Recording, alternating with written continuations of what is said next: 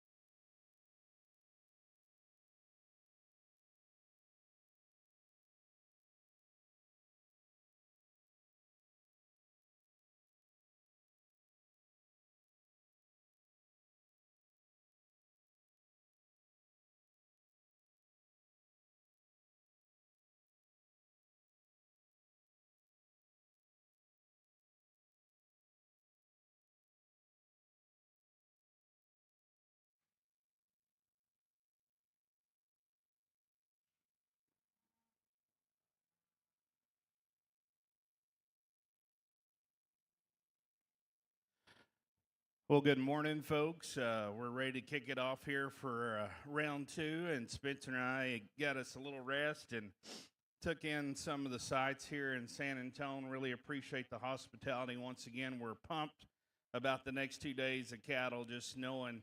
I mean, that first day started off great, and we know there's going to be plenty of quality and good cattle, great kids coming, and we've been looking forward to working with them for the remainder of the show. So we'll get kicked off here and do so in a great way. Really like this steer that leads off. He was the last one in the ring, and when he came in, we thought, oh, that'll be all right. And get your hands on him, and you're even more impressed. A calf that's just under 1,200. Still handles with a nice amount of finish, just real uniform there, but good shape in him. He balances up as good as anything in the class. And I think structurally, That's where I think he darn sure has the edge over the calf in second. He's better in the set at his knee, the angle and use of his ankle or his pastern there, and just gets out and goes and ties it all together. Young lady obviously does a great job presenting him. From there, we get into some pieces and parts, but the young lady steering second, you know, he was one of those that was one of the first ones in the ring, and when he came in, we thought, boy, he looks like he's got real shape. Let's see how he holds together, and that calf does. He's not as far in the game in terms of finish, but that steer opens up good over his rib cage. We like him in terms of dimension. We turn him to the side. I think everything still comes together okay. He's not quite as neat from hooks to pins as our class winner.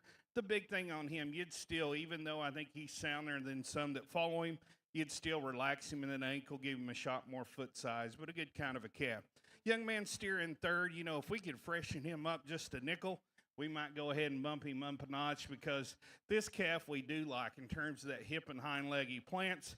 He's one that we can appreciate for having some dimension to him, just maybe not that fresh shape and pop as he comes out of the backside of his shoulder. And still yet he's one you might lift him up in that chestboard just a little bit.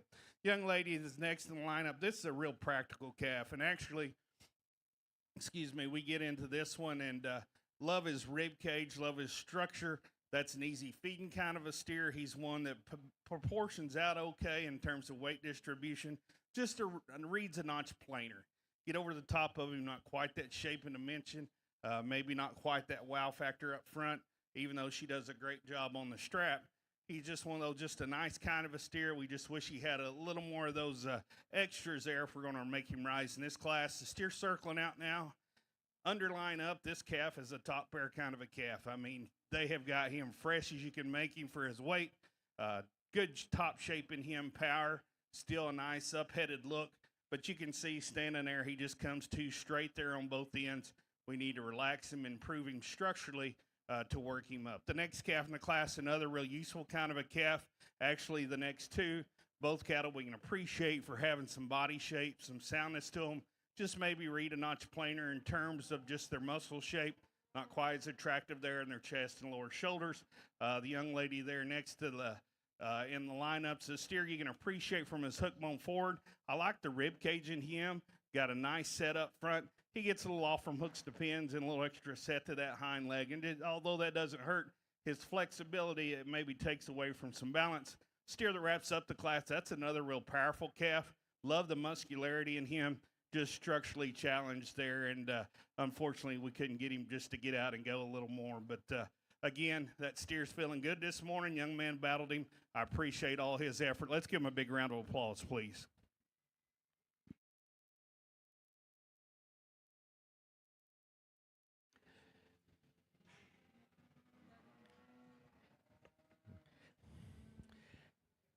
And in our first class of Angus this morning, first place went to Sealy Hodge. Lomita FFA, second place to Cheyenne Feller, Gillespie County 4-H, and third place Morgan Baird, Falls City FFA. Let's give these three a round of applause. A great job here in the lightweight Angus class.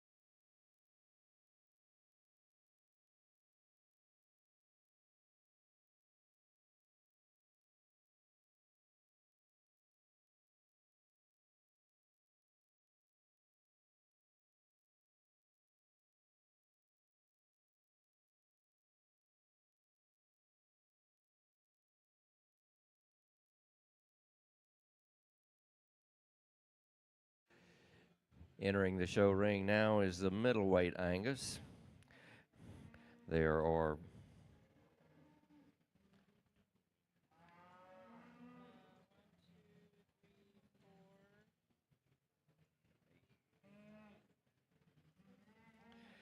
In this middleweight class, there will be 8 entries. They will range in weight from 1,200 to 1,325, and once again, placing 3.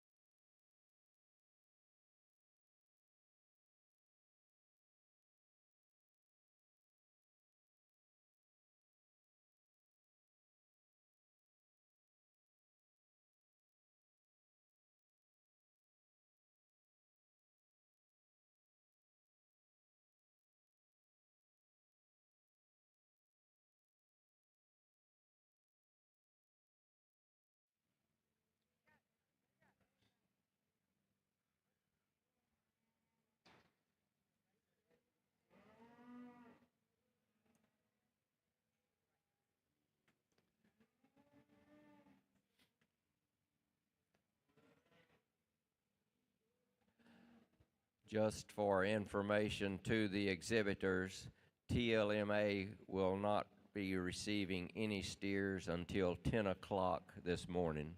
So as we get through these first classes and maybe a division or two, we'll hold those steers here until 10 o'clock, and then you can start taking your steers to TLMA.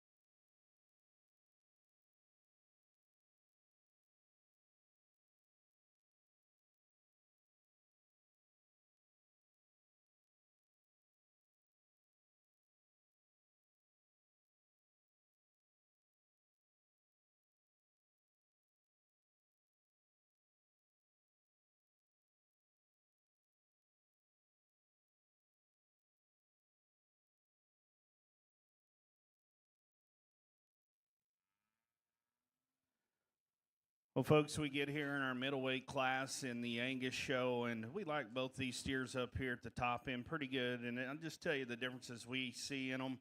You know, for us, the steer that leads off, I think to lead off with, he's just a little denser made from the ground up. There's a shot more foot, shot more bone in him. We get to his body shape, he's particularly a little better down low. But come on up, and he handles that way, just a little fresher to the touch.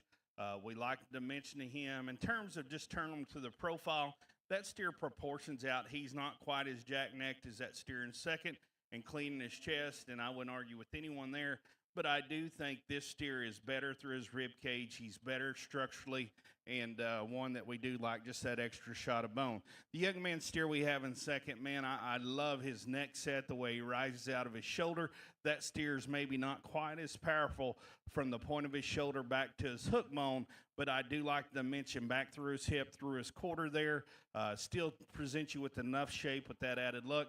He is one, he should be called Scooter because he just kind of scoots a little bit off that hind leg instead of getting out, reaching it, and setting it down.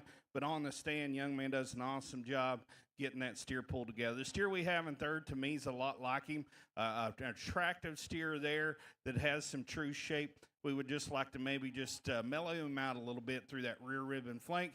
This steer, I would like to change him up, and he wants to bow a little bit in that hock and get a little tighter there and free him up. But you get this guy going. We like his extra look. I think he is sure sounder than up front than the steer behind him. Young lady steer coming out next was right on the bubble, and we looked hard at him. We love the true muscle shape this steer has. You know, he comes to us. He's not quite as fresh. Maybe burnt that high just a little bit, and I think that even affects him. He's just a little more restricting his rib cage. You see him, he's a little straight and twisting out front. We just like to mellow him out everywhere. We do that. We can appreciate that muscle shape and maybe work him up. The young man steer we have next in the lineup, actually the next two, to me, both what Angus cattle should be in terms of just efficient look from the side. They're big body, they're sound enough structured. Looks like they've grown very well, but both of them, you get on top of them, they're giving up too much muscle shape to that top quad there that we had in this class. Young man's white flank steer, a steer I can appreciate. That steer has a little dimension over his back. He's one that obviously ties in decent enough in this top line there. He wants to get a little off in his neck set and shoulder, throws his balance off, and he does come at us with just a little cow hawk there and the way he handles that hind wheel. Then the steer that wraps up the class, another calf. I think that steer could still get better. He has some dimension back through his rump, just really off in terms of his balance, wants to run up and shallow up through that rear rib and flank. We get him a little fatter and drop him down. I think that makes his profile look a little more competitive, and he is one you'd still square him up a little bit in that hind leg. Let's give those kids a round of applause, please.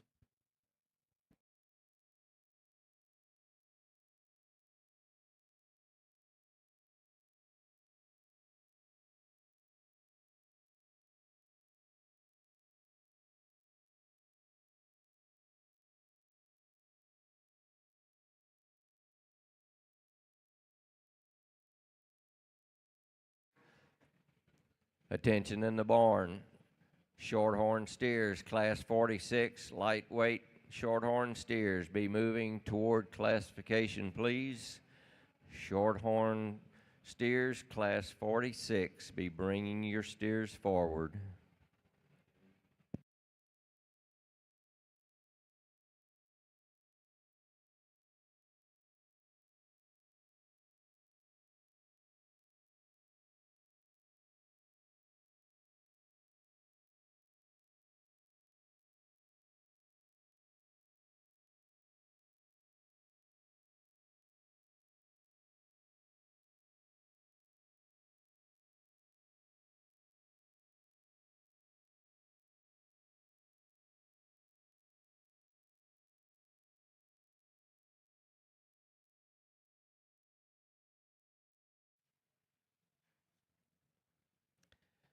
And in the middleweight class of Angus steers, first place went to Thomas Belt, Coryell County 4-H. Second place, Cody Barnett, Wise County 4-H. And third place, Coy Rich, Mitchell County 4-H.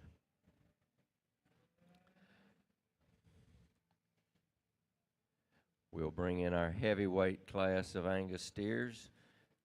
This class has 11 entries ranging in weight from 1326 to 1500.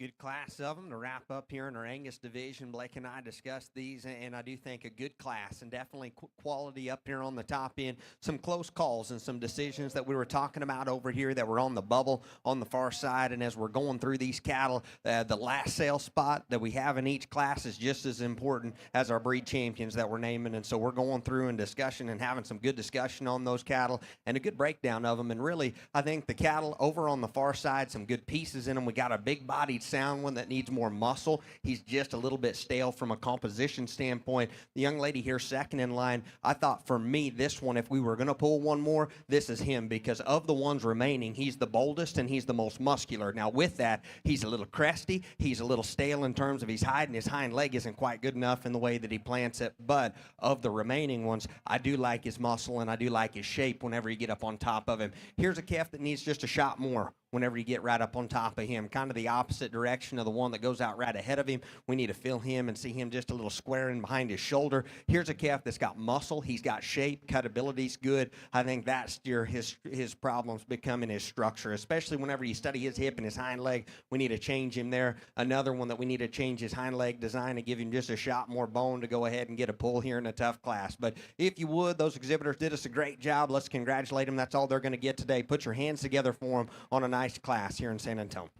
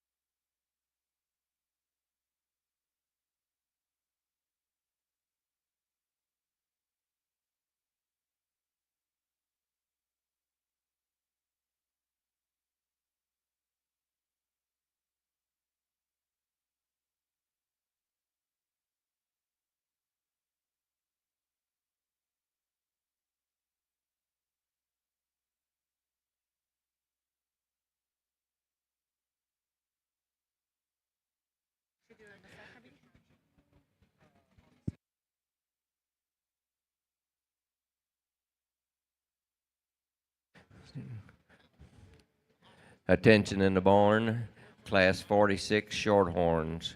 We need your steers brought forward to classification. Lightweight Shorthorns, we need your steers at classification. And a reminder, be sure and leave your cell phone at your stall. Again, no cell phones coming toward classification or the show ring.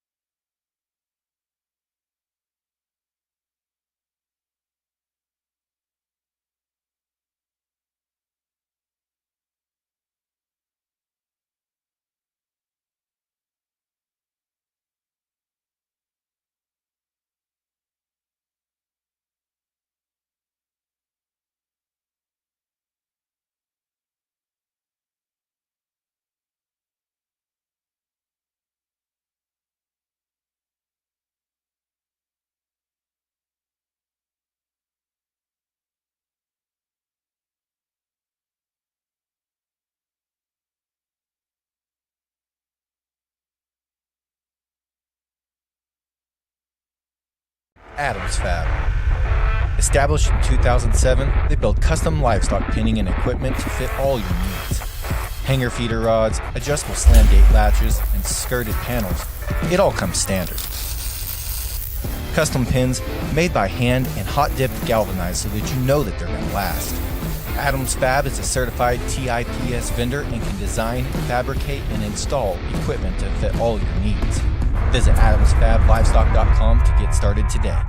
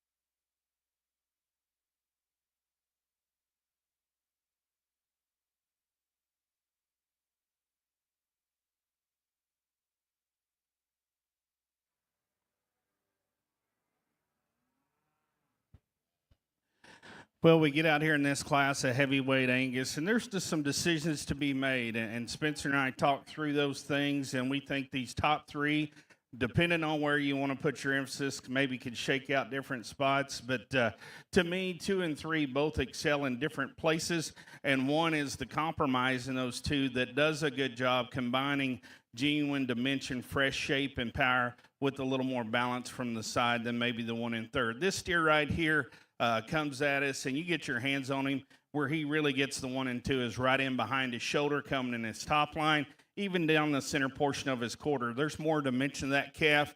When we look at him on the profile, I like his neck set up high, the way he comes back through his hip and his tail head there. That steer's sure nicer in his shoulder and sounder up front than that steer in 3rd as well. You know, hind leg wise, he's one of those on the move, probably has just a nickel extra set. It's not quite as pretty to look at, but when she gets him parked and pulled together, I really like a lot about that calf. Young ladies steering 2nd, if we're just judging them on the profile, this is the one you pull the trigger on and don't look back, and I wouldn't argue with anyone there. I like his extension up front.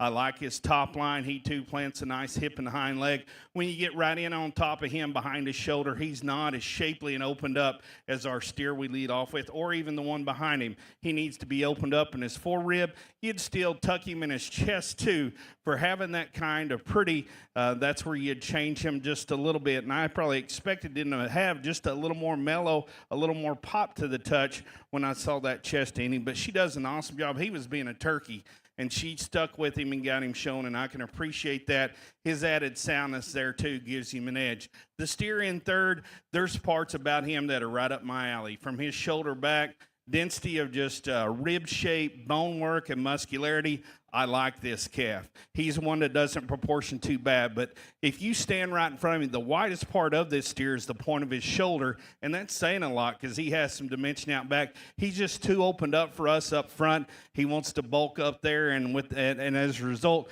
turns out and twists a little bit up front and gets short stepping on the move. You know, we free him up. I love that power and dimension. He too could be freshened up when you get right in on top of him. He's pushing that 1,500 mark, and you think about fresh, you know, that's something that he could be even heavier, and I think that would do him some good. The young man steer that we have next in the lineup, he's probably as shapely as any of them. He is bold back. He's thick-ended. He's one of those on the stand, and this young man shows his way up there, gets him pulled together. You can appreciate him, but as soon as we ask him to lead out, he really kind of breaks down and gets a little round and rolling up front, wants to roll back through his hip and pull that top line up. We need to level him out and neaten him up in those two spots because we do like his handle. The next steer in the lineup's another one of those you can appreciate for having some muscle shape and dimension out back. He comes at us just a little better in his hip and hind leg than the steer behind, but he too could maybe just be freshened up a notch. Young lady's next steer, just kind of a long pattern, big rib steer that has some dimension to him. For us, gets a little cow hawk, a little sickle hawk too on that hind wheel. You'd change him up in his hip and hind leg if you really want to make him be a player out here in this group. Let's give those kids a round of applause, please.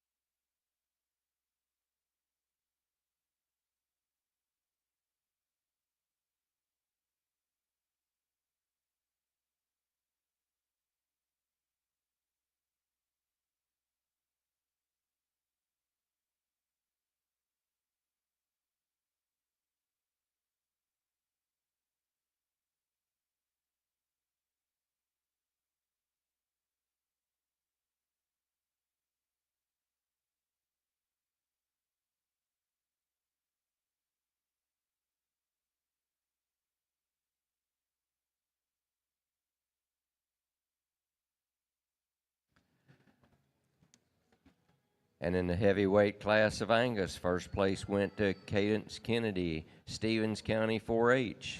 Second place, Paisley Grodzki, Riesel FFA. And third place, Heston Turner, Oak Ridge FFA.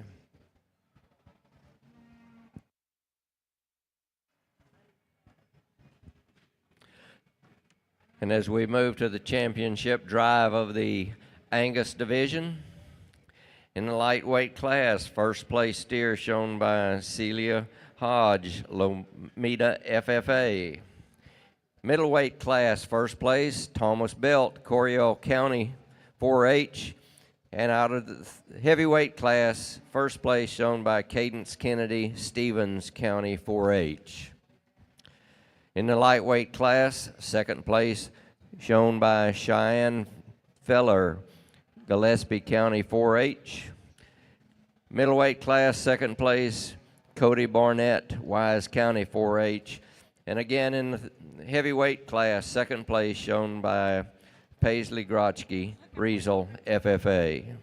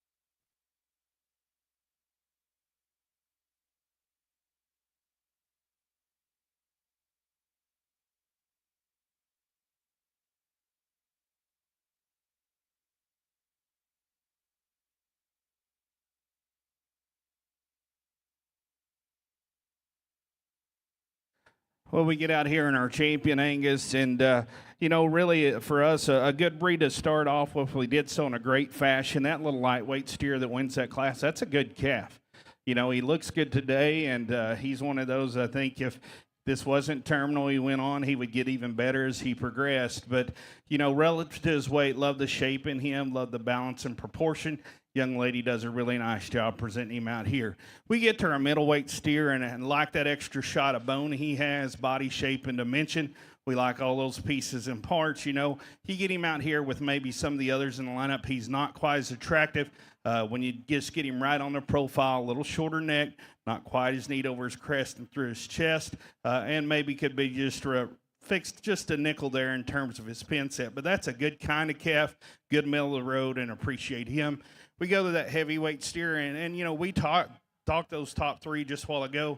Thought there was some challenge there, but I will hand it to this young lady. She does a good job getting this calf pulled together, and if you really get to studying him and see the shape and the freshness in that calf and what he combines, that one fits us awfully well.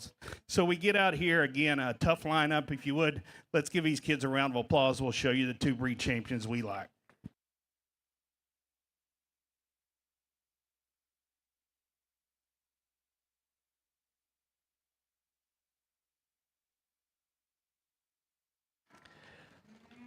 And the champion Angus steer of 2025, Cadence Kennedy, Stevens County 4-H. We will now bring in the second place steer out of heavyweights, Paisley Grodzki, to vie for reserve. And the reserve champion, Angus 2025, Paisley Grodzki, Riesel FFA.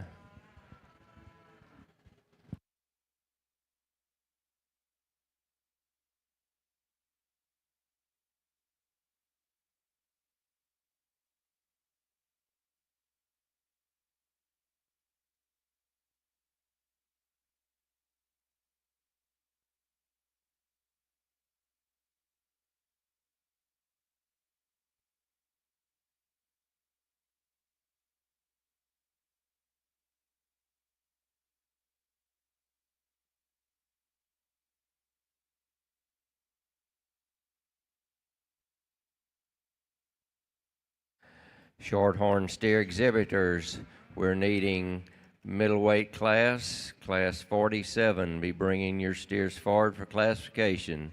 Shorthorn steer exhibitors, class 47. Be bringing your steers forward.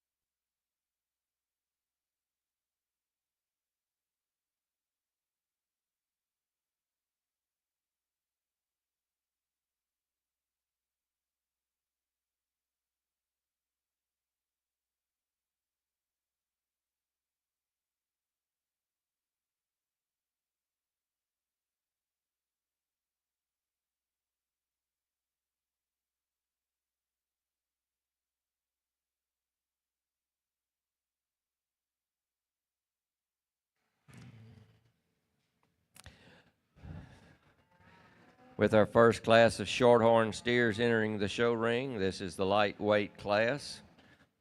These steers will range in weight from 1,000 to 1,170 pounds.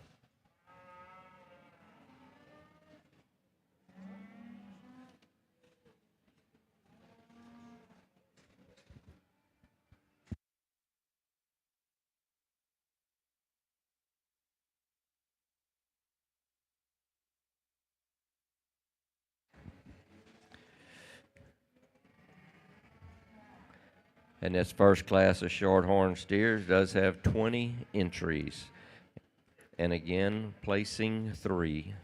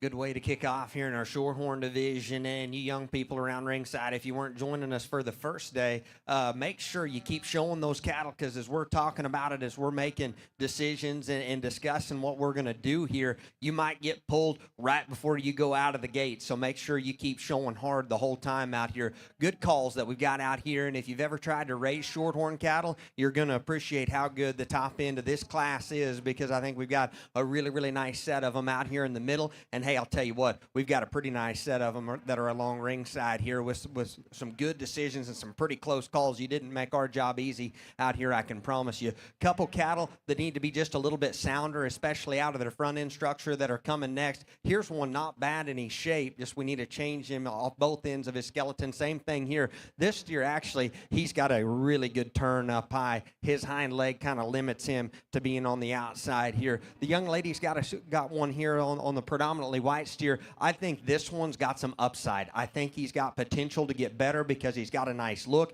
He's got a pretty nice set to his hind leg. He's a little dry in his heart and his forerib, and he's a little twisty up front. But I thought that one was on the bubble, in my opinion, personally. I think that calf definitely has some upside to get better moving forward. Here's a couple smooth-made kind of calves that just need more bone, that need more power whenever you get in behind them. Another greener one here in terms of his body type and his bone, but he's got a really good shape behind his shoulder. He is very, very square. This one was on the bubble for us too. Whenever he came in, we really gravitated towards his bone, his feature, his forearm. Hind leg has got to be better for us to get him a pull. As we work on down one that's got just a little dab of chest to him, it throws him out of balance, and his hind leg needs to go better. And then a pair of cattle, this one here needs a shot more rib and body and dimension. This one was on the bubble for us as well. He's got a really good shape to him, and his composition is good. We've just got to change him structurally. He's too tight in his back. His hind leg just doesn't get out here and grab enough surface for us to go ahead and make the pull here in a tough class. Those young people did us a great job that are exiting the ring. If you would, put your hands together for them on a nice job making this a really competitive Class 1 in the shorties. Shorthorn exhibitors in the barn, Class 47. If you have a steer that's middleweight, Shorthorn, Class 47, we need your steers moving forward, please.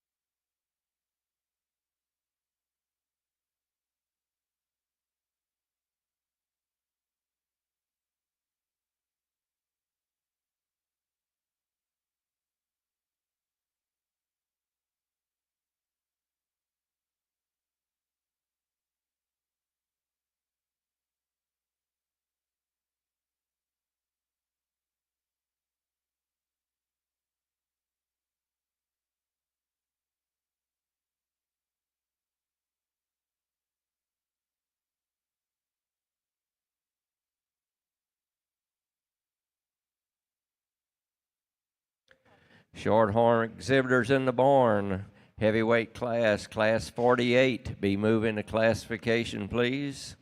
Class 48 heavyweight shorthorns, be bringing your steer to classification.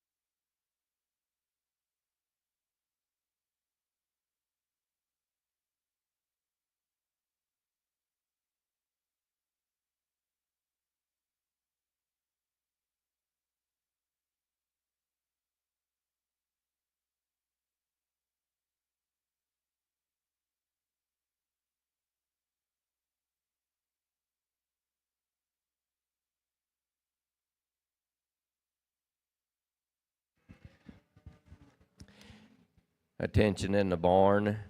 If there is a calf stalled in your area that is not your calf, if you would, check with the livestock office, please. Again, if there's a calf stalled in your area that is not yours, if you would, report to the livestock office, please.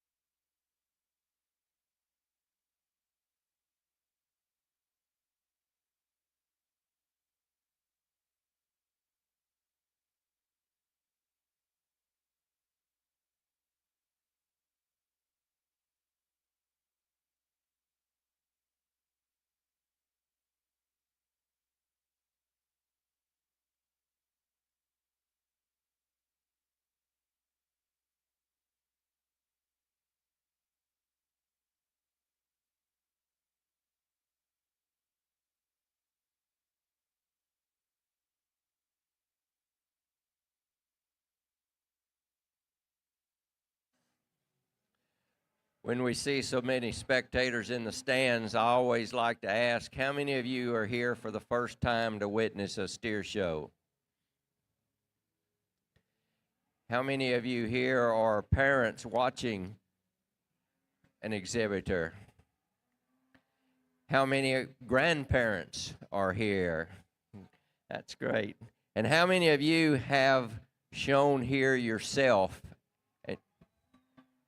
It's always interesting to see how many generations continue to come back to San Antonio and have their youngsters show.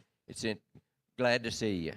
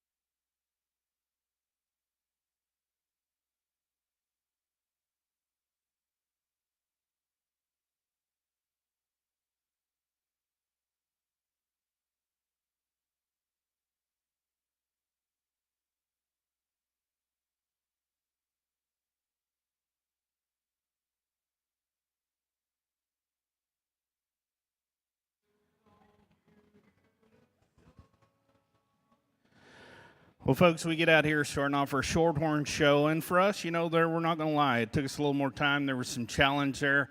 We felt pretty comfortable where we started in this class, but then after that, you start piecing some things together. And I would tell you this steer that leads off, he's one of those that does as good a job as any, just blending some muscularity, balance, and look. You see the proportion from the side. He balances up as well as anything in the class. He has as much dimension you can get behind him as some, just making him ideal, give him a shot more bone and flex him just a nickel easier, but still, he's certainly acceptable there, and I think gets here to the top for us pretty quick. It's the next three that we obviously took a little more time on, and I'll just tell you what we saw on him. Young man's dark red steer, it's one of those, he doesn't maybe blow you away in any one category, but that's solid cattle. That's a calf right there for us that has just enough muscle. He's big-ribbed, really good structured compared to the two behind him in terms of flex and reach. In terms of balance, he proportions okay. Yes, could he have a shot more bone? Absolutely, and that's where you change him. But I think still when you think about fundamentals, he's one of those, he's got just enough power to go along with that practicality and look. we went ahead and worked him in second. Young lady's white steer next in the lineup. You know, if we just took him from his underline and didn't ask him to lead, we could sure merit getting him up a little higher, because that one does come out of the backside of his shoulder with true power. He's shapely back through his round. He has some extension. We stand back off of him, you know, and he's one of those, he does want to run up just a little bit and get shot in his flank. His big thing, when you ask him to go, he wants to really just swivel in, get a little cow-hawked, a little outside himself, and even short-strided.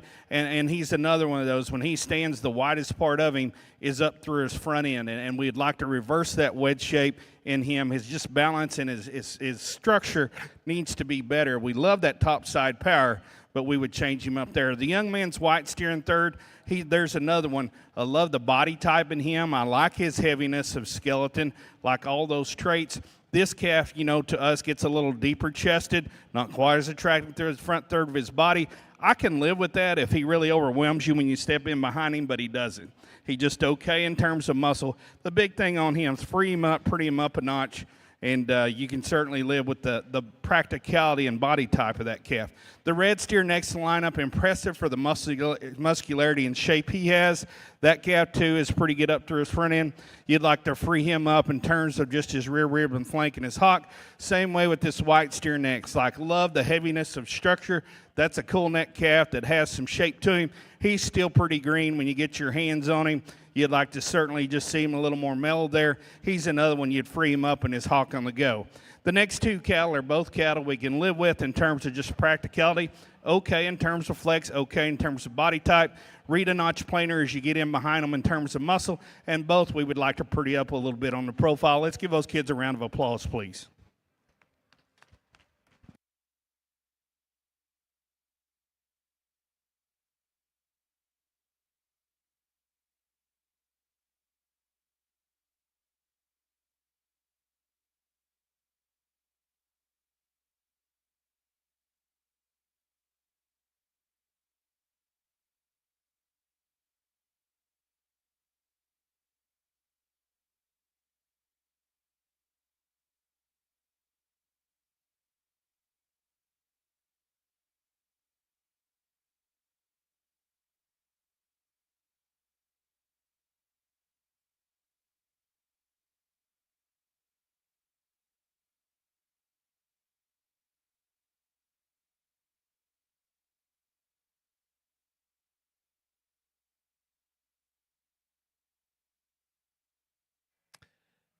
And with the middleweight class of the Shorthorns coming into the show ring, there's 15 entries in this class. They'll range in weight from 1171 to 1279. And once again, we'll be placing 3.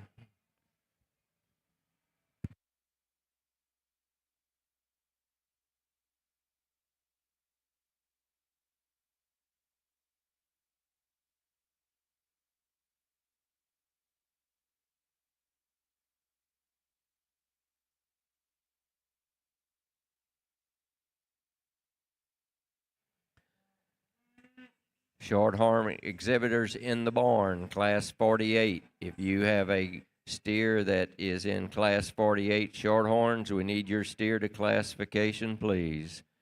Shorthorn steers, class 48. We need them at classification.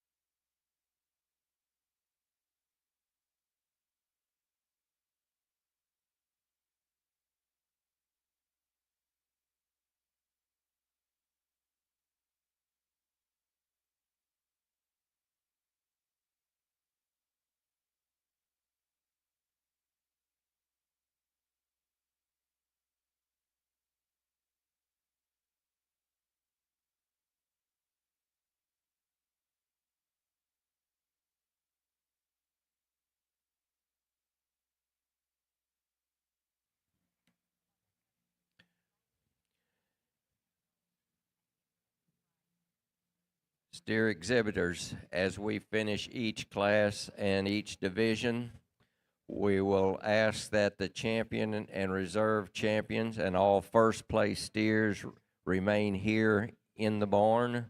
All other placing steers will go across the way to the TLMA pens. They are open and will be receiving cattle.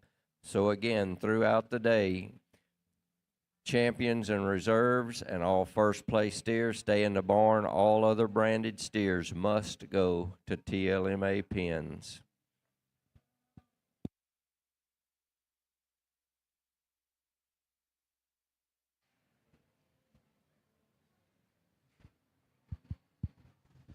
We got a couple of them over on the wall that Blake's going to take a look at that are on the bubble. Some good decisions here in this class. I do think as far as this class goes, maybe just a little inconsistency in terms of type and kind and trying to figure out where we want to be at whenever they come in and kind of having a balance of muscularity and the shape that we like and still keeping feet and legs in check and still keeping their balance right whenever you study them from the side. And I think we get just a little up and down and probably some more extremes in this class because we've got one that definitely comes in with the kind of shape and muscularity that we like, but his structure's maybe a little out of bounds for us from behind. So we've got to see his hip and hind leg just a little bit better. The next couple calves, we've got to have just a shot more shape and muscle in the next pair of them. Again, one that's shapely, one that's good in terms of his tone and freshness. We need more bone. We need more feature in him, and he's just a little stilty and a little stabby. A pair of cattle or a trio of cattle that need just a shot more muscle. This one right here, boy, he is long-necked, and you do a good job getting him presented.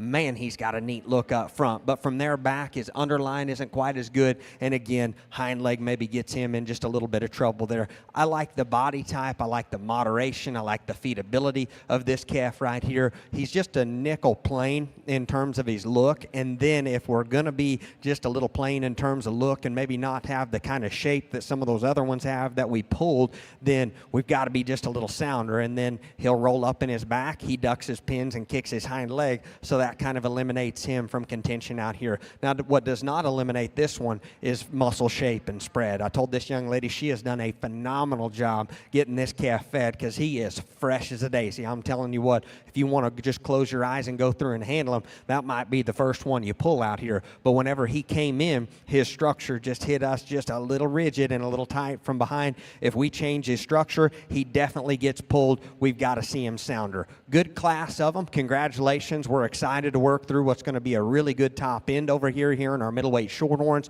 A very good, deep, competitive class. If you would, congratulate those young people as they work their way out.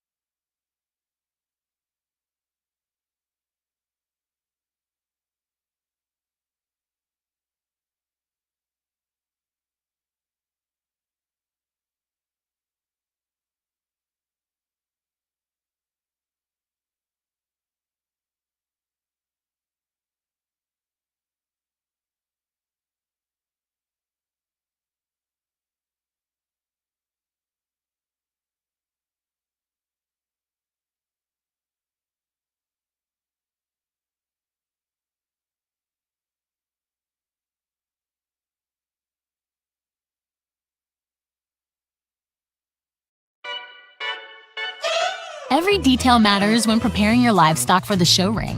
At Producers Co-op, we offer high-quality show feed, supplements, and supplies designed for your animal's best performance. Our specialized feeds promote optimal growth, conditioning, and muscle development for cattle, sheep, goats, pigs, and more. With expert advice and reliable products, we're dedicated to your success. Trust us to help you reach your goals with the feed that works as hard as you do.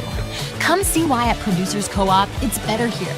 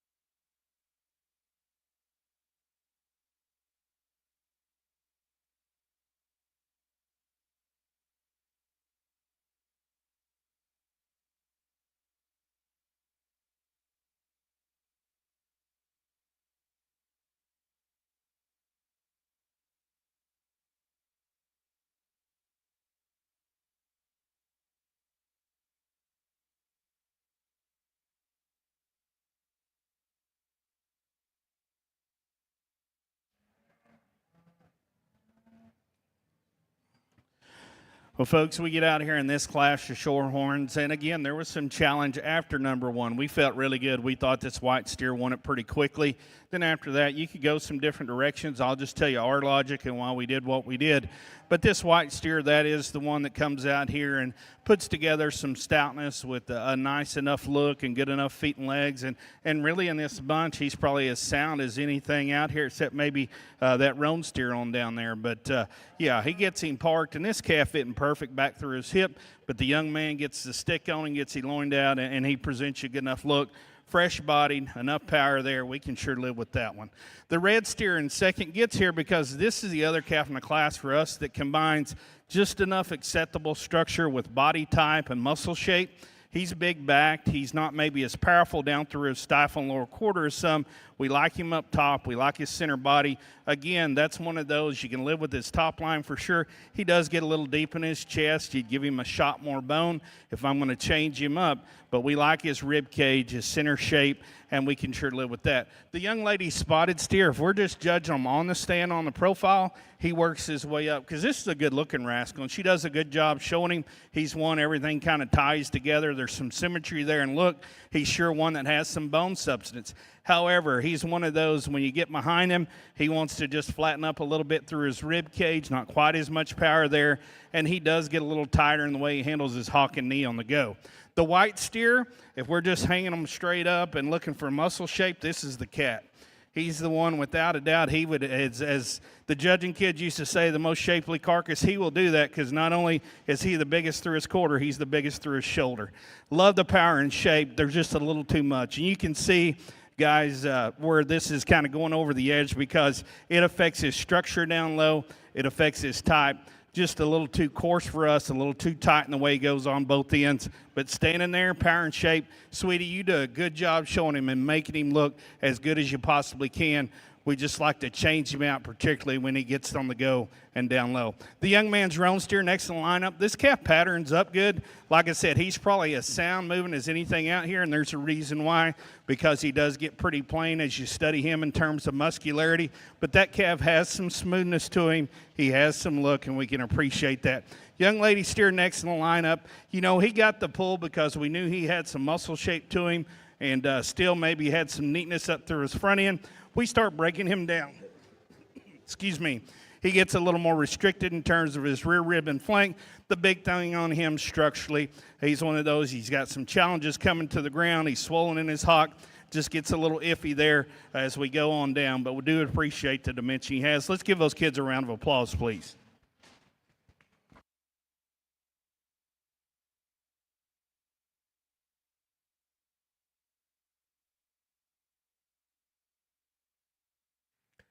Hereford steer exhibitors, class 51, lightweight Herefords, be moving to classification, please.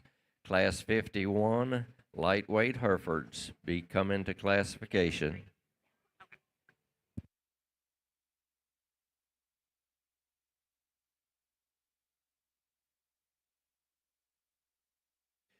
And in the middleweight, Shorthorn steers, first place went to Bryson Cole, Jones County 4-H. Second place, Connor Lyles, Williamson County 4-H. And third place to Sophie Oshweed of Mason County 4-H.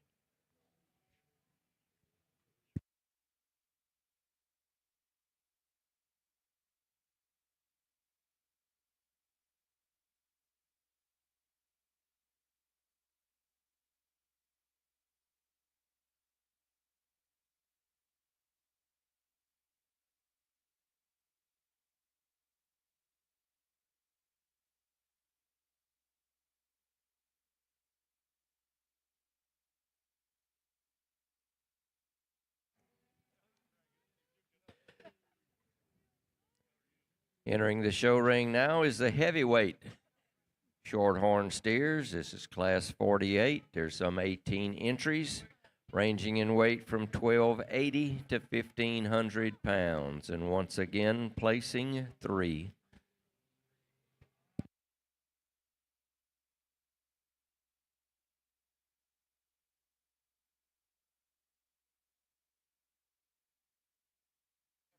Okay. Hereford steer exhibitors, lightweight steers, class 51. You can be moving to classification, please.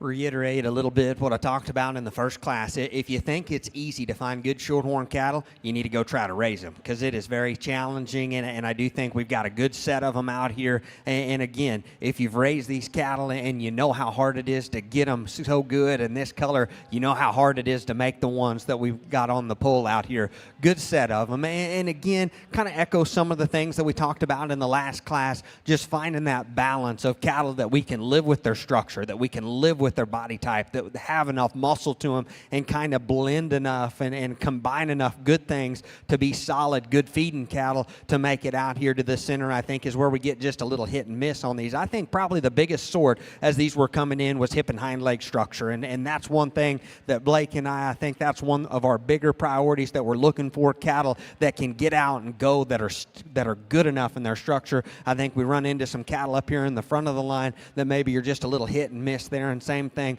with the 1 and 3, really same thing with the 1 and 4, and this guy needs just a shot more muscle. A pair of cattle that maybe struggle just a little bit in terms of their top line and hind leg balance. I think as we get into these heavier weight classes, there's some cattle that are getting just a little plainer in their shape and maybe not quite as expressive and as fresh as maybe those ones that we pulled out in the middle that maybe ideally we'd like to see. This calf, the front 2/3 of him, whenever he was coming in, I was thinking, hey, we got one here, because that is one rope neck, big armed one that has a good shape to him up top. We get to his hind leg, he's just a little DS from behind, and that steer needs to be square in his hock. And if we change the design of his hip and his hind leg, I think he gets a pull. His hip and his hind leg, we just couldn't do it. I think here's a muscular steer that I like his body shape. Again, feet quality, hip and hind leg design allowed him just to stay out along the ringside instead of getting a pull. Here's a pair of cattle that need just a shot more muscle. We need to moderate them in their frame and maybe clean their hock up on that one just a little bit. Here's one coming next that I think freshness is there,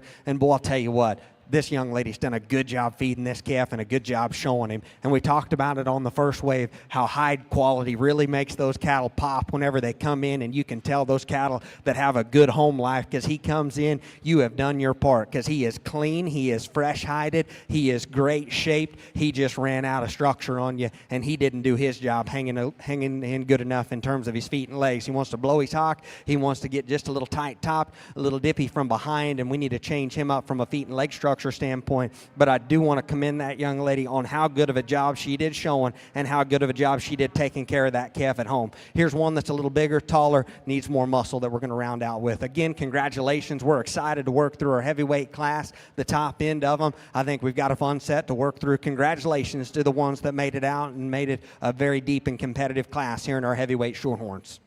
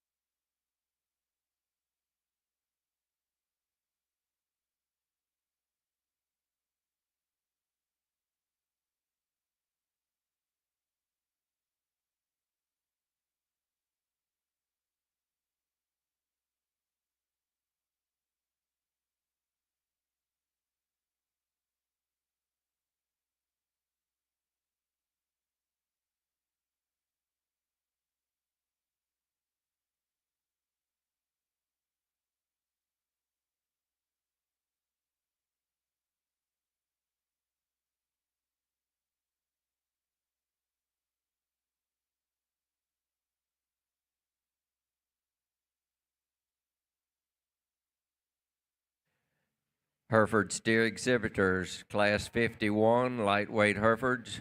We need your steers to classification, please. Hereford steers, class 51. Bring your steer forward, please.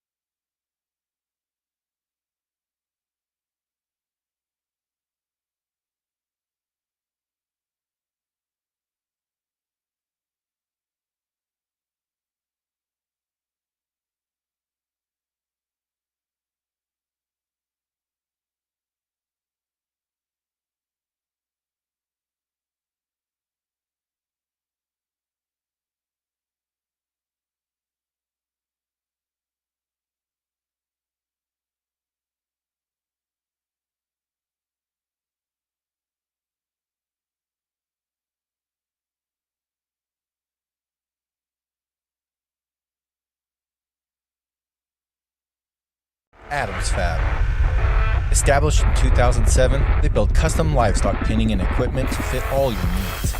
Hanger feeder rods, adjustable slam gate latches, and skirted panels. It all comes standard. Custom pins made by hand and hot dipped galvanized so that you know that they're going to last. Adams Fab is a certified TIPS vendor and can design, fabricate, and install equipment to fit all your needs. Visit adamsfablivestock.com to get started today.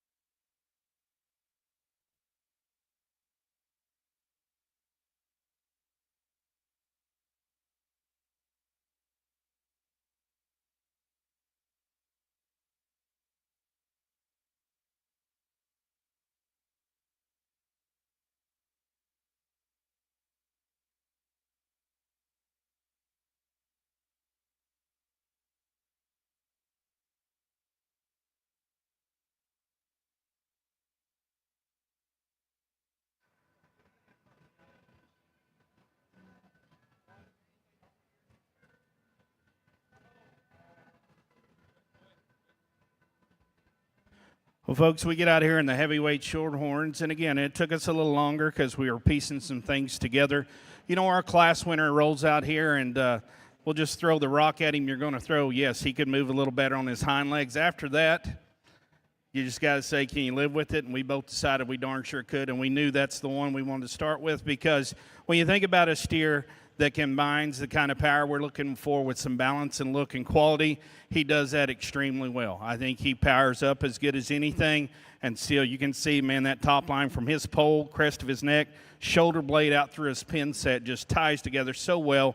He combines that with the kind of dimension we're looking for, the fresh shape, fresh in his rib cage. Yes, I'd be the first to tell you, love to see him just move a little square underneath his body and flex a little better on him back too, but we can darn sure live with it. Good job showing him there, and congratulations. From there, 2 and 3 was really what we were going back and forth on. And I'll tell you, this young man, the pink shirt, he gets everything he can out of this steer, and it comes into play in our decision, because that calf on the stand, he really shows some of his problems out of him. That calf's not right from hooks to pins and not as attractive in his hip and hind leg, but he'll throw his head up. This guy will get the stick on him and pull that profile together good enough.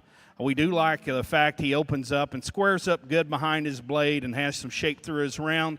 That calf flexes and reaches okay, but he does have extra set to his hock. He's not as heavy boned as either calf on side of him, and I think the bone part comes into play a little bit. But that showman right there gets him done and gets him pulled together, and we can appreciate that because he is good in his rib cage and has a lot of upside. Young lady spotted steer, he's finally showing for her. This calf from his hook bone, like I love his hip, his hind leg comparatively in this class. He's as wide and thick through the center portion of his quarter as any. He's still not bad in his top shape, good in his rib cage, but he is one that's deep in his chest, gets a little down-headed, and even at times on the move, he does want to just bow his hock a little bit. The big thing is we just like to lift that front end up out of him, and, you know, we could live with a little bit of front end. That doesn't bother us if they power up behind his shoulder. He doesn't blow you away down his top shape, but not a bad calf. Young man steering fourth, you know, positives on this calf. He's a symmetrical symmetrical calf that presents you a decent outline. He's one that sure has some depth of side. We got him plenty juicy in terms of finish, and that doesn't bother me as bad, but if he had just a little more real muscle shape as you got in to go with that fat, we could live with that. The big thing on him, he comes to the ground pretty straight and peggy too. You'd sure free him up. But not a bad calf there. He fed him. I tell you what, young lady, you are a heck of a showman. And I mean that with all honesty. You get every ounce of good out of this calf.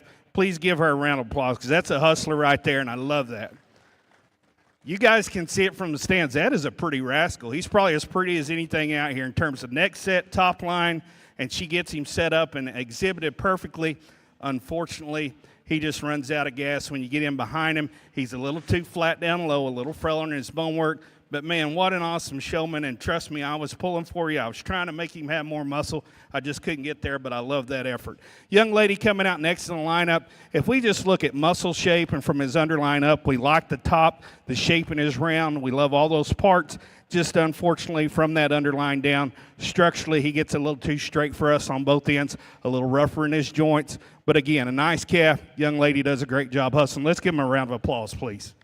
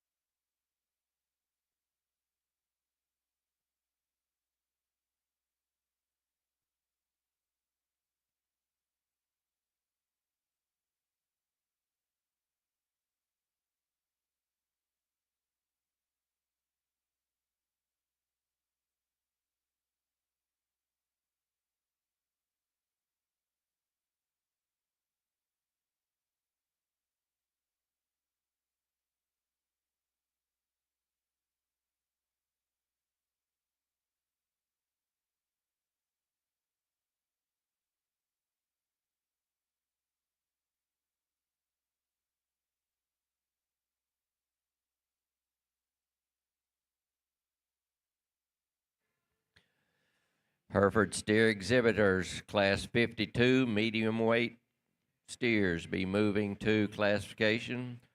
Hereford Steers, Class 52, be coming toward classification.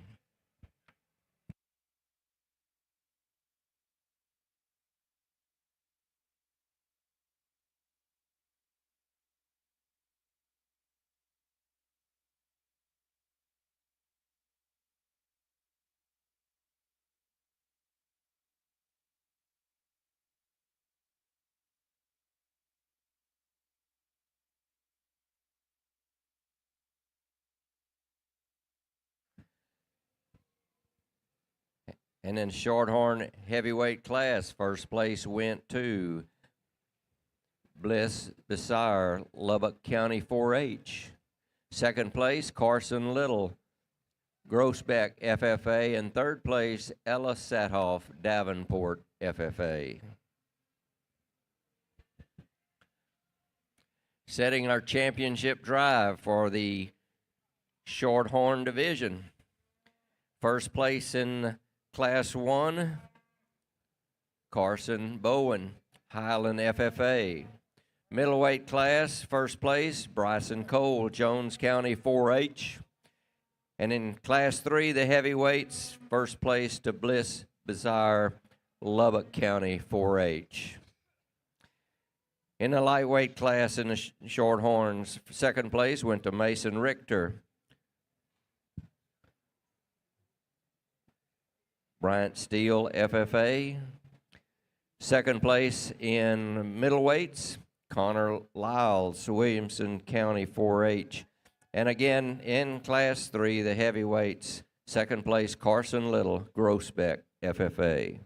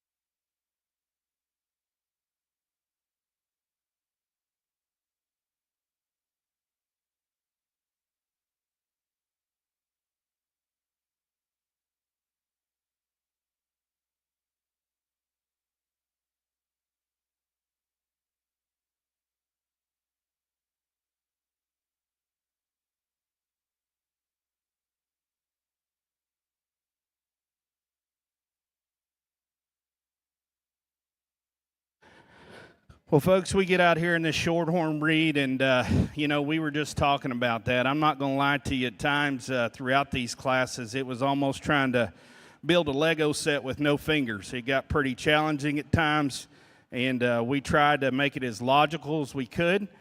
We didn't always maybe have just what we would call our type of cattle, but we tried to find the ones we put the most good together and place them accordingly, and then talk them how we saw them so you could understand where we were coming from.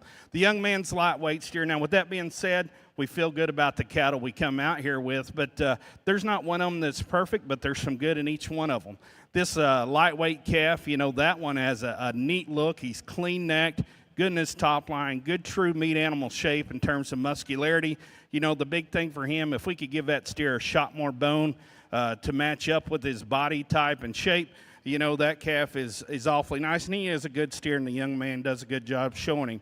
I think when we get to this middleweight, he's one of those, he doesn't overwhelm you in terms of just sheer mass and density, but that's the best built steer in terms of these three structurally. Wouldn't argue with anybody there in the way he comes to the ground. That steer balances up pretty good, and again, I think the young man does an awesome job getting that front end, trying to lift that out of him, get him put together. Yes, if we're going to change him, I'm going to stouten him up all the way through, not only in terms of bone, but also in muscle shape. But I really like that calf on the side view and on the go. Young ladies, heavyweight steer, that's the one that probably blends the kind of density we're looking for in terms of just power, shape, bone work, and still balances up pretty good. Could he move better on his back too? Yes. Not going to argue with anyone there. It's just one of those things. If we think he's sound enough to get there, you do that, then, this one out horses everything out here, and she does another nice job presenting him. The other three cattle out here, the seconds in those classes, all really solid cattle we can live with and be proud of. Maybe doesn't overwhelm you in some spots, but still very good cattle that are certainly competitive out here. Let's give these kids another big round of applause. We'll go show you our two champions.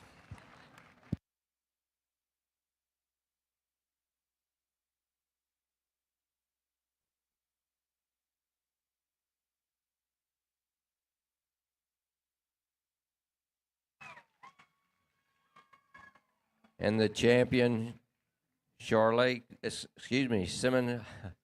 Shorthorn Steer, shown by Bliss Bizarre, Lubbock County 4-H.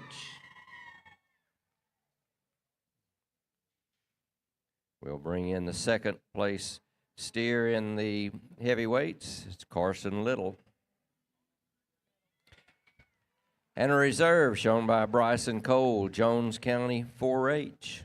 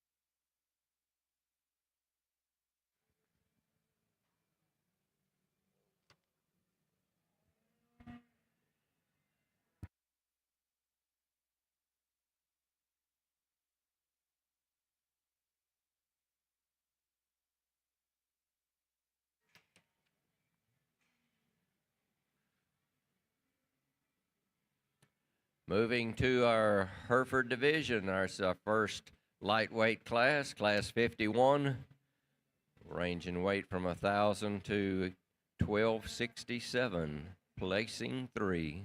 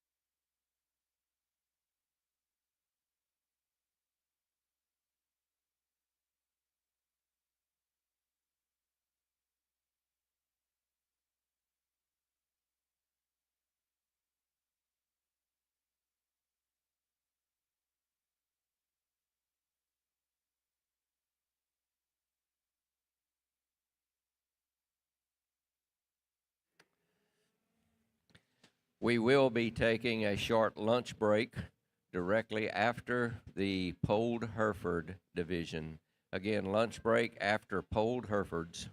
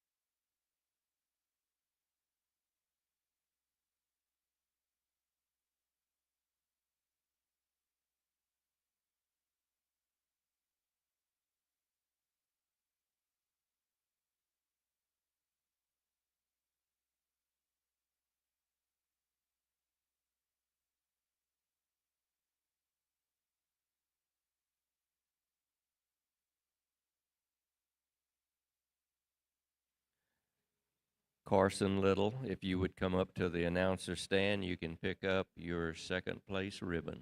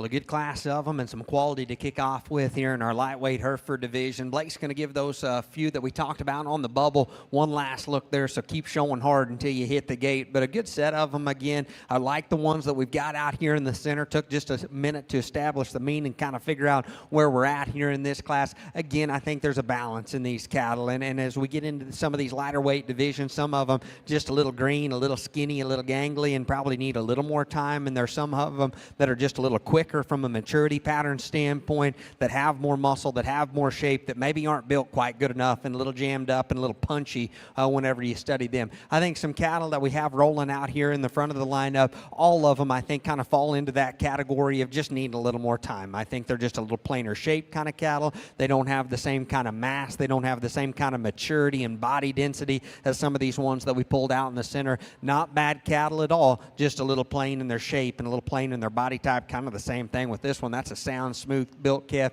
that needs a shot more shape, and this one kind of falls on the other end of that. I thought this calf was muscular. I thought he was a little round and punchy built, and we need to change him in his top line. We need to change him in the design of his hip and his hind leg. Blake and I talked about this calf having a big rib and center body, probably conceding just not going quite good enough. Here's one that kind of falls into that same category as those ones up front, a little later maturing kind of a steer that just needs a little more time. This one here has muscle shape. He's got a big rolled up, grooved up back in him. You could dump a glass of water in that and it'd hold most of it. I like that. Now with that, he's a little hard bodied. He's the most immature calf that we've got in this class. He needs way more time, but he does have some positives. This lighter colored steer right here, not a bad one at all. And he was on the bubble. He was one of those few that we were talking about because he doesn't have a bad turn of his rib and he's got some shape up high.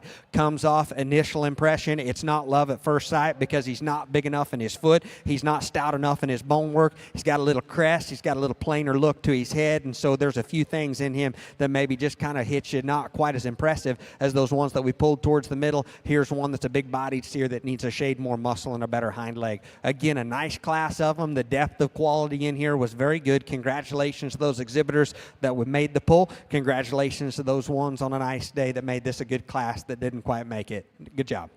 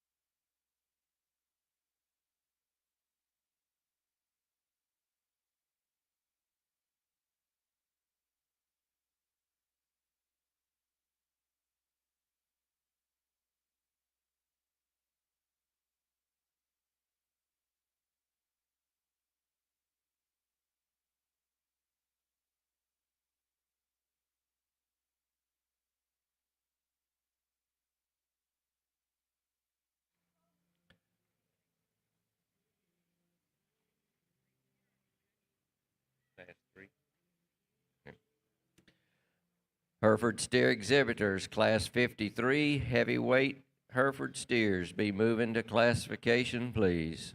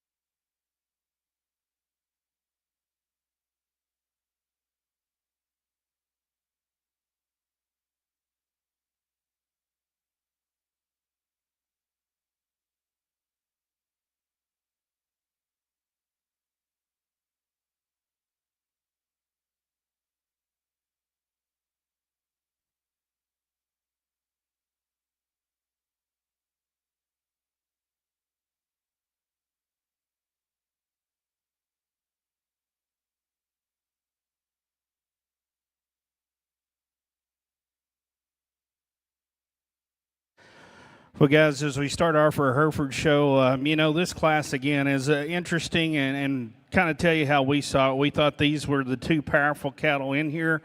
And of those two power steers, there's some trade-offs, and I'll just tell you what we see in them. I think on the stand, it's one of those things where this calf goes ahead and has the edge because he's got as much power and shape as anything and combines it with a better look from the side. He's better over the crest of his neck. He's better in his lower shoulder, the way it comes in his body, good in his top line. That calf has look, has muscularity.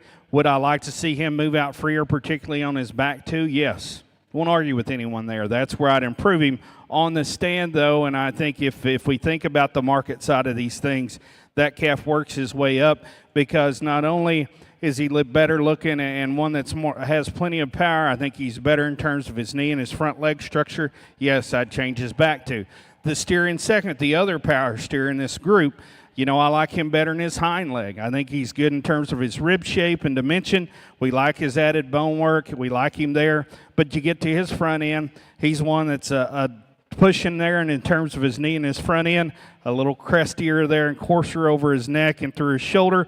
We'd like to change all that, but we love the rib cage in him. We like the power in him. You just smooth him up in some spots and maybe set him back and fix him in that knee.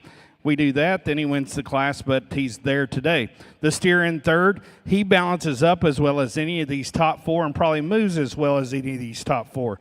He's one that has a nice look from the side. He's smooth in his top line, but as you would expect with the one that's a little more pretty, he just gives up too much muscle for us. He wants to flatten up in terms of his rib cage, not as stout as Outback as those two there, and that's where we would change him. But profiling, like that calf awfully well.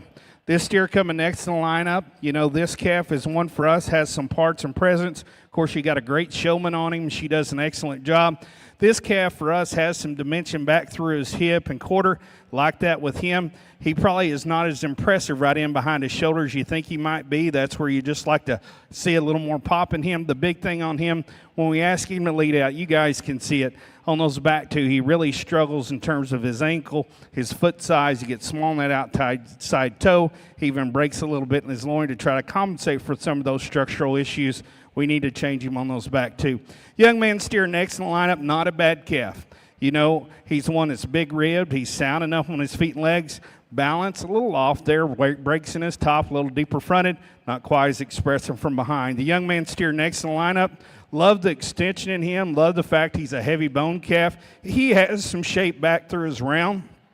We would like to see him more opened up in his forerib and body type. I'd sure fix him up in his tailhead and his pin set, and I think that would sure help his case. The young lady steer next lineup, this is a good calf. He's just not there today. He's one of those, he's got a nice look in terms of balance structurally, not too bad, a good foot underneath him. Muscle shape okay. He just greener, and you can see it in his forerib and the way he handles even. He just needs more time to fill on out. That's a good enough quality steer. I think he could sure come on. Got a dandy little showman there on the halter. The next steer in the lineup's one we like for his levelness of top line. Has some heaviness of bone work, but just wants to get a little flat down low and straighter off both ends. The steer that wraps up the class, another one of those calves that has a nice look from the side. She does a good job with him. He's one that for us, considering the amount of condition or finish he's carrying, we'd like to see just a little more real muscle shape if we're going to work him up in the lineup. Let's give those kids a round of applause, please.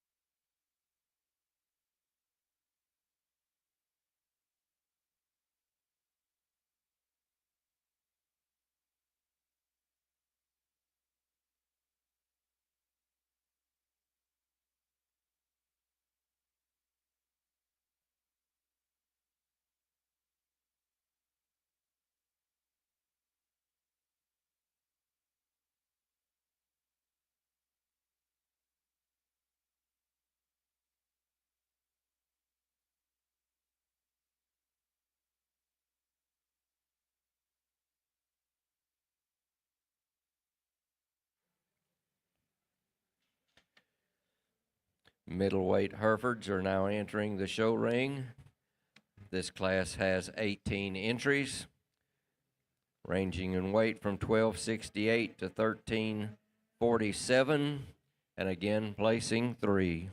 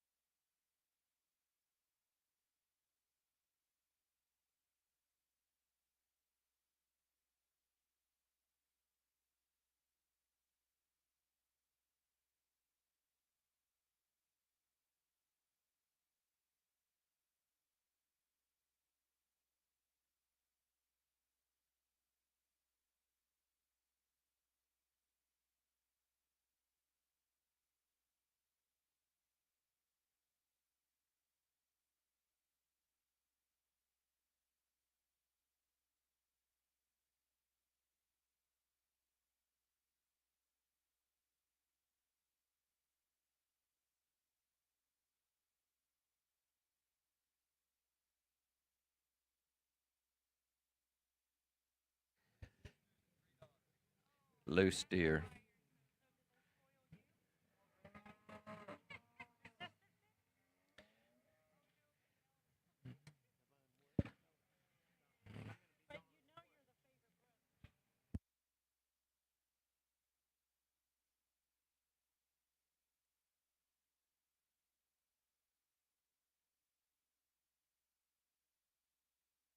And in the lightweight class of Herefords, first place went to Claire Wright, Stockdale FFA. Second place, Della Osborne, Mason County 4-H. And third place to Briley Hyman, Falls City FFA. In the heavyweight class of Herefords, class 53, you need your steers brought to classification. Again, class 53 Herefords. You need to bring your steers forward.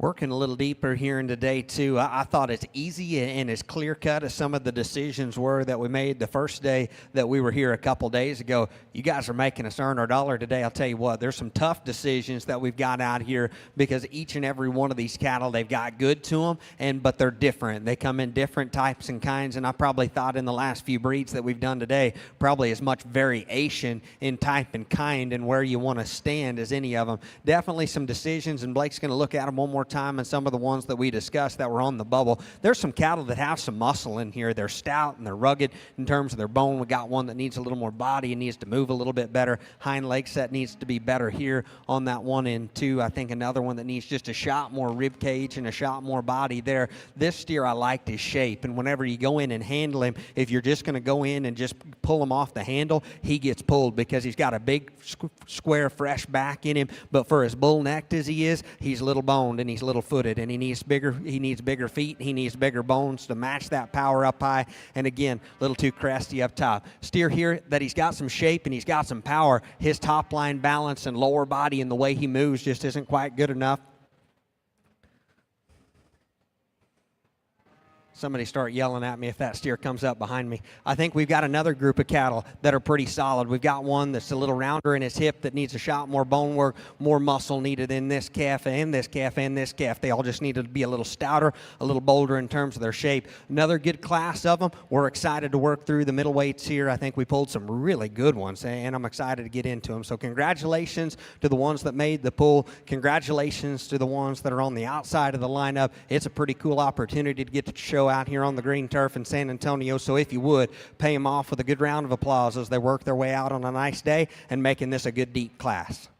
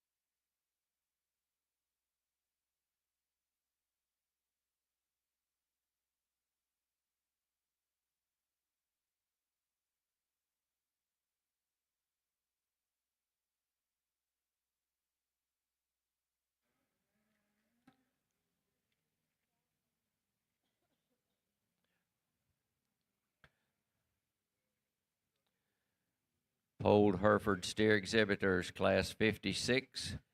You can be moving to classification. Again, Polled Hereford lightweights, class 6, be moving to classification.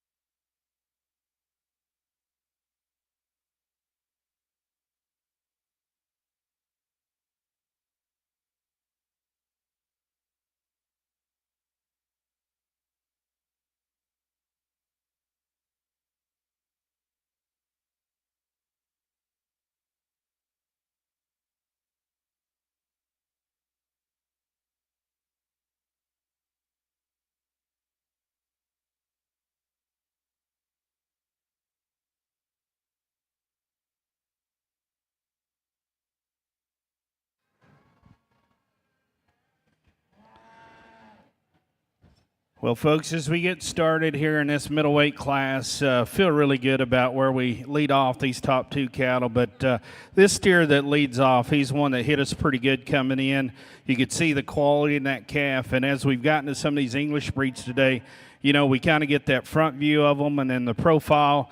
We just hope that, you know, it looks like they have some power out back, and then we look at structural quality, and they're sure enough there. But balance, you know, he kind of is an outlier for us. I mean, one that's that good necked and still yet handles with enough to us, just bloom and freshness about his top, fresh in his rib cage, comes good in his hip, plants a nice hind leg there on the stand, just really gets up there. Is there some thicker ended cattle in here? There might be, but I think that calf sure has enough power, and we like his quality.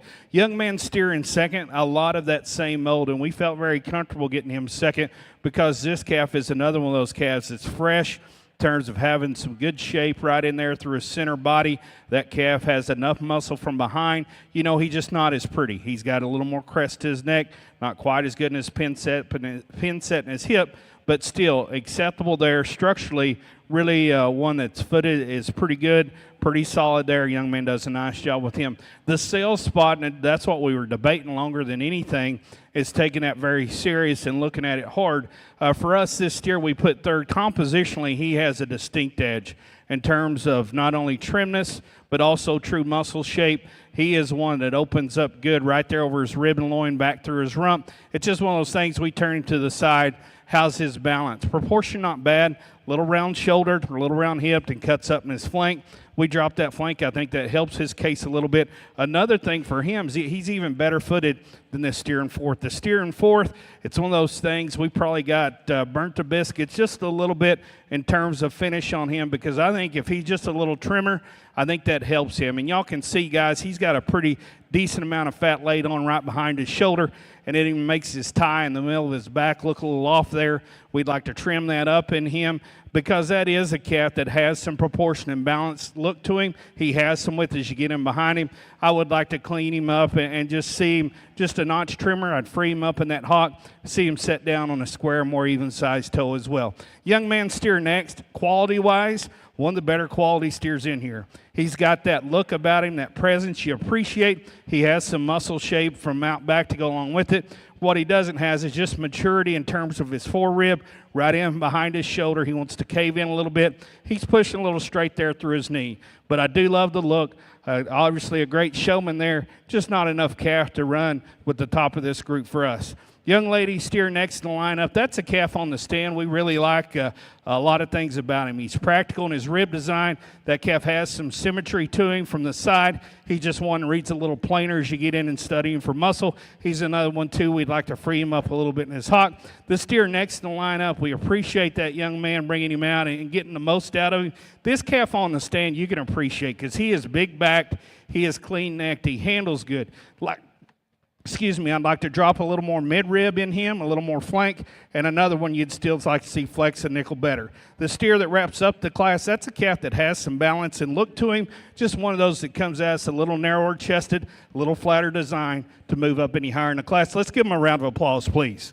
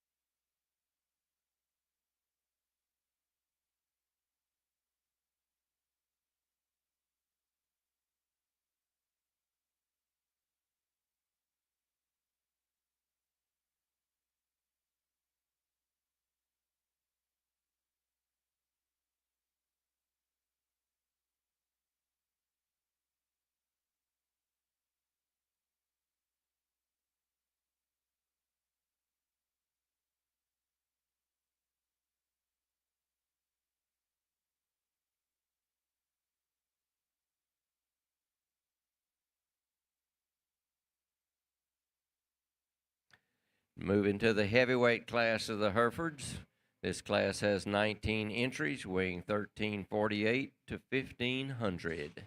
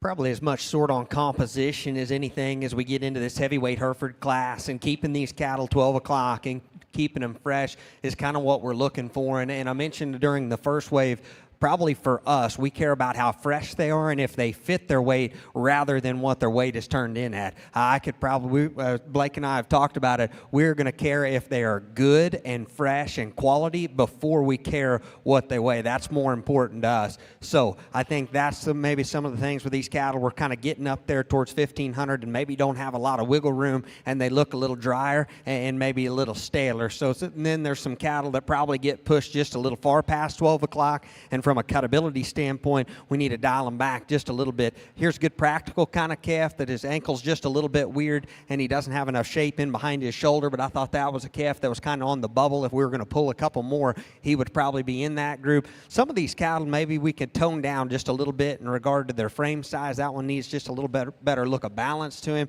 Same thing with that one. For being a big calf, he's just a little hard flanked and a little tight moving here.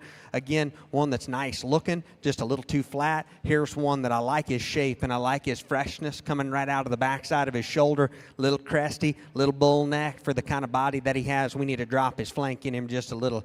Few cattle that are coming in next. The pair of cattle right there need more muscle, need more shape. Here's another one that is wild in terms of his shape and is spread up high. Again, another one. He gets bull-necked, he gets too cresty, and I don't mind that if they back it up with enough rib cage and enough center body. Now with that, he's got more neck than he does rear flank and rear belly, and that one needs to be toned down in his tail head, and he needs to be balanced up, pushing right at 1,500. Probably ran out of weight on that guy and couldn't fill him up. I like this calf here in terms of his balance. He gets plain shape, and he's got some knots on the inside of his hocks we need to clean up there. Here's a steer. We need to freshen him up right over his rib, and we need to sink him down in his rear ankle just a little bit. Cutability gets this calf because he gets a little plain and stale in his shape, and we need to see a shot more muscle in relation to the amount of finish that he's got on him. Good class of them here. Again, very excited to work through our top end, which is going to be very competitive, but if you would, for the young people that got excused, they did a great job. They put in a lot of work and a lot of time with those projects, so if you would, please put your hands together for them on a nice job.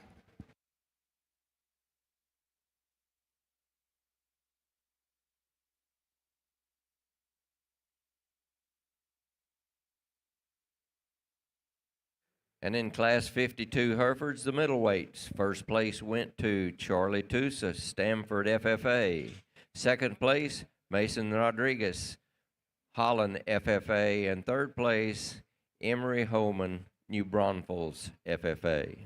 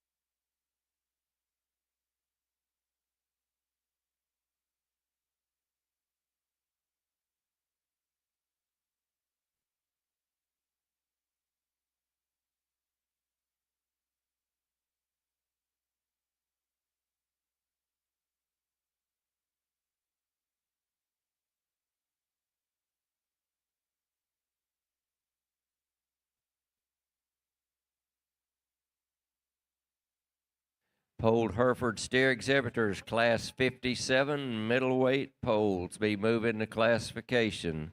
Again, class 57, middleweight polled Herefords, be bringing your steers to classification.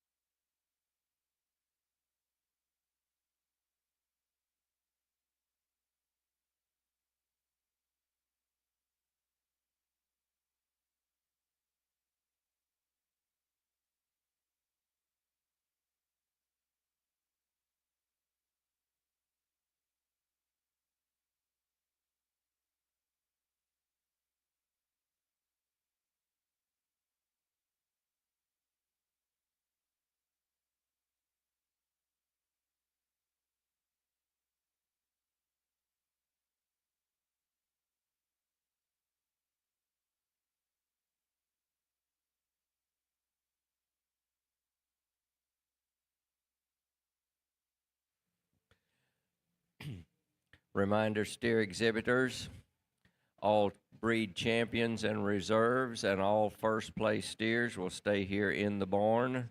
All other branded steers must go to TLMA pens.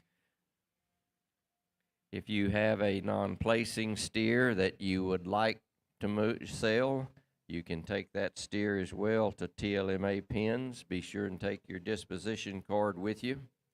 And the floor price this year is $198.18 per hundredweight. Again, $198.18 per hundredweight is floor price.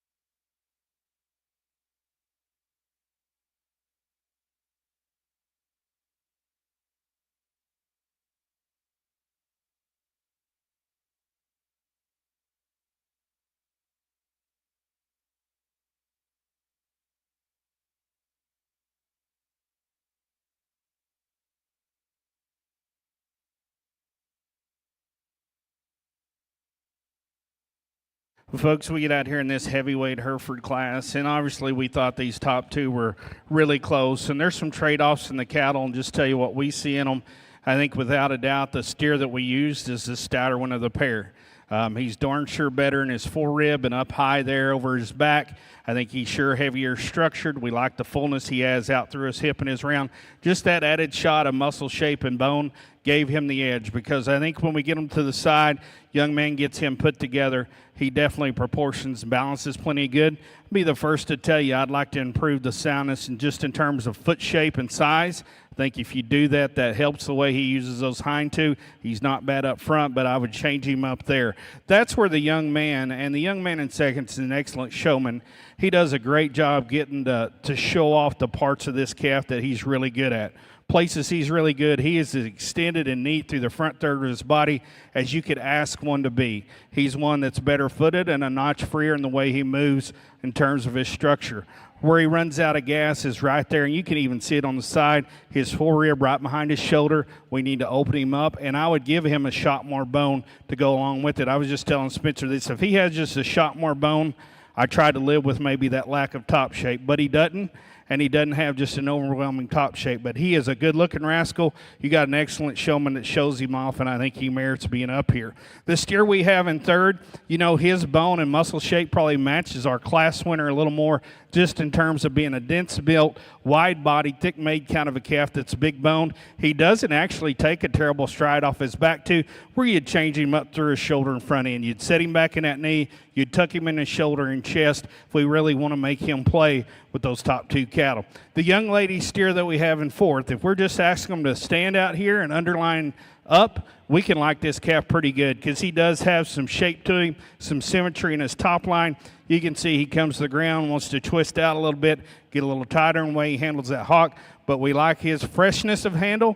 We like his muscularity and some balance. Young man steer we have coming next. This is a good steer. He's a big rascal. He's one that has some shape back through his round. He's big boned. He doesn't proportion out too bad, but you can tell, guys, he's not 12 o'clock. He's probably pushing 130, and he handles that way. Just a little stale and patchy in the way he handles, not quite as fresh and full in his rib, and you can kind of even see that up through his front end. Young lady steer we have next in the lineup, I like the fact this is a big-bodied calf that has some levelness in his top line. He gets a little straight in the way he comes in his knee and hock. More than anything, we'd like to just give him a shot more power all the way through to make him more competitive. Young lady's red-legged steer coming out. We like the body width and the thickness of this calf. Compositionally, that's where we change him up. He's pushing a little more finish than ideal. You can see it through his brisket down there and even in his handle.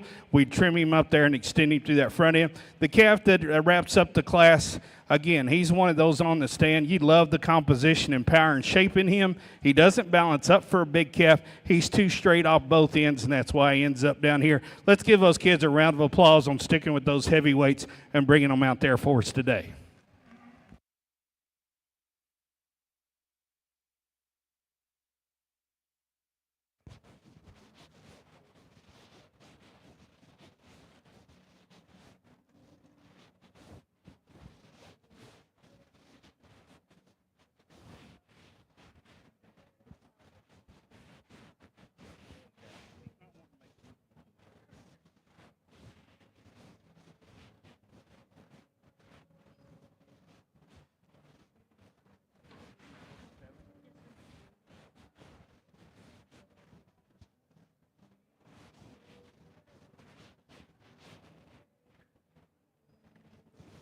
In the heavyweight Herefords, first place went to Brogan Patsky, Idalou FFA. Second place, Kaysen Kaiser, Angelina County 4-H. Third place, Kenna Petrie, Lubbock County 4-H.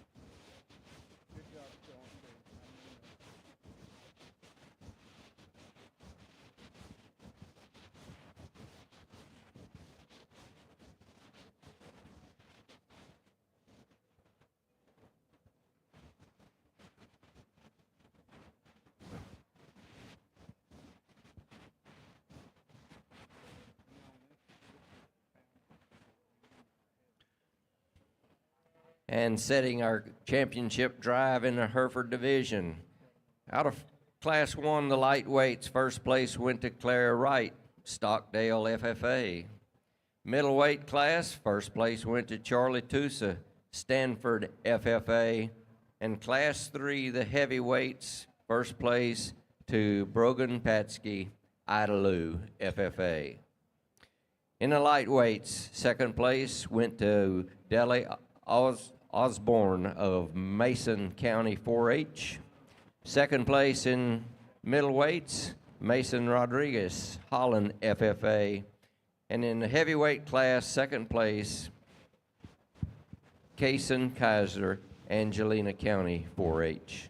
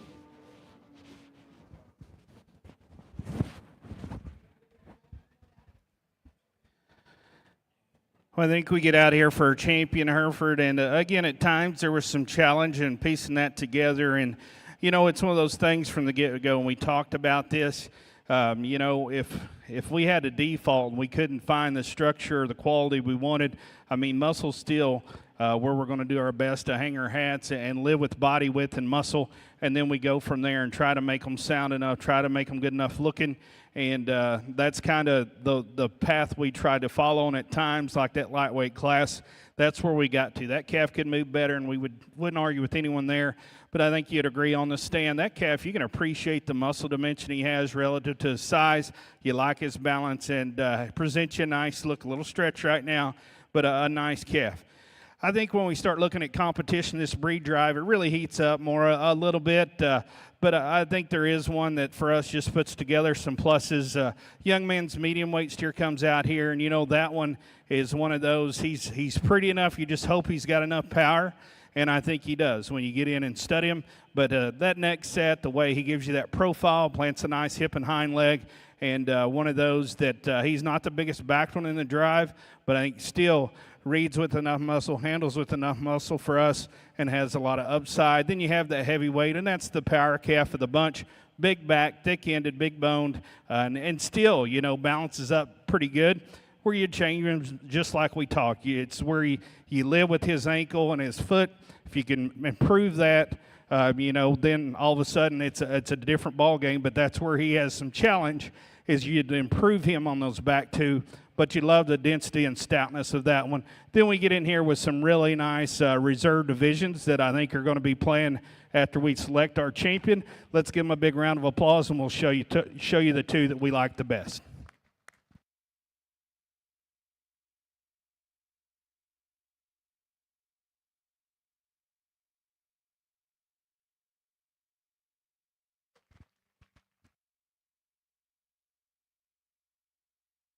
And the champion Hereford 2025, Charlie Tusa, Stanford FFA. We will now lead in Mason Rodriguez, second place steer, and a middleweight, 5 for reserve.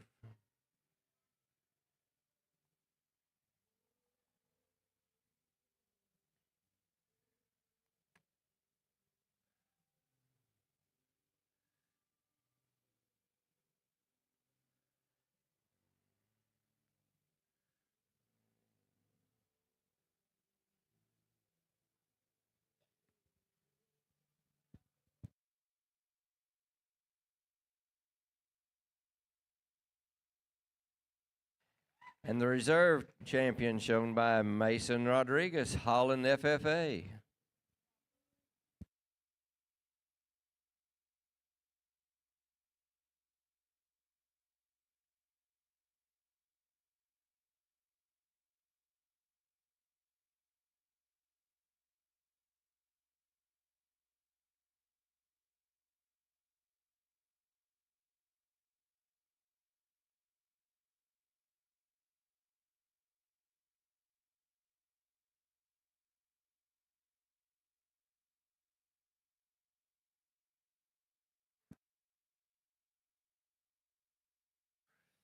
Old Hereford exhibitors, class 57, you need to bring your steers to classification. Middleweight poles, class 57, bring your steers to classification, please.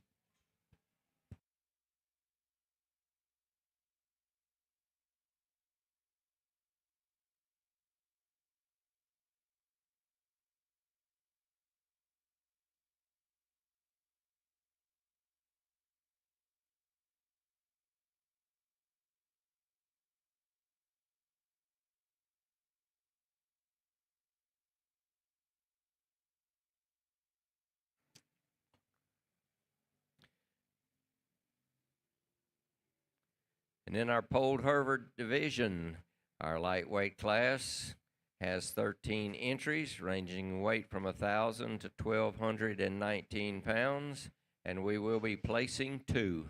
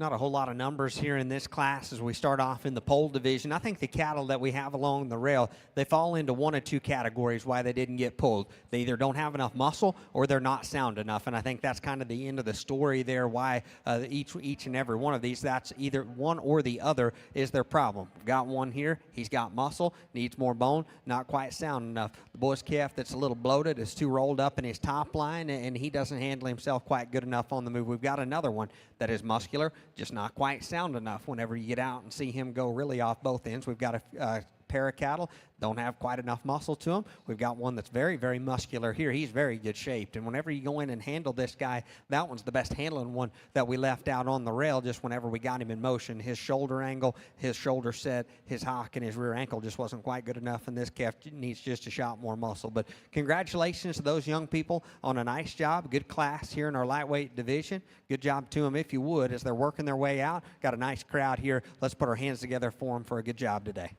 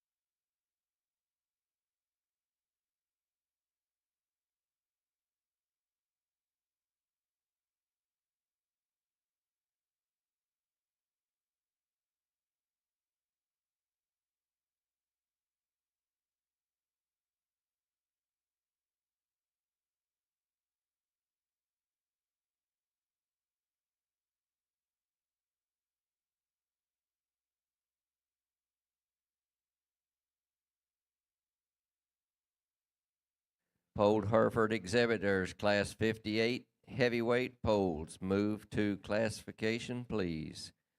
Heavyweight polled Hereford steers, move to classification.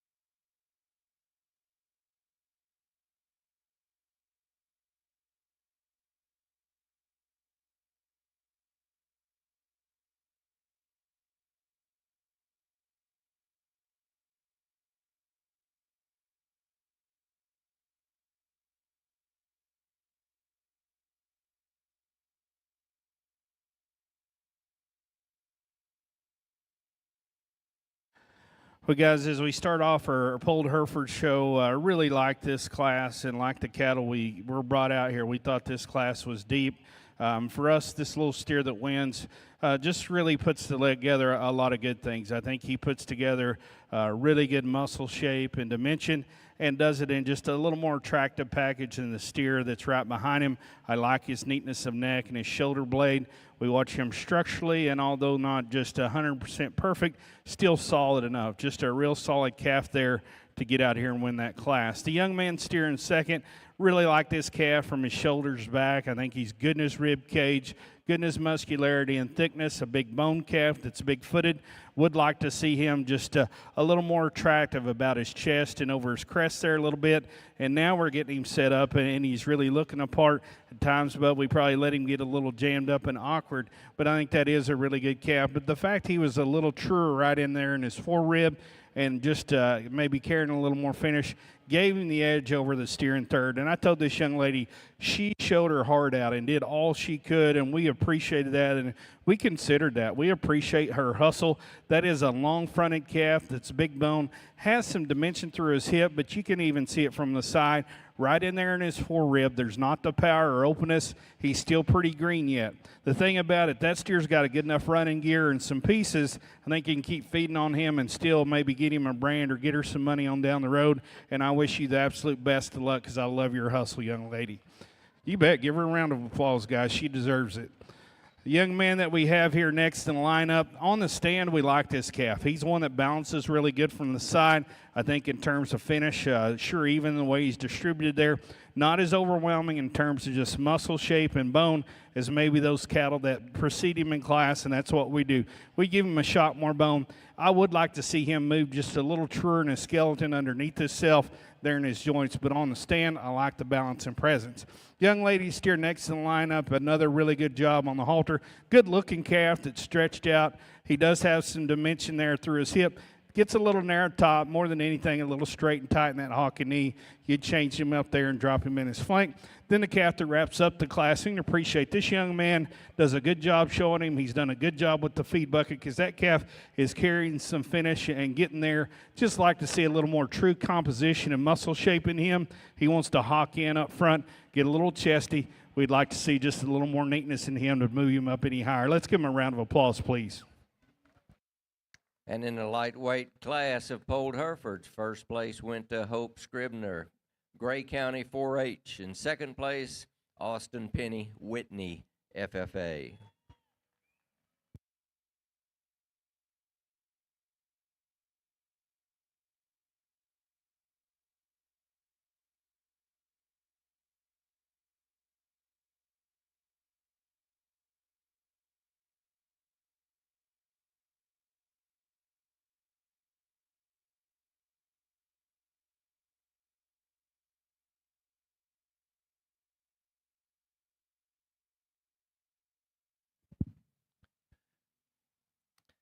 Bringing in the middleweight class of the Polled Herefords. This class has 13 entries, ranging in weight from 1,220 to 1,349.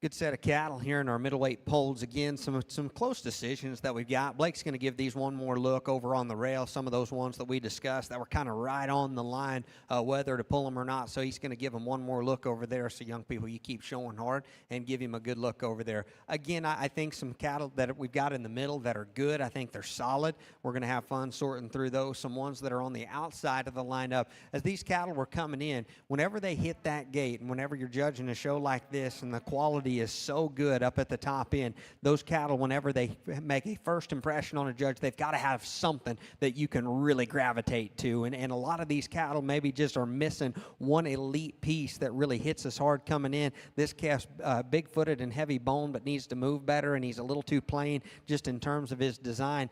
We thought this calf, whenever you get in behind him, that's a big pin, stout-ended one that's a little hard-bodied, and he's a little straight and rigid from behind, and for the kind of mass that he has, he needs more bone. But again, that one was on the bubble there. This young lady steer here, she's done a good job with him as far as feeding him in terms of freshness, uniformity of finish. He handles incredibly well whenever you go in and get up on top of these things. You can see, unfortunately, he's just not moving quite good enough. I just don't know. He's a little uncomfortable. He's a little tentative on his hind wheel there, and he's a little frail anyway, so I think we need to fix him. I think if he's setting down okay in his hind leg, he probably gets a pull because he is nice shaped. I thought that one was one that was pretty close. Here's one that's a little hard bodied, a little tight moving. Whenever you study him and needs a little more quality, we need some cattle with just a shot more muscle that we're going to kind of round out the end of our lineup with that we've got here. But again, I thought a good class of them. Depth of quality in here I thought was pretty solid. I really liked the ones that we ended up pulling, and we're going to have a fun time sorting through those. So congratulations to those young people that made this such a good and competitive class. If you would, put your hands together for them as they work their way out. They did a nice job showing. That was a very good set of showmen here in this class as well.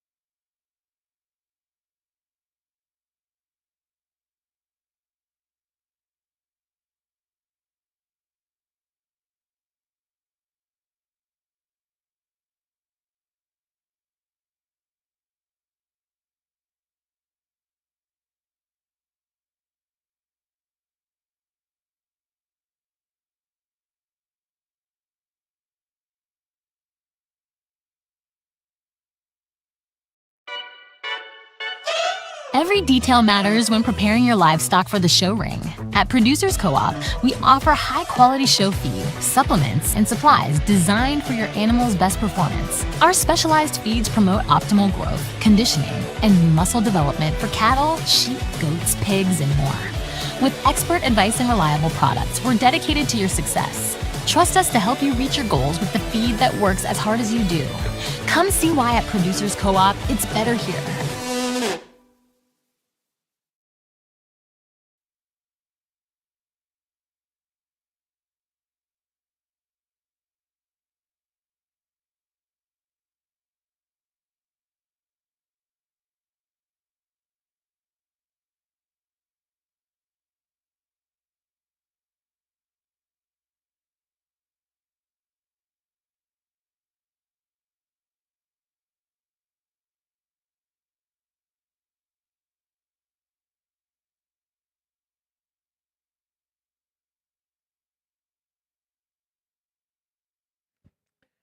Polled Hereford steer exhibitors, class 58. We need your steers at classification. Polled Hereford, class 58. We need your steer at classification, please.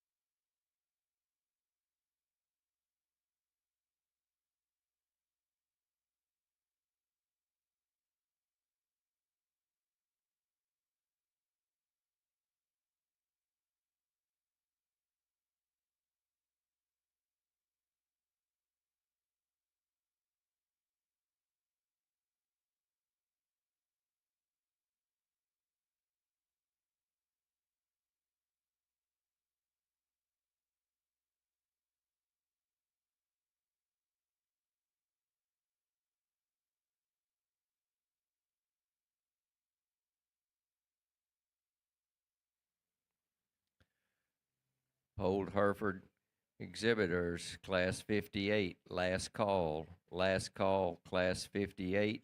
Polled Herefords move to classification.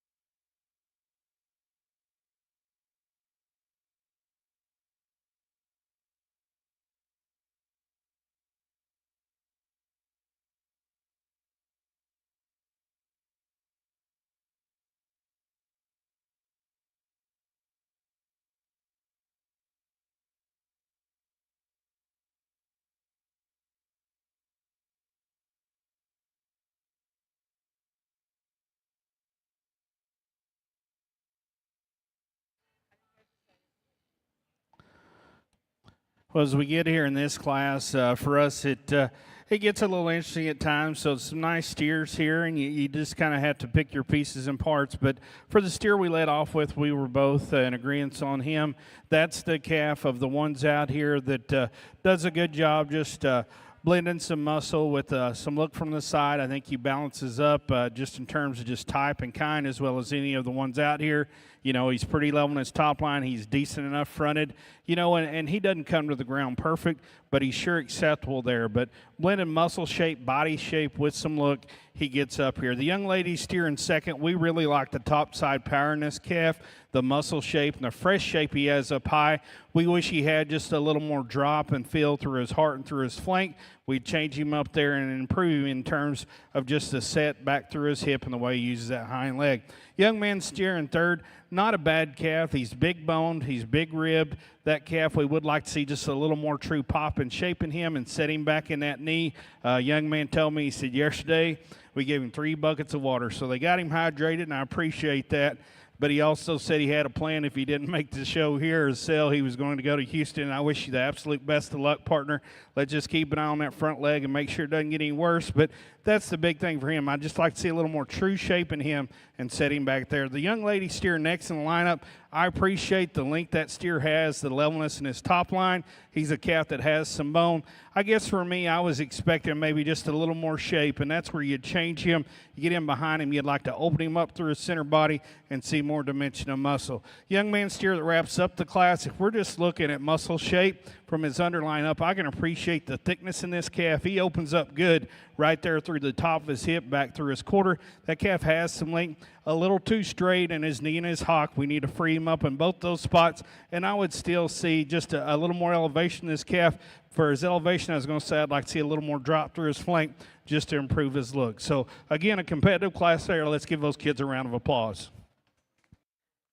And in the middleweight Polled Hereford class, first place went to Winston Rains, Hayes County 4-H. Second place, Ariana Jimenez, Atascosa County 4-H.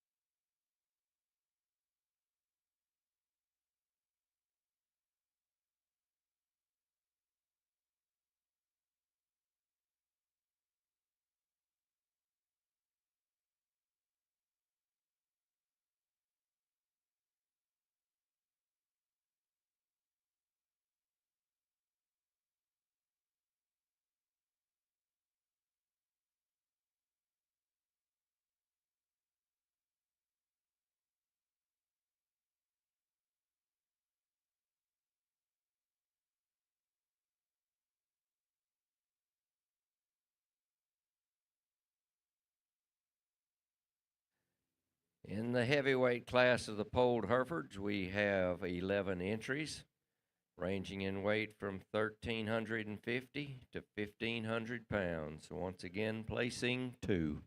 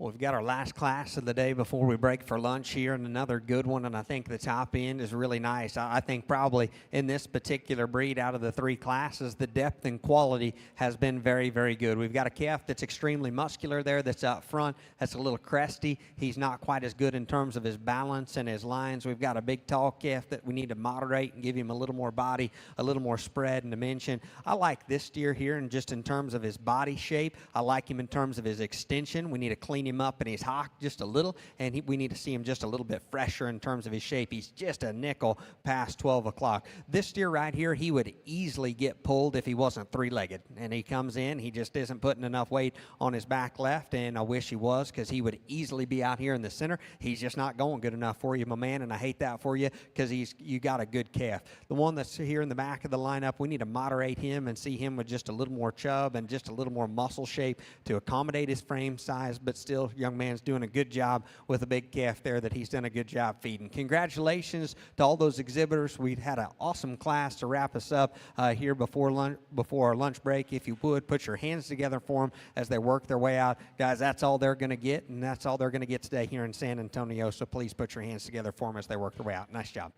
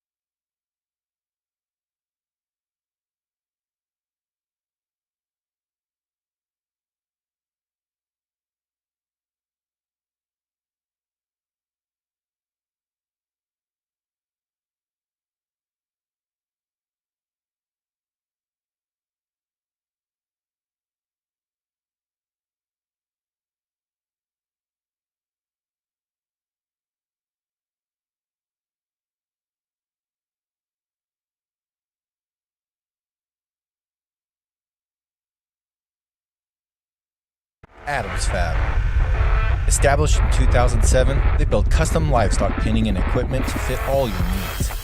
Hanger feeder rods, adjustable slam gate latches, and skirted panels. It all comes standard. Custom pins made by hand and hot dipped galvanized so that you know that they're going to last. Adams Fab is a certified TIPS vendor and can design, fabricate, and install equipment to fit all your needs. Visit adamsfablivestock.com to get started today.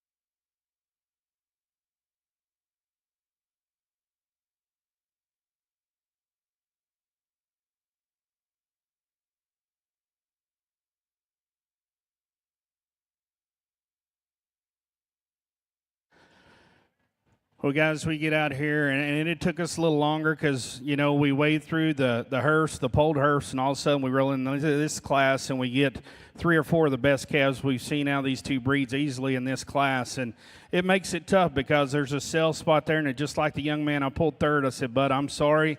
I wish we had a sell spot for you because that's easily one of the top 3 Hereford or polled Herefords we've seen." But unfortunately, that's how the cookie crumbles today. I'm going to tell you what we saw in these other cattle. This young man steer that comes out, that's one, you know, he gets him parked there, and that thing, just everything comes together. Extremely smooth in his makeup, and he's one of those, you're like, okay, is he just a pretty one that doesn't have any muscle? You get him behind him, and that steer is wide through the center part of his quarter, ties it in low. Top shape-wise of these 3, I think he's one that still has enough beefiness, probably just not a bold top like that second one in second, but I think still good. Structurally, front end's good. We'd like to see him just a little more even on his toe size out back, and I think if we do that, he moves out a little better, but that's just good cattle. I don't care what breed you make him. He's solid, he's smooth, he's not an extreme, but very good, and we felt comfortable there. We did go back and forth because, you know, this steer in second, places he excels. He is great in his top shape. I mean, he is fresh, very shapely. We love the dimension out back. We love his hind leg structure of these top 3. He's the best in his hind leg and his rear foot. Up front, he kind of toes out up front, and that doesn't help him some. And even his color, I think, makes you really study the way his neck comes into his shoulder, into his body. It could probably just piece together a little better. The big thing on him, we'd like to fix him up front. We do that, and I think everything gets better. And then all of a sudden, I think he may be our one winning the class. But that's where you might change on him today. Young man steering third. I love the density of this calf. Absolutely love the body shape in him, the muscularity he has, the bone work. He's one of those. He is, with that kind of power, he's pushing more shoulder and chest in him. That's not the huge factor we have. You get to this calf, and particularly his back left foot, those toes are almost, that inside digit's almost half the size of the outside. that does affect how he moves and how he uses his hock. And I hate to throw rocks at one I like awfully well, because if I just cut them off their legs and go up, he may be my class winner for sure. Unfortunately, that's one of those things we'd love to fix in a tough class of 2 other quality cattle. That's just where we ended on him. And young man, I told him, I said, bud, I wish we had a sale spot for you because you deserve it. But out here today, that's where we need to change it. Young lady steer we have in 4th, love the top side power in this guy. He is one that's ripped up top, has that dimension through his quarter. He's good necked. You know, where would you change him from his sheath back? You'd drop him in his flank, level him up a little bit from hooks to pins, but that is a flexible calf that has some power. That added power got him over the steer we have in the next lineup. The next steer we have, love him on the profile. He is neat-necked, he is straight in his lines, and he's attractive. A calf there that sure has some bone work, sound enough on his feet and legs, got a great showman. Unfortunately, just gets overpowered in terms of muscle shape compared to that top group. You know, relative to his weight, we just open him up all the way through. The steer that wraps up the class, again, one that has some muscle thickness and shape. Not a bad look from the side. I'd like to see just a little more drop right in there in his rib cage. More than anything, I'd like to see him flex and move his hock and knee a little better when he gets out and go. Let's give him a round of applause, please. First place heavyweight polled Hereford went to Braden Mims, Lubbock County 4-H. Second place shown by Keegan O'Leary, Parker County 4-H.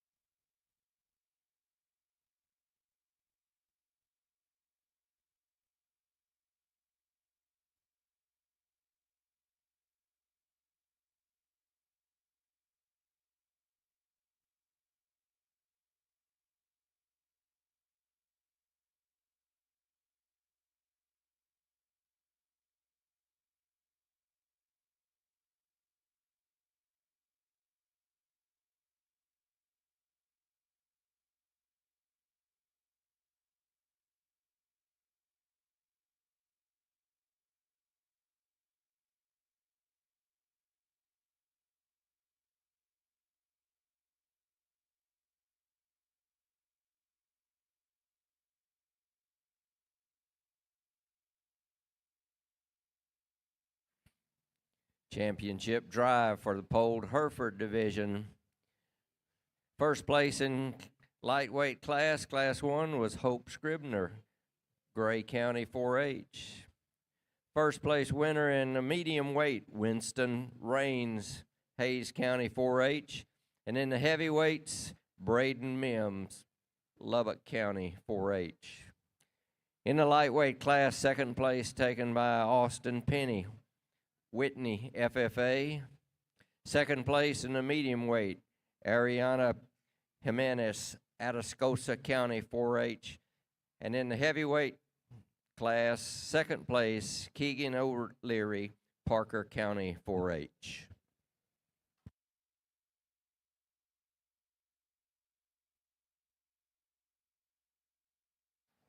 When we get out of here for our champion polled Hereford steer, and again, feel good about the class winners here. And that last class was sure a treat to judge, and it was challenging. Obviously, we thought it was, and we took a little more time. But I think particularly those top 3 cattle merited just a little more discussion and looking through them and making sure we were on the same page and seeing things the same way. And we did, and we talked about weighing it out and put it back together and feel good about where we ended up there. You know, we get out here and you know, earlier, that lightweight steer relative to his weight, that's a good little rascal. He's one that balances, has that dimension to him, and has some presence. Like a lot of things about him. Our medium weight steer, you know, that was one of them classes where we kind of had to take pieces and make some things work. And yes, he's not ideal, but but that's another good solid calf that has some decent carcass merit, potential carcass merit to him, has some proportion to him, and is just sound enough on his feet and legs. And obviously those two heavyweights came in here and came out in an awfully tough class. Really like the balance in this calf, the freshness in his rib cage, the way he puts things together there. So if you would, let's give these kids a big round of applause. We'll select your champion and reserve polled Hereford steers.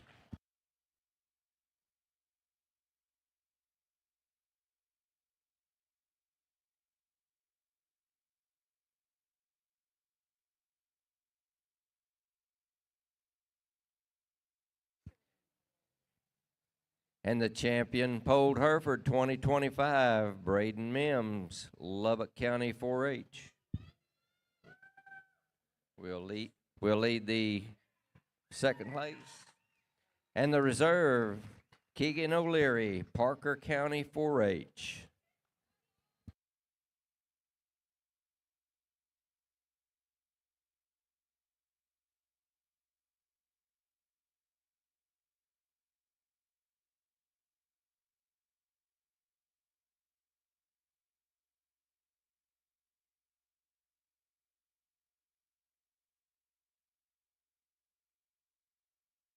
And we will take a short lunch break here in the show ring, but in the meantime, we will start classifying the first section.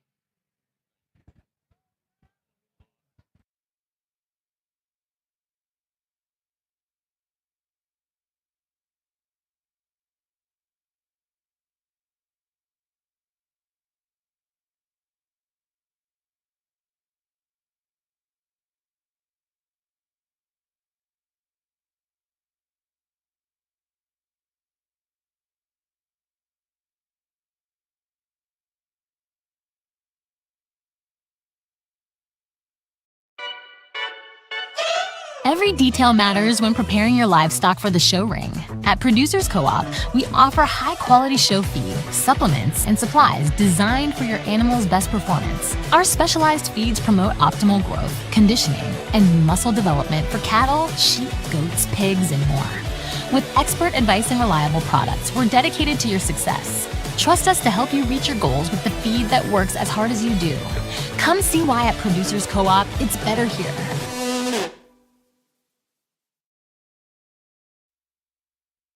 Adams Fab. Established in 2007, they build custom livestock pinning and equipment to fit all your needs. Hanger feeder rods, adjustable slam gate latches, and skirted panels. It all comes standard. Custom pins made by hand and hot dipped galvanized so that you know that they're going to last. Adams Fab is a certified TIPS vendor and can design, fabricate, and install equipment to fit all your needs. Visit adamsfablivestock.com to get started today.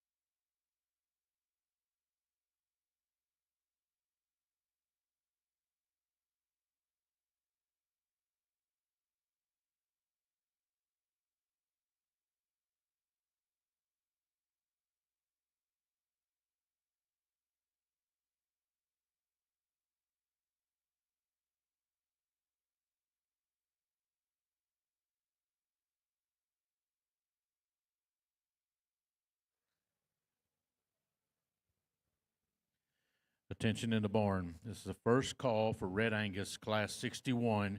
Make your way to classification. First call, Class 61 Red Angus to classification.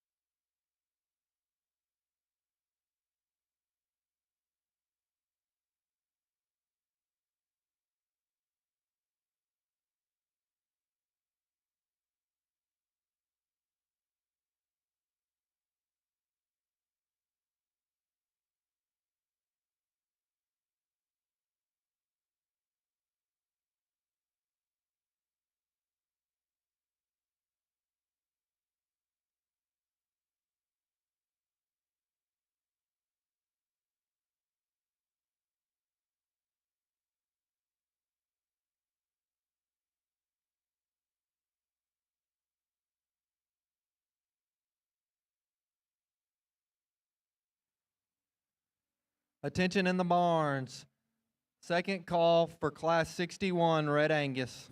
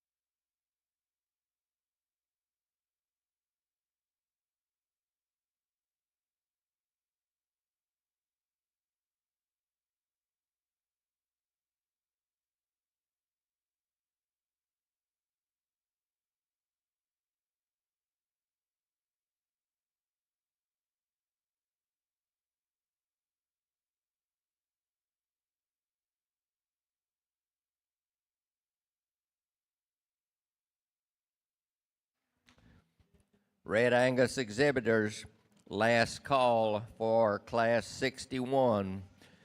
Red Angus exhibitors, if you have a Class 61 steer, you need to bring him forward for classification.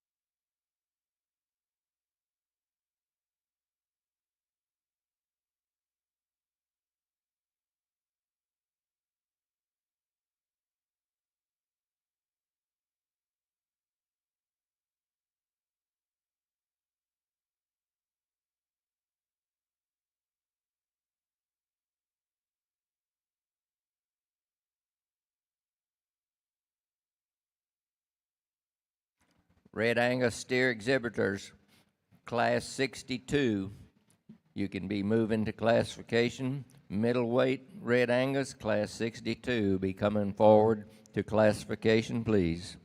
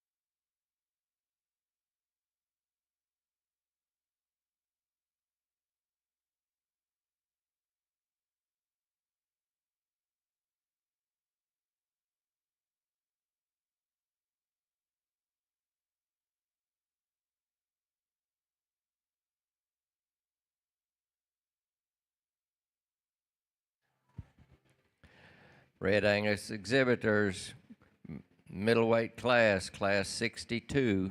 Need you to come to classification, please. Class 62, Red Angus. We need your steers at classification.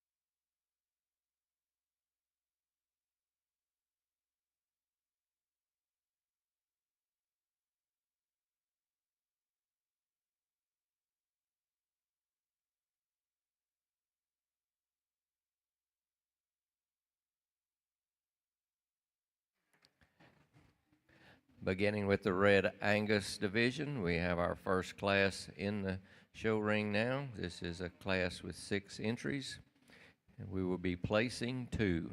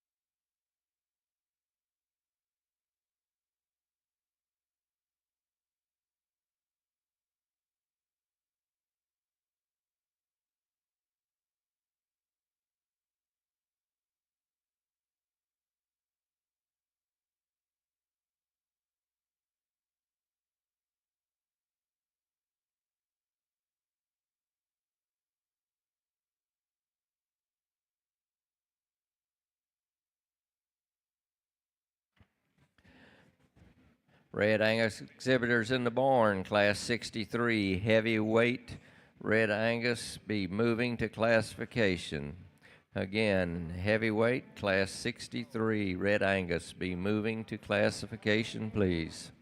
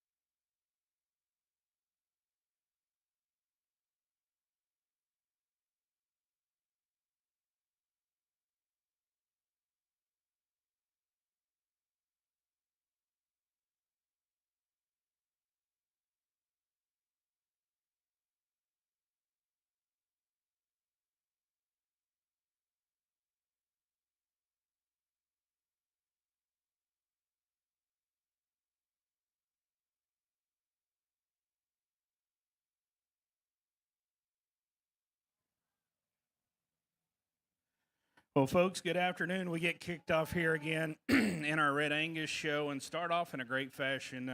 Spencer and I was just talking. There's not a bad calf in this class. Maybe as just a solid a set of cattle as we've had today.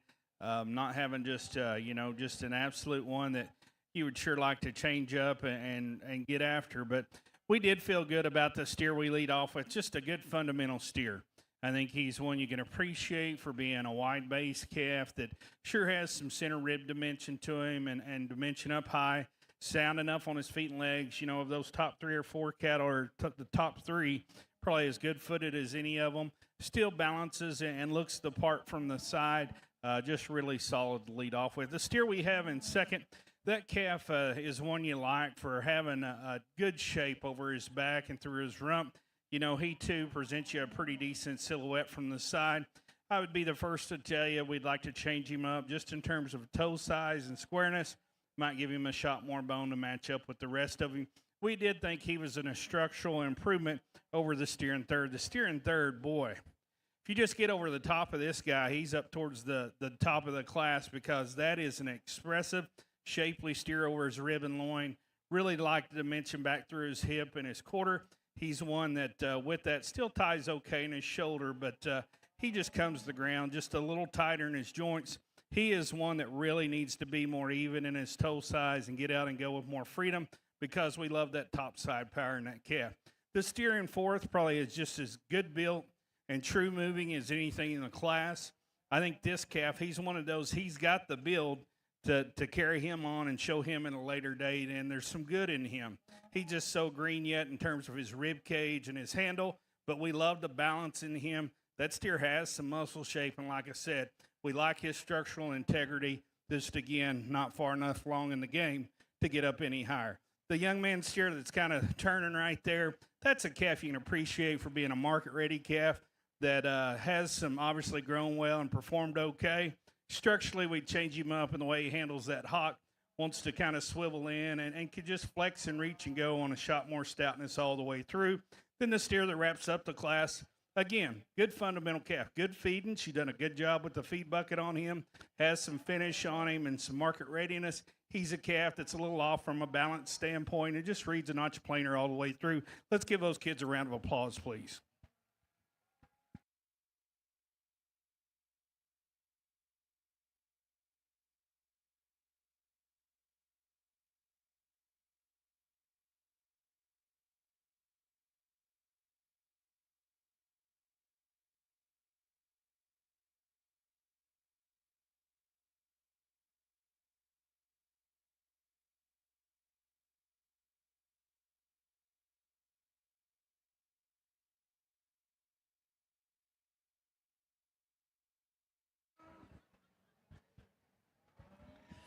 And the placings in the lightweight class of Red Angus. First place went to Aubrey Adams of Hamilton FFA, and second place to Audrey Vasquez, Bastrop County 4-H.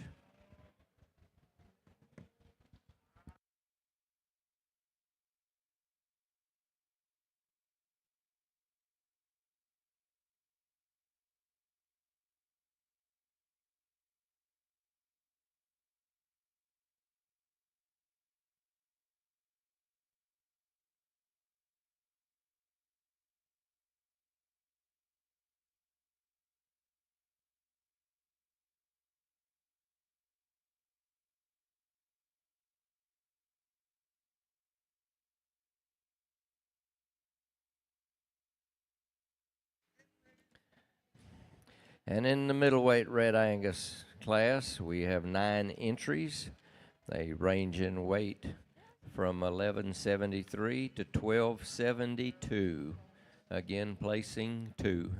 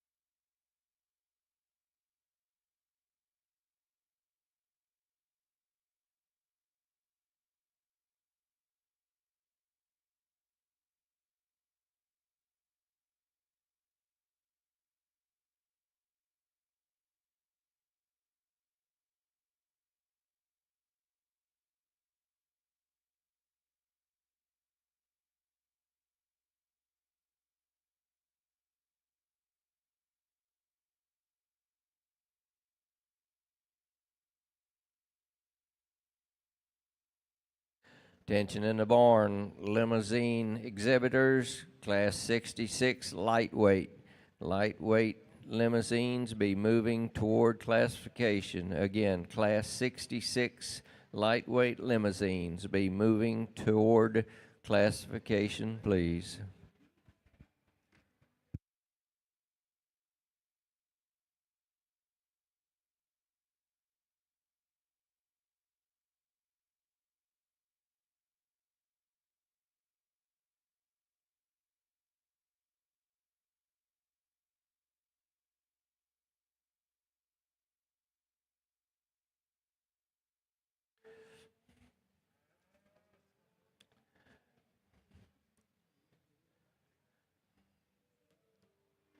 Reminding steer exhibitors that all breed champions and reserve champions and all first place steers are to remain here in the barn. All other branded steers must be taken across the way to the TLMA pens. Be sure and take your disposition card with you. Again, all champions and reserves and first place steers stay here in the barn. All other branded cattle need to go to TLMA pens on the back side of the auction barn.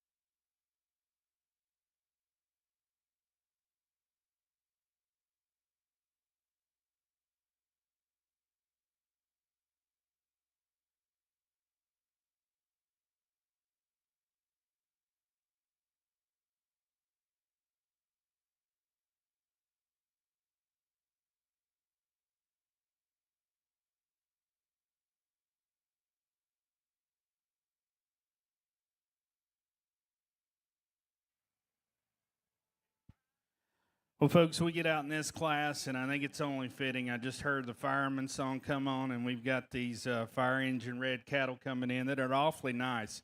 We were just talking about that. In terms of depth, this Red Angus show has been as deep as any of the British breeds we've seen today. And, we get out here, and this steer we lead off with, although maybe not perfect in his front leg structure, that's a good calf. I mean, got a good look and opens up with a lot of fresh shape. Love the dimension as you step in behind him. Doesn't disappoint you there. Good in terms of the turn to his rib cage, and just one that, again, puts a lot of upside together. Might smooth him out a nickel in that tail head, and like I said, set him back in his knee. After that, that one's sure nice. Young lady is steering second. Probably like him better on the stand than we do when we ask him to move out, because that calf is really good in his neck set. He has some muscularity and power to him as well, some density of bone work. Just gets a little tighter there, a little more forward in his knee and twisty up front, a little tighter in the way he handles that hock and ankle on them back too. But standing there, that's the other power steer in the class that has some look we thought needed to get up there. This young man steering third, I hope he's going to take him on, because I think he's just going to continue to get better. That dude has a nice build from the ground up. We like his structure, like his look up through his front end. He has some dimension out back. What he doesn't have is just that extra turn and dimension right behind his shoulder and through his center body. I think he just needs some time to keep maturing and manning up. So I do wish you the best of luck with him, bud, and I hope he comes together for you. This steer next in the lineup's totally different. I mean, this guy is impressive when you get on top of him.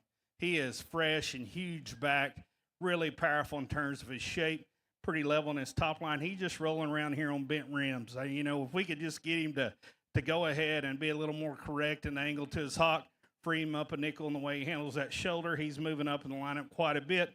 But again, love that power and shape. We'd like to change him down low. The young man steer coming out next, that's a calf you can appreciate for having some dimension back through his hip and his stifle. He has some heaviness of skeleton and foot size to him. This steer for us is a little straight and opened up through that front end. He's another one you'd like to see maybe just have a notch more pop as you get in there and study him over his top. The next steer in the lineup, a really heavy-boned calf. We like that about him. That calf has a nice look from the side, just reads a notch plain as you study him through his muscle. The steer down there standing broadside's another calf we can appreciate that has, laid on some finish, has some shape there through his center body. Go ahead and lead on out, bud. Another one of those just gets a little more challenged as we ask him to lead out and how he handles those joints down low.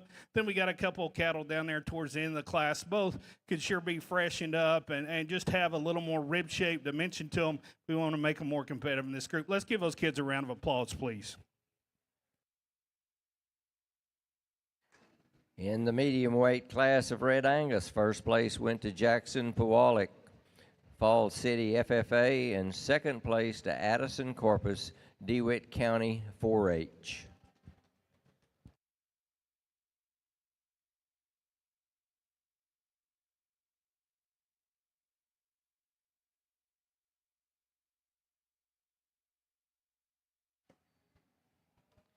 With the heavyweight Red Angus, we have a class here that has 9 entries.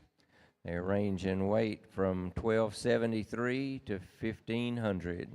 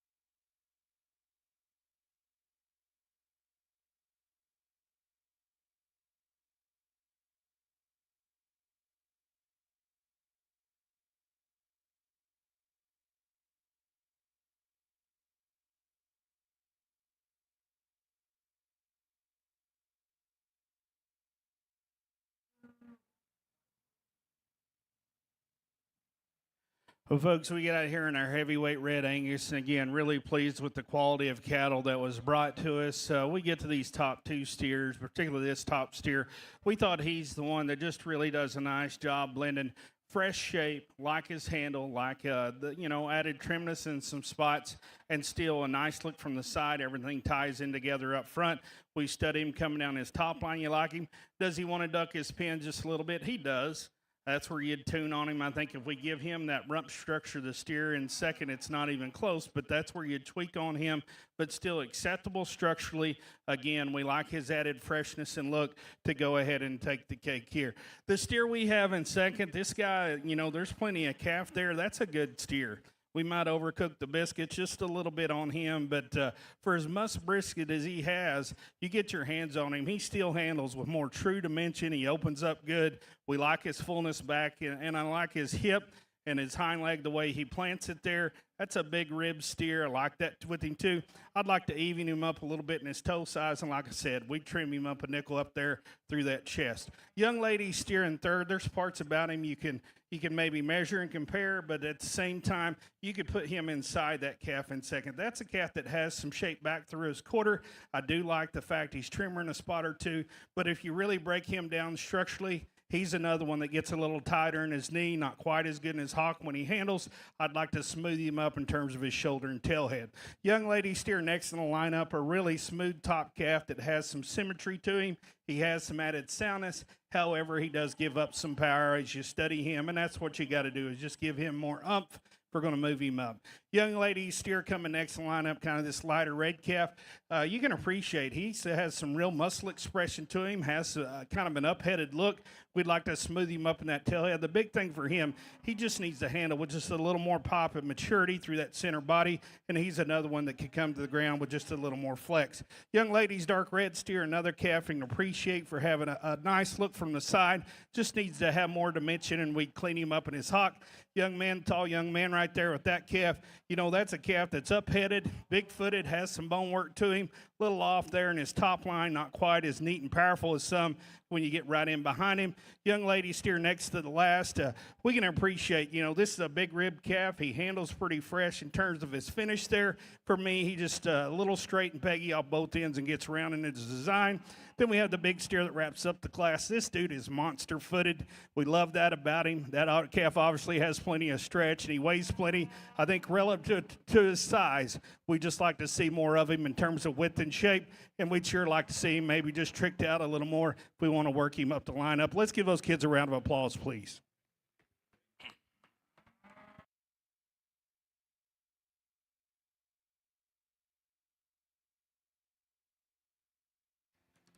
And in the heavyweight Red Angus class, first place went to Keelan Poe, Needville FFA, and second place, Duke Grotzky, Riesel FFA. And if I could get class 67, middle class of limousines, be moving to classification, please. Class 67, middleweight limousines, move toward classification.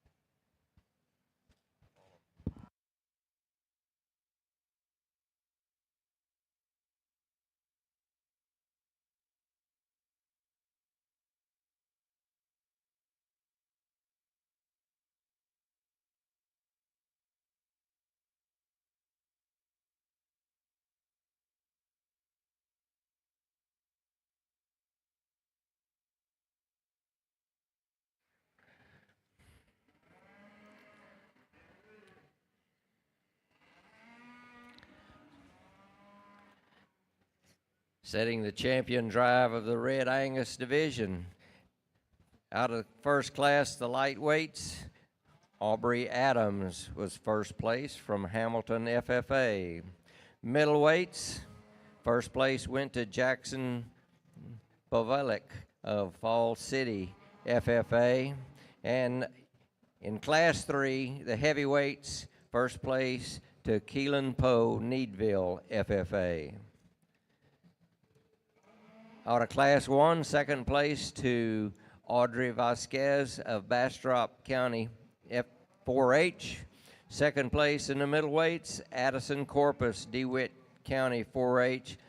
And again in heavyweights, second place, Duke Grotzky, Riesel FFA.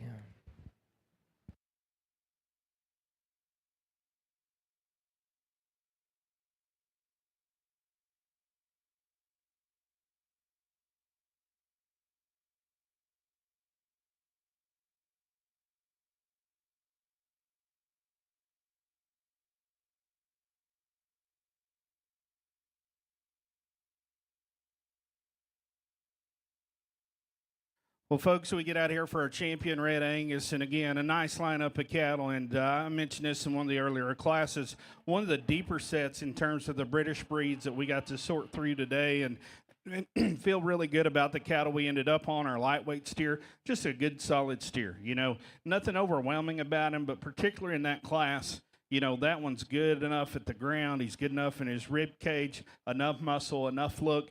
And young lady does a nice job with him.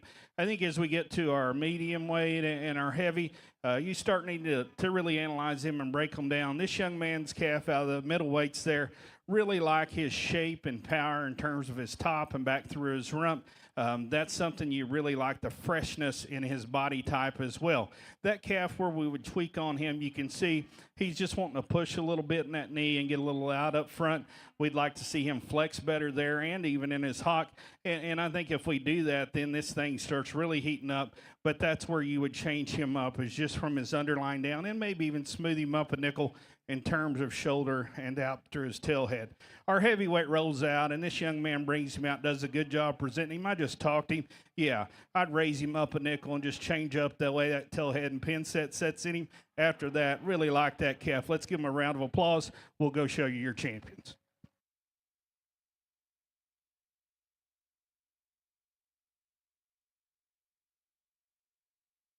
And the champion Red Angus shown by Keelan Poe, Needville FFA.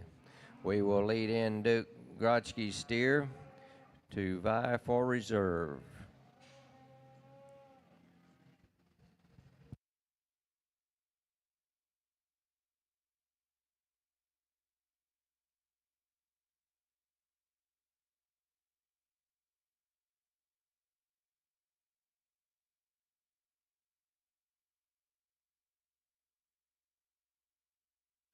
We're going to go ahead and talk just a nickel because I think this decision gets close for us for reserve. That second heavy comes in, and I just talked to him. Yeah, we would like to tone him back just a little bit here or there, and that brisket's something you might change up on him. But, you know, after that, that one for the weight he's at, structurally, he's probably as good as about anything in here in terms of just the use of his joints. That is a big rib calf that's dimensional, still has a balanced look. Yeah, we might have changed him right there, and we kind of dinged him for that in terms of just that brisket maturity. But you get your hands on him still, that fresh handle. We just think there's so much more of that calf. He's going to go ahead and be our reserve breed. Let's give him a hand. And the reserve Red Angus 2025, Duke Grotzky, Riesel FFA.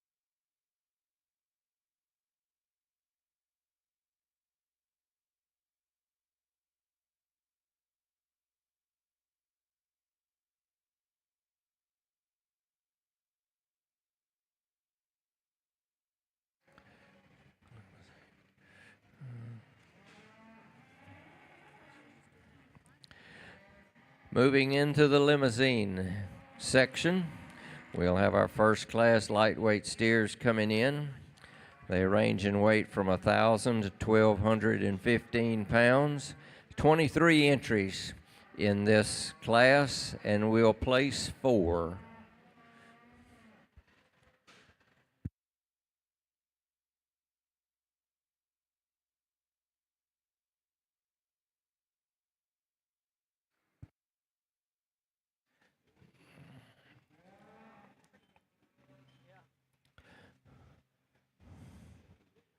Steer exhibitors, once again, we will be keeping the breed champions and reserve champions and all first place steers here in the barn.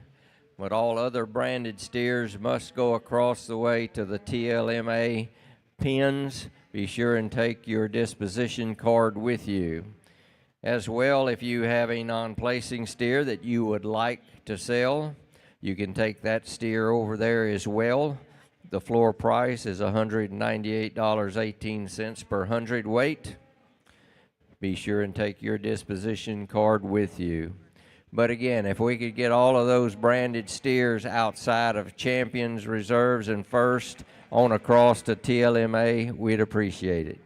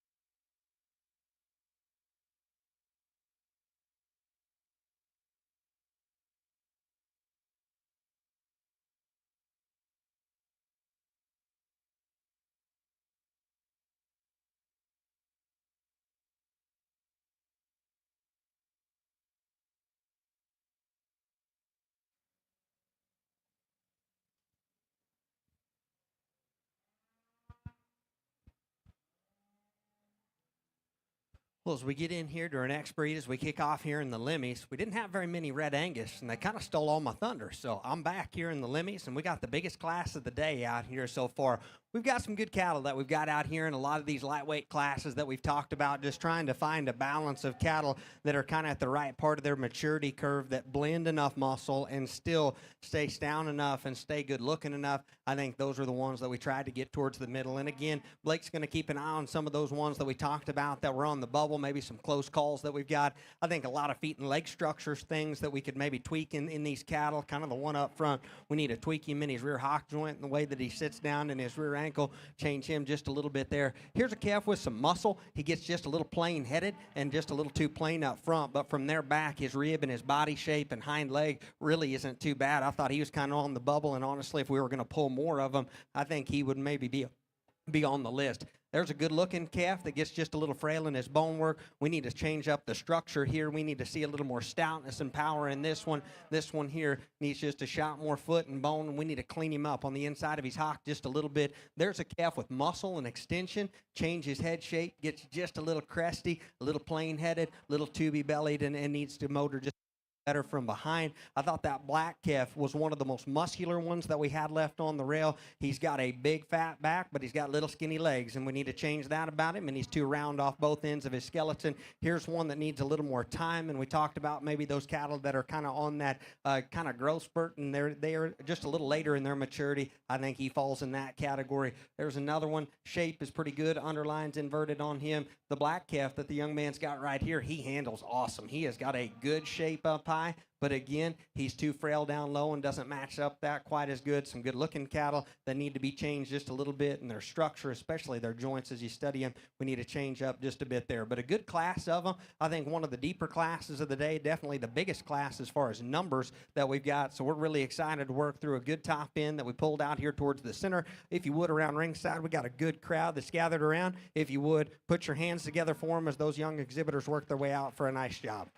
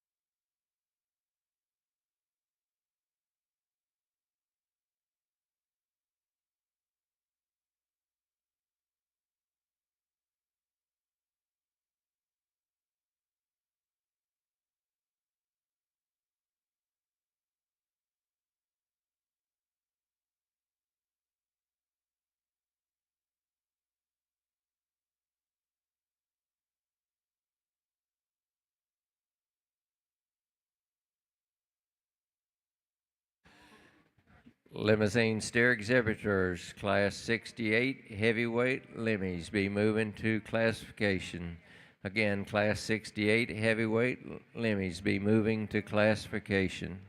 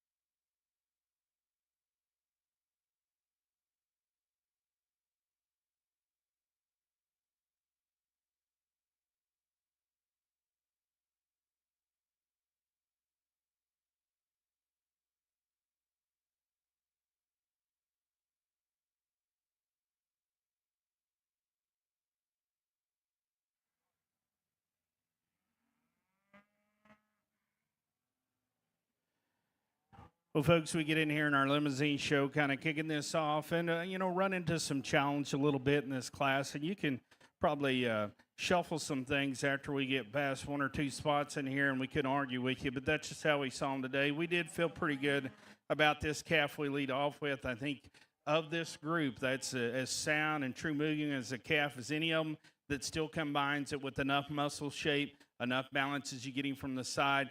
That calf for us, just particularly down low, gets his way up here, and she does a nice job presenting him out here. He's not just the biggest rib thing in the world, but again, he's a lightweight calf. He handles with enough for us. We can sure live with him. From there, this steer in second, if we could just cut him off at his hock and put a different set of back tires on him, that calf starts really moving up, and maybe give him all he wants, because we love the rib cage in this calf. We like the balanced look he has.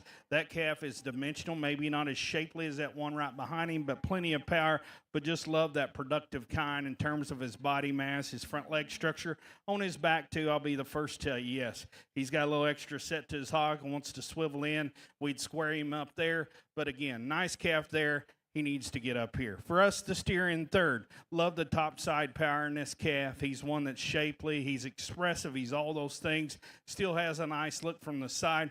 Just comes the ground too straight off both ends to move up any higher for us. We need to free him up in the way he goes. But that added power, and particularly look, that look gives him the advantage over the steer in fourth. The steer in fourth, he gets there because of these next 3 or 4 cattle. Although not perfect, I think he's still the soundest moving one. He's good in his foot shape. That calf has some dimension out back, just enough power right in his middle. You know, you'd lift his chest up and just stretch him out and refine that front end and pretty it up a notch. But again, a nice kind of calf there, one we think needed to be up here towards this part of the class. The steer we have coming in 5, that's another one. If we could cut him off at his underline, we can dig a lot of things about this calf. I like his muscularity. That calf is level from the point of his shoulder back through his pin set. Got a nice up-headed look. Just really struggles in terms of his hock when he gets out and go, and his knee too, a little too fragile there. We just need to get him to move out, flex, set down on a shot more bone. The young man steer next in the lineup, that's a calf, another one we can appreciate for having a nice shape in terms of his rib cage there. He has some thickness through his rump, a little too forward in his knee, and at times, you know, for us, just don't have quite that sheer mass we find in some of the other cattle. Young ladies liked red steer or yellow steer here. One you can appreciate for having some depth of side, some symmetry in his lines. You know, he's one of those, you don't mind him from the side. You get in behind him just a little too plain in his shape for us to move up any higher in the class. Next steer in the lineup we like in terms of dimension, but with that, a little more coarseness about his shoulder. He's off in his chest, not quite as attractive and neat in his underpinnings as well. And the steer that wraps up the class, another calf you can appreciate. We pulled him because we thought he had some natural thickness and muscularity and needed to be out here. That calf, though, is just a little too off in terms of balance and proportion, but again, a nice class to kick off our limousine show. Let's give him a round of applause.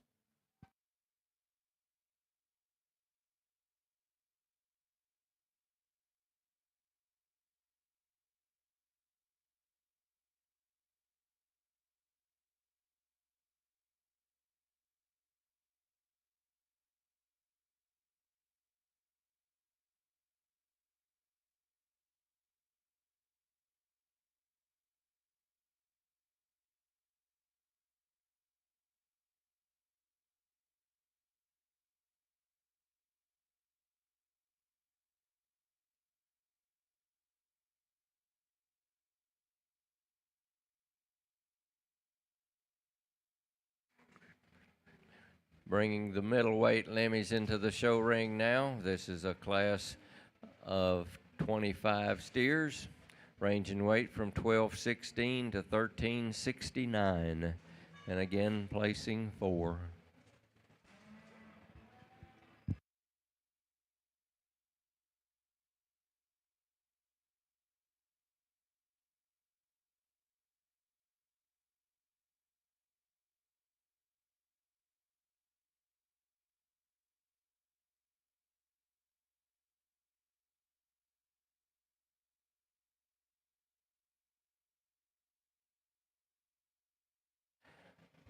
And the placings in the lightweight limousines. First place went to Riley Stokes, Brazos County 4-H. Second place, Sawyer Davis, Bear County 4-H. Third, Kason Brooks, Midland County 4-H. And fourth place, Kendall Rayfield, Cooper Lubbock FFA.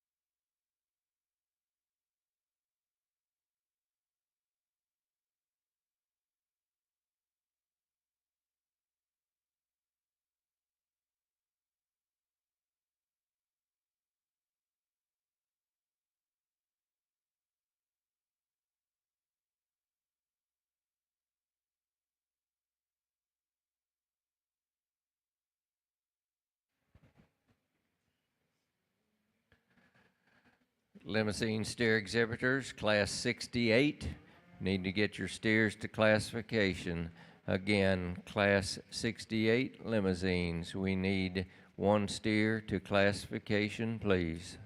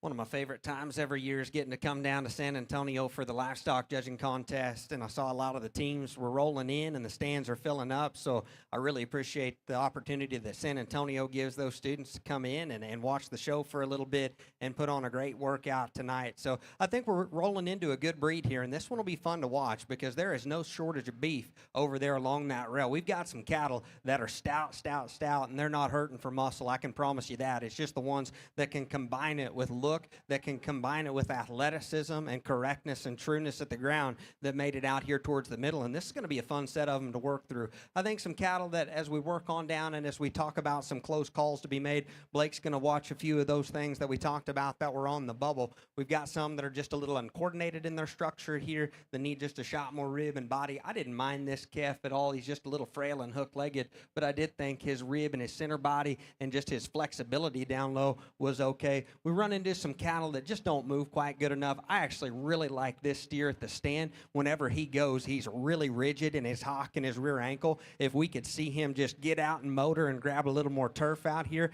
I think that calf would have potential of making the pull. Here's a real stout one here. Again, doesn't move quite good enough. I thought this steer was on the bubble right here. He's just a little stale behind his shoulder, a little stale up front, but fundamentally didn't mind that one at all. As we work on down some cattle that have some joint issues, a big tall one there that needs just a shot more dimension.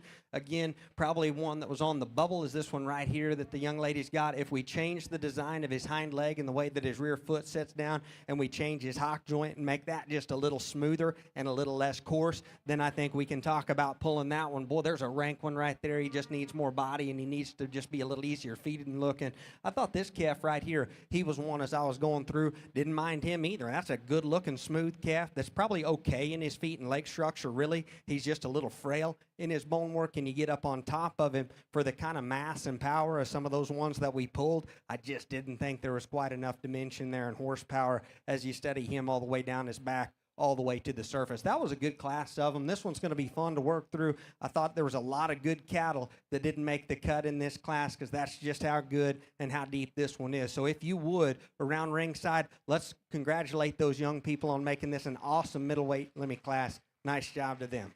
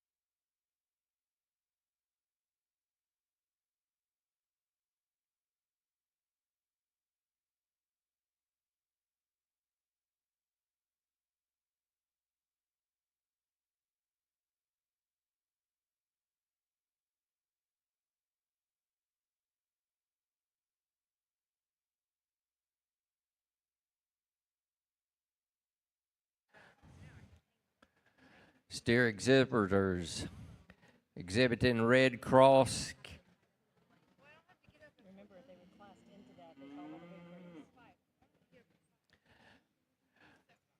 Red Cross exhibitors, class 1, that's class 71. Move forward to classification. And remember, if you classed into there, check your weight breaks because you will fit into whatever class your weight matched.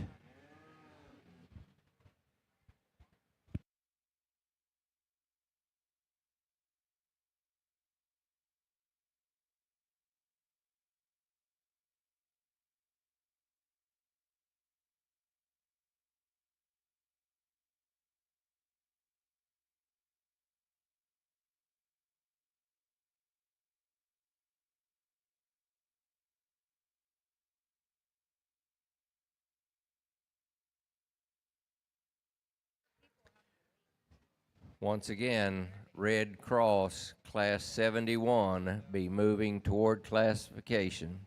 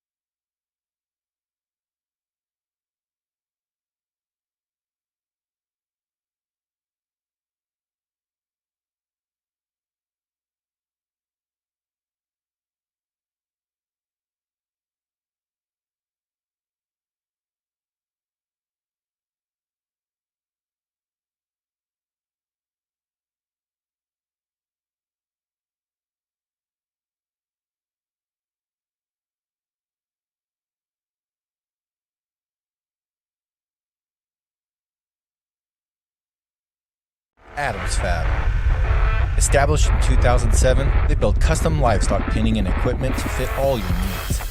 Hanger feeder rods, adjustable slam gate latches, and skirted panels, it all comes standard. Custom pins made by hand and hot dipped galvanized so that you know that they're going to last. Adams Fab is a certified TIPS vendor and can design, fabricate, and install equipment to fit all your needs. Visit adamsfablivestock.com to get started today.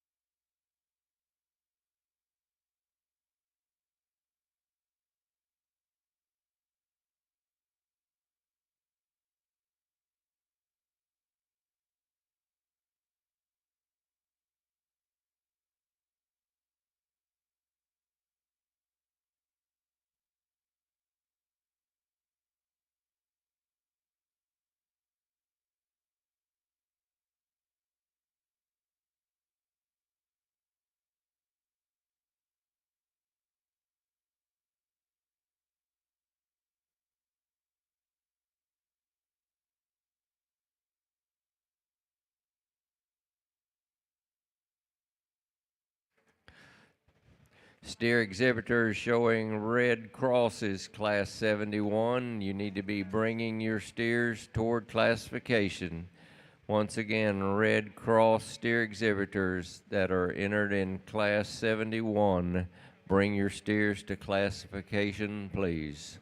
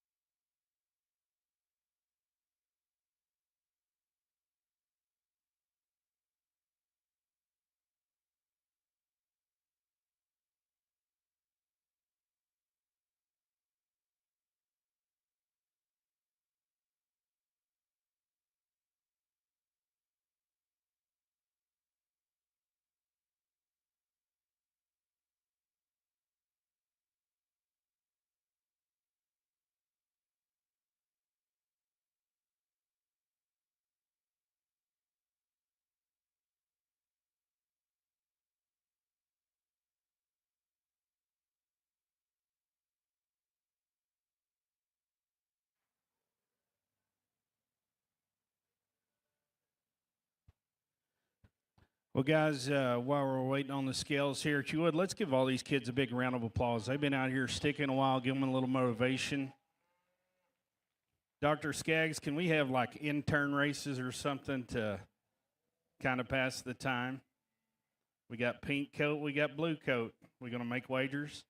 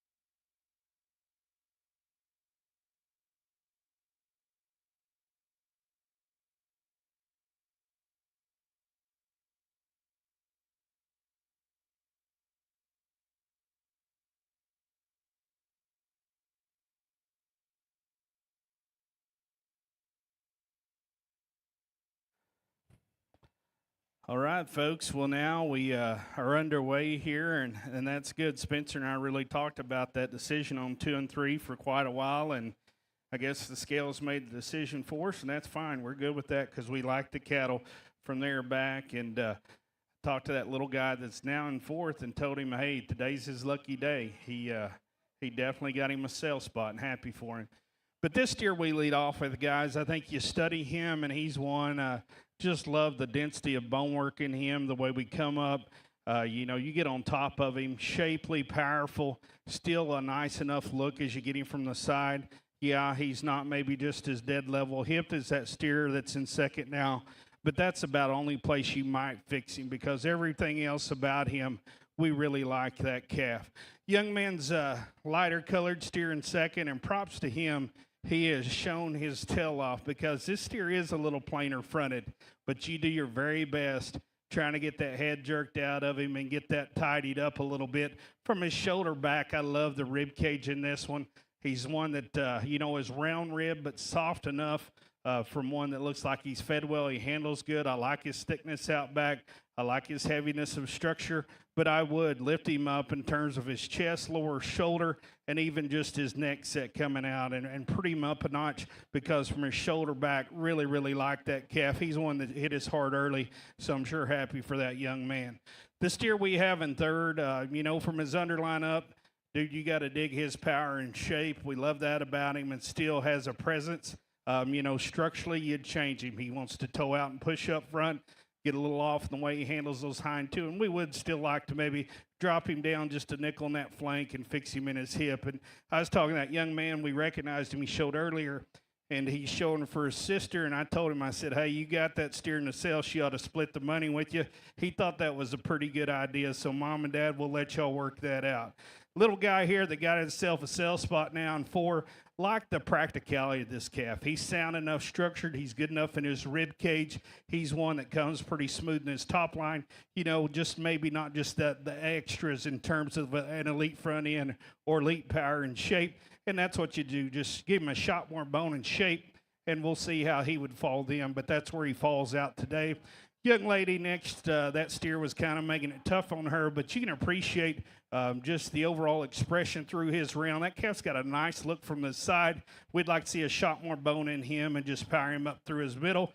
The steer that's right here, young man scratching on, really love the density in this calf in terms of just overall skeleton, rib shape, dimension he's carrying. Unfortunately, with that, he gets a little chunky through his shoulder, chest, and front end, not quite as neat there, and sure might change him up a nickel on the move. I went ahead and had Spencer talk to these kids individually that are there because we knew we were trying to just be a little more efficient, but let's give them all a big round of applause as they exit the ring on a really good class.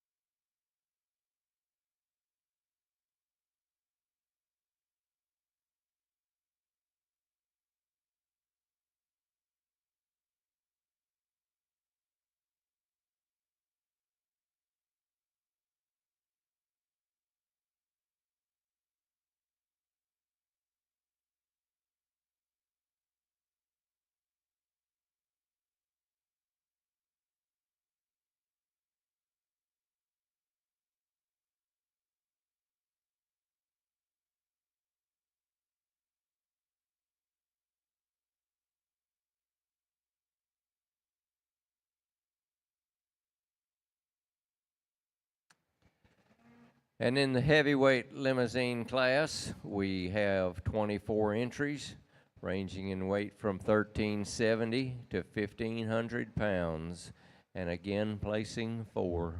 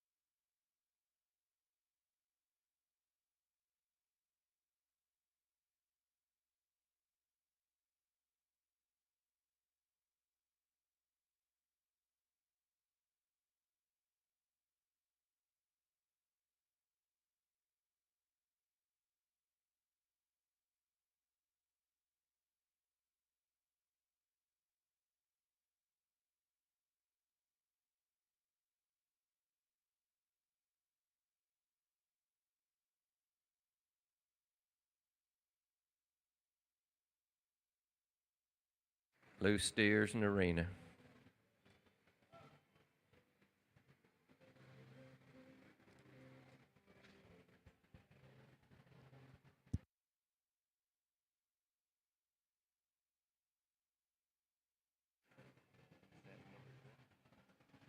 Three loose steers in the arena.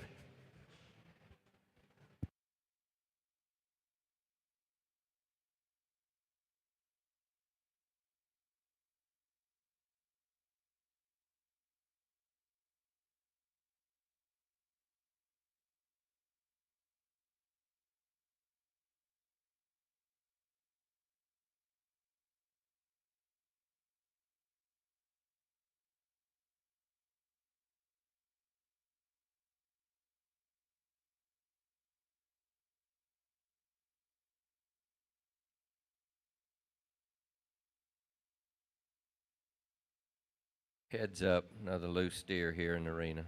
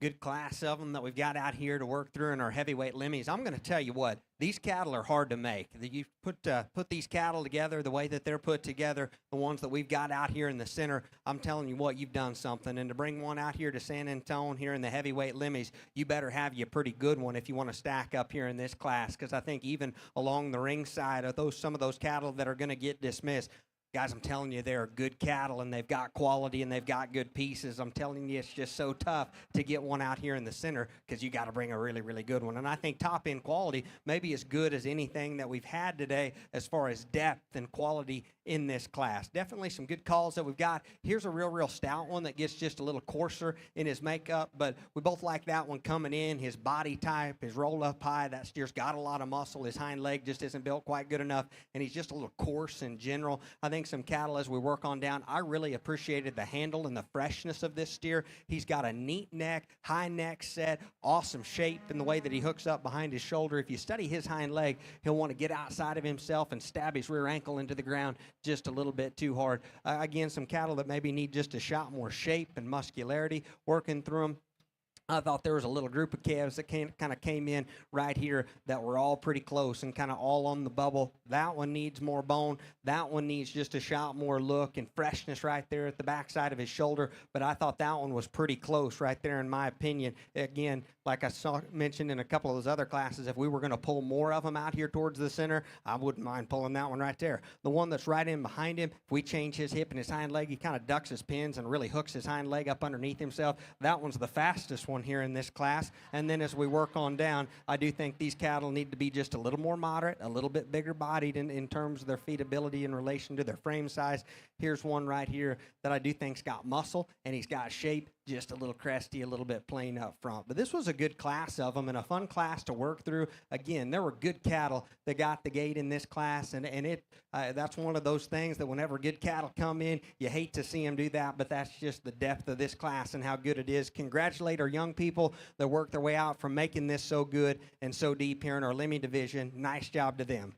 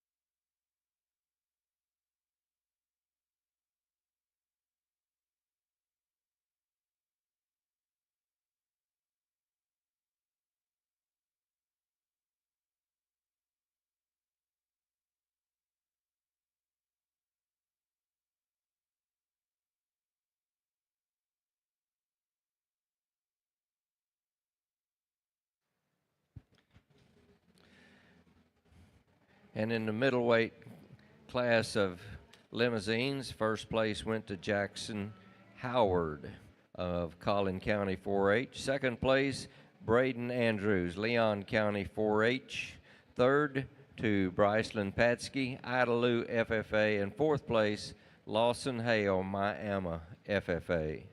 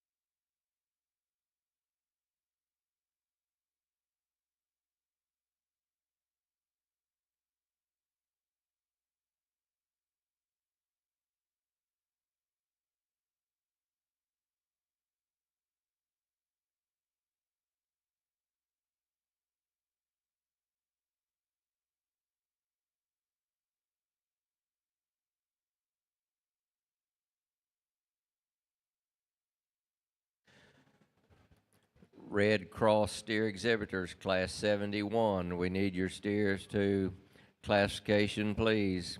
Red Cross Steer Exhibitors, Class 71. We need your steers to classification, please.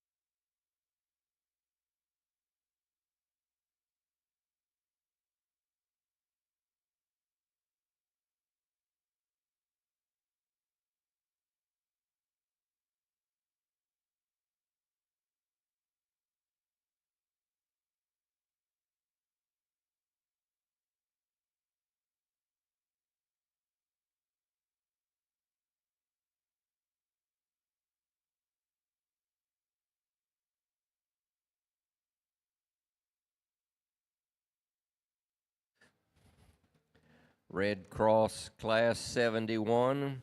We're looking for steer number 158133.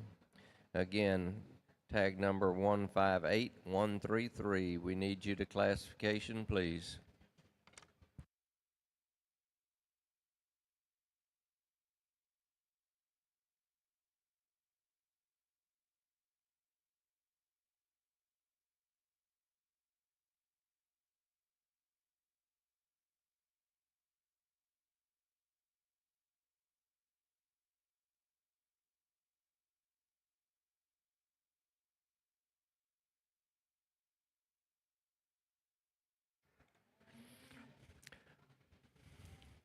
Class 77, middleweight, Class 72, Red Cross middleweight. We need you to move toward classification. Again, middleweight Class 72 of Red Crosses. We need you moving toward classification, please.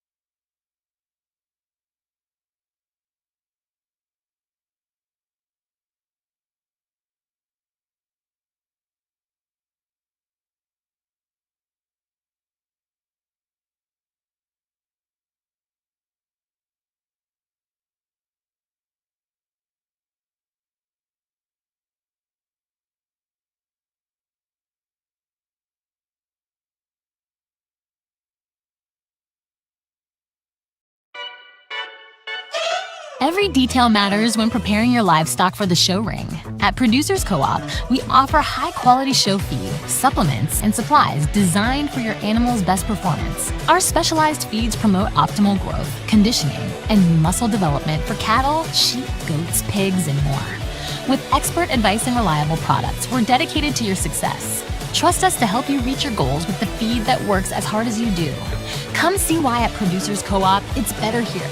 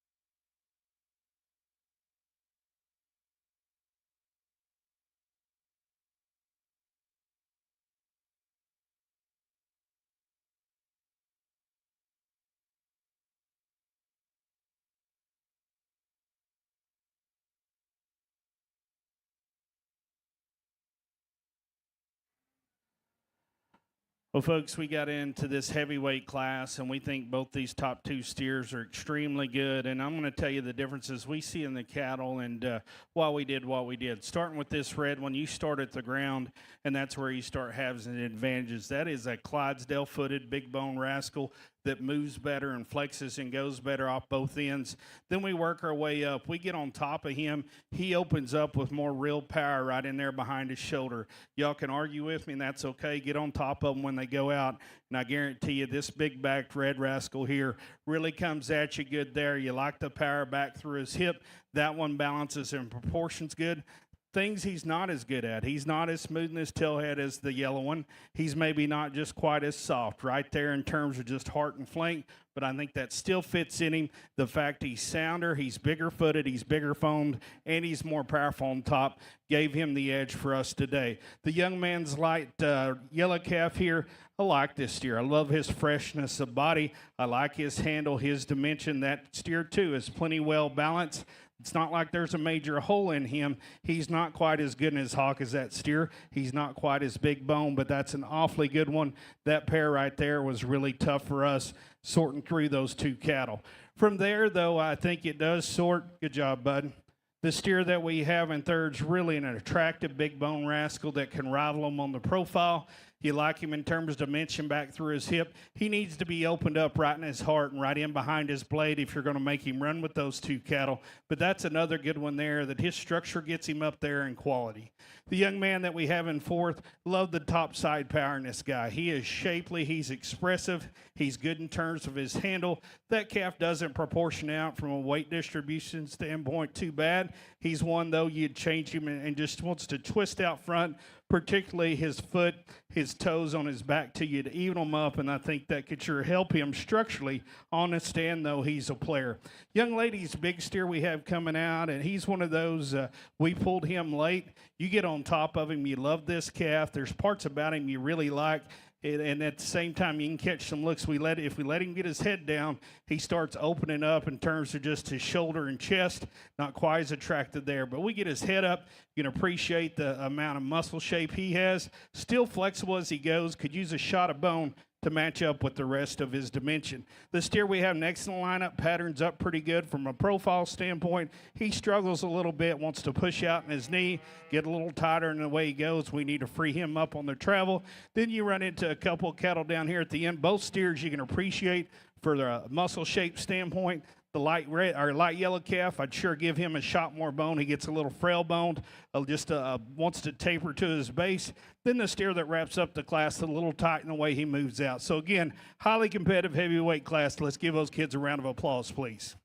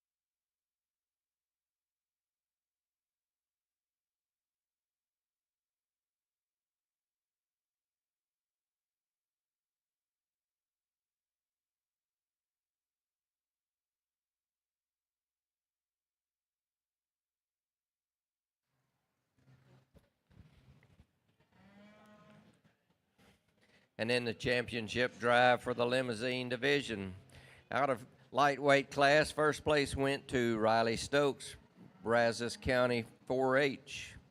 Middleweight class was won by Jackson Howard, Collin County 4-H. And the heavyweights was won by Kenley Rathman of Lubbock County 4-H. In the lightweight class, second place was Sawyer Davis, Bear County 4-H. Second place in the middleweight, Braden Andrews, Leon County 4-H. And second place in the heavyweights, Ace James, Grayson County 4-H.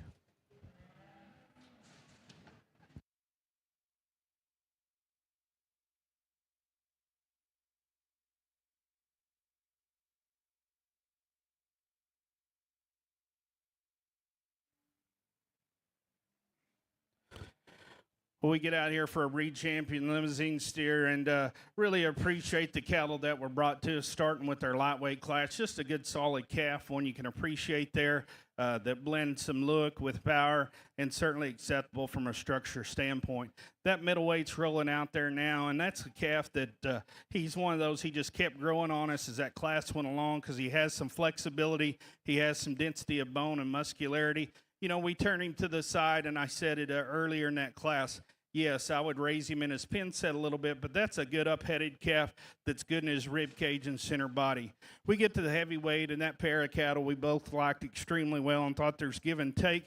This red steer is probably a rib longer, but still holds it together good. You know, you study that one, just massive in terms of his top and rump. Really like the foot size and the bone work in him. Just one that has a lot of good. And then that second heavy, another one just massive in his rib cage. We like his softness of just design and the way that he blends things together. He's really smooth. That calf maybe gives up just a shot of bone and shape to that class winner, but an awfully good steer there. Again, very, very nice lineup. If you would, give these limousine exhibitors a big round of applause. We'll go show you our two champions.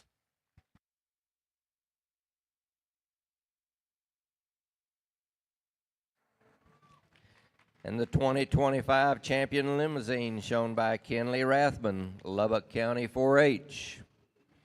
We will lead in Ace James's second place steer in the heavyweight class. And Ace James is the reserve champion of the limousine division 2025. He is from Grayson County 4-H.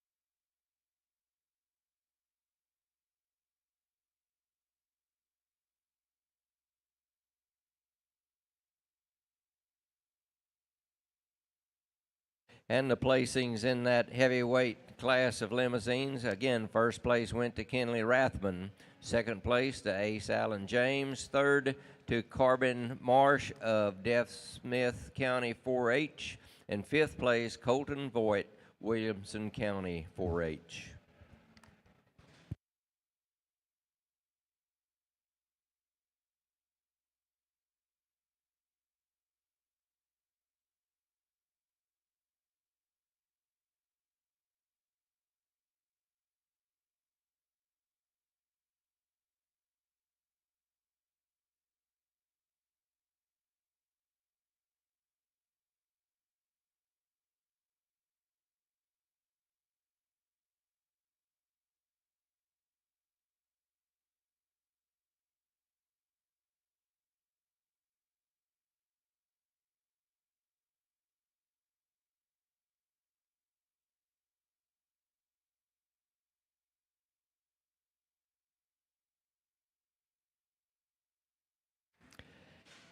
And steer exhibitors, as we complete each of these divisions, the champion and reserve champion steers will stay here in the barn. All other branded steers will be taken to across the way toward the TLMA pens. The first place steers will be cut off, and all others go to the TLMA pens. But again, champions reserve stay in this barn. All others go across toward the auction facility. As well, if you have a non-placing steer that you would like to sell, you can take that steer across to TLMA pens. Floor price is $198.18 per hundredweight. And when you do so, take your disposition card with you.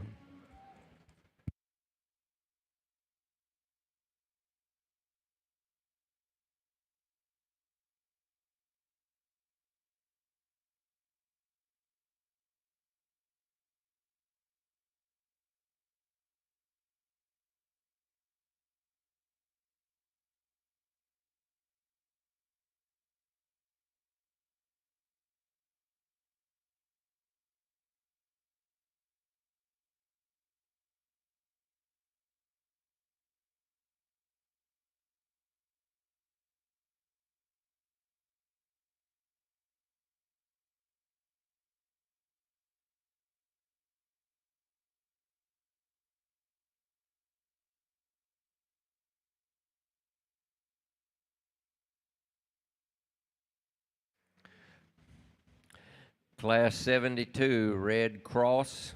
You need to move your steers toward classification. Middleweight, Class 72, Red Crosses. Be taking your steers to the classification area, please.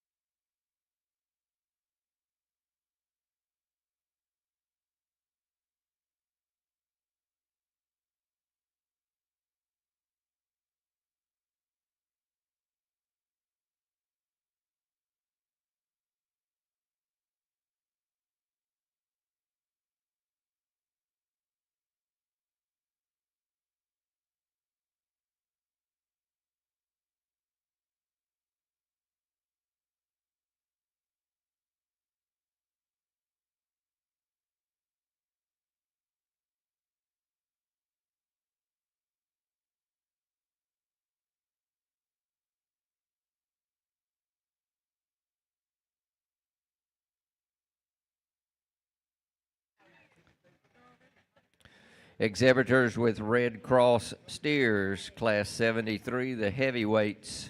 You can start moving to classification. Red Crosses, Class 73, the heavyweights. Be moving toward classification.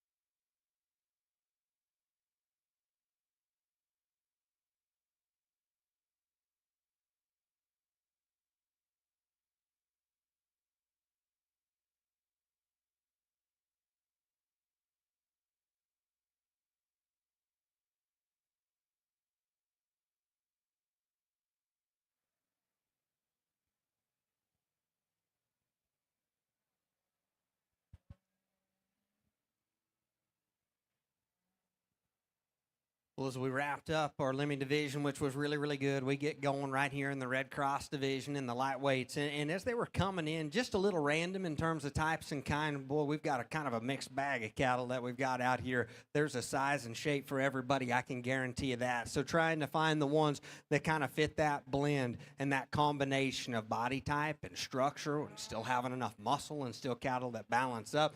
We're trying to do that and get those ones towards the middle. A lot of cattle, I think the depth in this class is good. There's a lot of numbers, and like I talked about, a lot of shapes and sizes. I don't mind that, Kef, up front. We just need to put more bone underneath him. Some of these cattle just need to be changed up from a structure standpoint. Some of them need more muscle. I don't mind the shape of that one, and I like his look up front. His hind leg kind of limits him to being on the outside. Again, I think some cattle, as we work on down, there's a few things, and probably the biggest thing that we pull, the reason that you didn't get pulled, you probably maybe don't have enough muscle and maybe aren't sound enough structured. And so those are probably the two big reasons that a lot of these cattle are working their way out. That's a stout rascal right there that maybe isn't quite sound enough. That one's not bad. He just needs a shot more bone, and he gets a little fragile there in his feature. This calf doesn't balance up quite as good. That's a really, really stout one that I do love his handle. Whenever I went through, I thought that one was really impressive there. This was one of the calves that was on the bubble for us, and that's one that we talked about because standing still and you get off to a 3/4, that calf's really bold-bodied. He's great in his shape. He's great in his dimension from behind. Feet and leg structure maybe didn't hang in there. He wants to roll up in his top line. He wants to kick his hind leg outside of his body wall just a bit too much. And so for us, whenever he came in, probably hind leg didn't hit us quite as good. Again, we've got some cattle that, again, represent some good pieces. Maybe just change them up a little bit from a structure standpoint. And as we work on down the line, there's a couple of those that I thought were close. And really, this one right here, I thought was one of them that had a great shape to him. Maybe just a little coarse in terms of his build and just a little hard feeding looking. But he did have a lot of muscle. That was another one that I thought whenever I went through and handled the young man that's right here in front of me, that was impressive in his shape and freshness. His balance isn't good enough. You need to see him better in his lower body, see him better in the design of his hip and his hind leg. I thought this one right here, this young lady's Hereford that's second from the end, that's a moderate, big-bodied, easy-feeding kind of a steer that for us, probably for me personally, just gets a little too plain up front, and his top-line balance doesn't hang in him quite good enough. But fundamentally, I think you can maybe argue him above some of the other ones that are working their way out because he is sound and he does have a nice body shape. That was a good class of them to work through. I think we're going to have fun working through our top end here in our lightweight Red Crosses, but probably as many differences of any class that we've seen over the last few days. So congratulations to them on a nice job. If you would, put your hands together for them as they work their way out. They've done a good job getting them shown.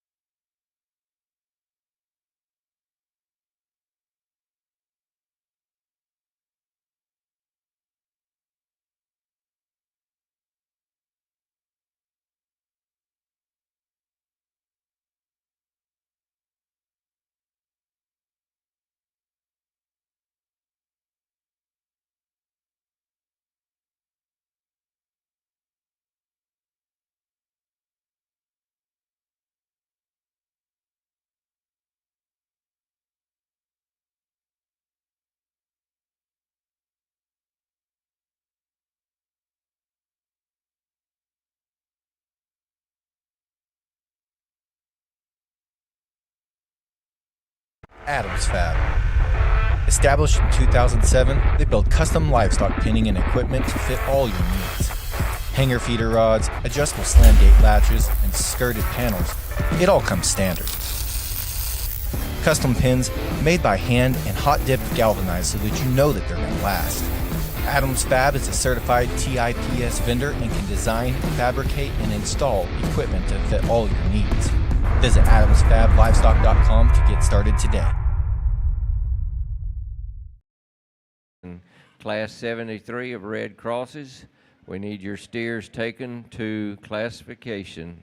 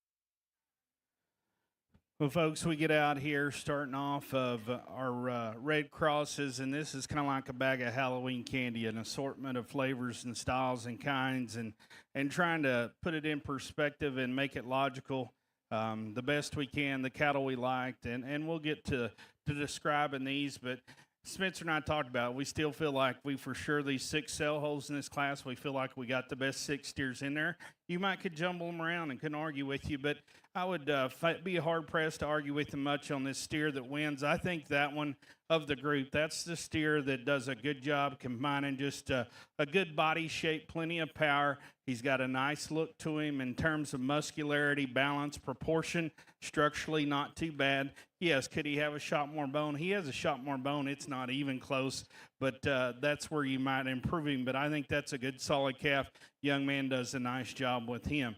From there, 2, 3, and 4, I think gets a little tight. And when we ask him to lead out, it starts sorting out. This young lady's dark-legged steer, that's a calf that really grew on us. We like the shape in him in terms of his quarter. I like his look and balance from the side. I think he's sure sound enough on his feet and legs. You know, he's one of those with his color, doesn't just stand out. But I think as you study him, you can appreciate the way he ties neck, shoulder into his top line and comes back to a big quarter. I appreciate that calf right there. And I think he does took in together a little bit better than our white flank steer in third. Love the fresh rib shape in this calf, the muscularity he's carrying. That steer for me, and she's got his neck pulled up there, but he looks in a little low there in terms of his neck set into a more open shoulder. I'd change him up in his pin set and tail head, but I like the body shape in him. I like his muscle shape, and structurally is another reason why he has an edge over the Hereford Mark steer. This young man does an exceptional job presenting this calf. It's a highly presented calf, not only from a showman standpoint, but also just his freshness. Unfortunately, guys, and you can see it before we even ask him to lead, he wants to pull up that loin and really kind of drag that back left and his back legs. Standing there, this guy needs to be up there, and I wouldn't argue with anyone, but as soon as we ask him to walk out, that's where he has some issues. But because he is a high-quality calf that's highly presented, we felt he darn sure needed a sell spot. but we would change him up structurally and the way he carries himself. The young man's red steer next in the lineup, you know, he's one of those steers, he doesn't overwhelm you. He's just a kind of an easy feeding kind of calf that's big rib, that's level top. He's one structurally is just okay. A little plainer fronted, a little plainer in his muscle shape, but still one of those calves that just kind of hits you. Doesn't overwhelm you in any one regard, but it has some good to him. And we thought he was a little further along rib cage wise and can finish compared to this steer next. This little steer is one of the lightest ones out here, but that's a good calf. He's one that has some muscle, has some balance and proportion. Structure's not too bad. A little immature in terms of just his flank and his handle yet. That calf's one of those he could have went on and maybe come together even better, but out here today, his structural quality and the kind he is keeps him up here towards the top group. The young man steer next to the lineup, I can appreciate the fact this calf has some muscle. He has some finishing weight to him. Unfortunately, just structurally challenged, a little straight up front, gets coarse in his hock and his tail head there and needs to move out better. Young ladies, actually the next two bald-faced steers coming out, both those cattle probably have enough muscle. They need to stay out here and have some stoutness of bone work. Both of them struggle structurally off both ends and need to be freed up in the way they go.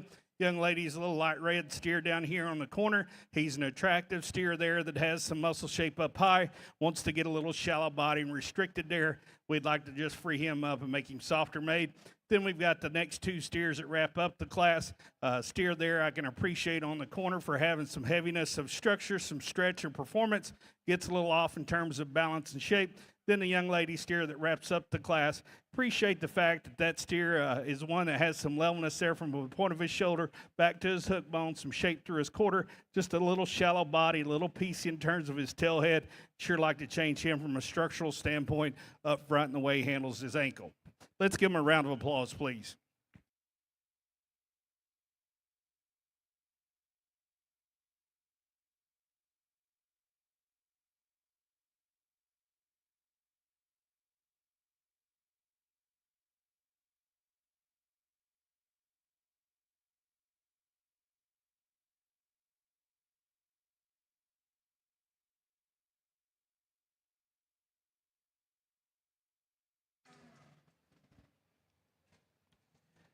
Moving to the middleweight class of the Red Crosses.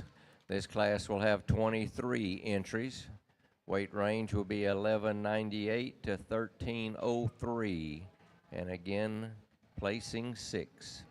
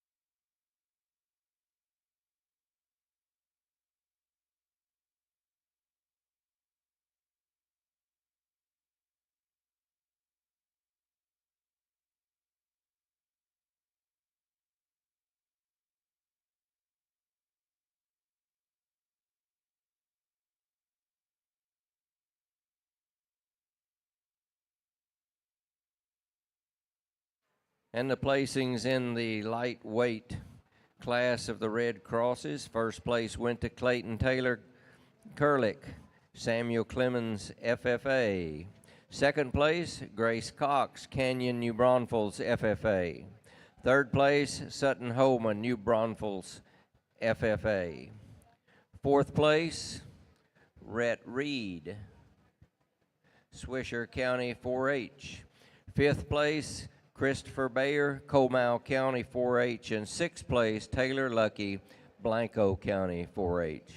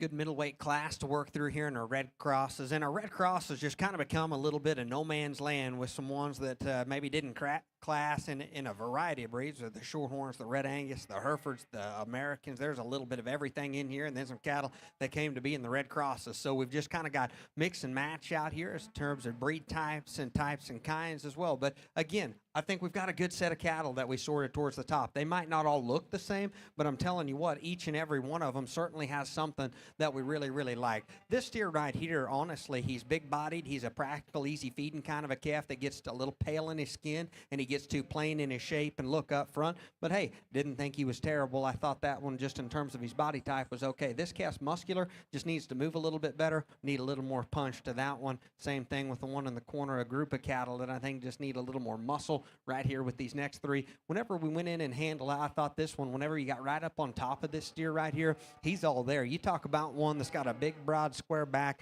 big hip in him. That thing does not hurt for muscle at all. And if you're just going through and handling them and pulling them, you'll probably get that one out here towards the center. Now, whenever you watch him move, that's where we need to change him. We need to change him in his hip. We need to change him in his hind leg design. He gets just a shot hard bellied as well. We've got a group of cattle that are here that all probably need just a shot more muscularity and shape. We thought this one, this Hereford Mark steer right here, was kind of on the bubble because he's got some feature. He comes in, he's pretty stout in terms of his foot and his forearm. He's just a little rough backed, a little plain headed, and his design from the side maybe isn't quite sharp enough to go ahead and really feel confident in giving him a pull out here towards the center. But good class of them to work through. Those young people did a good job feeding their cattle. There was a lot of cattle that were very well fed, very well finished in here, and very capably shown. Congratulations to them on a nice job here today in San Antonio. If you would, put your hands together for them as they work their way out on a nice job.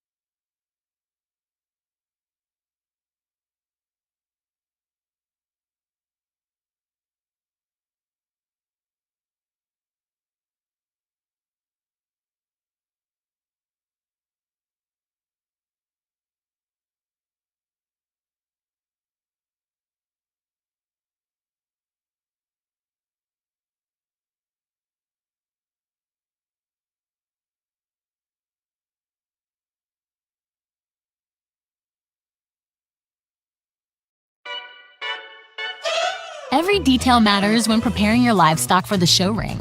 At Producers Co-op, we offer high-quality show feed, supplements, and supplies designed for your animal's best performance. Our specialized feeds promote optimal growth, conditioning, and muscle development for cattle, sheep, goats, pigs, and more. With expert advice and reliable products, we're dedicated to your success. Trust us to help you reach your goals with the feed that works as hard as you do. Come see why at Producers Co-op, it's better here.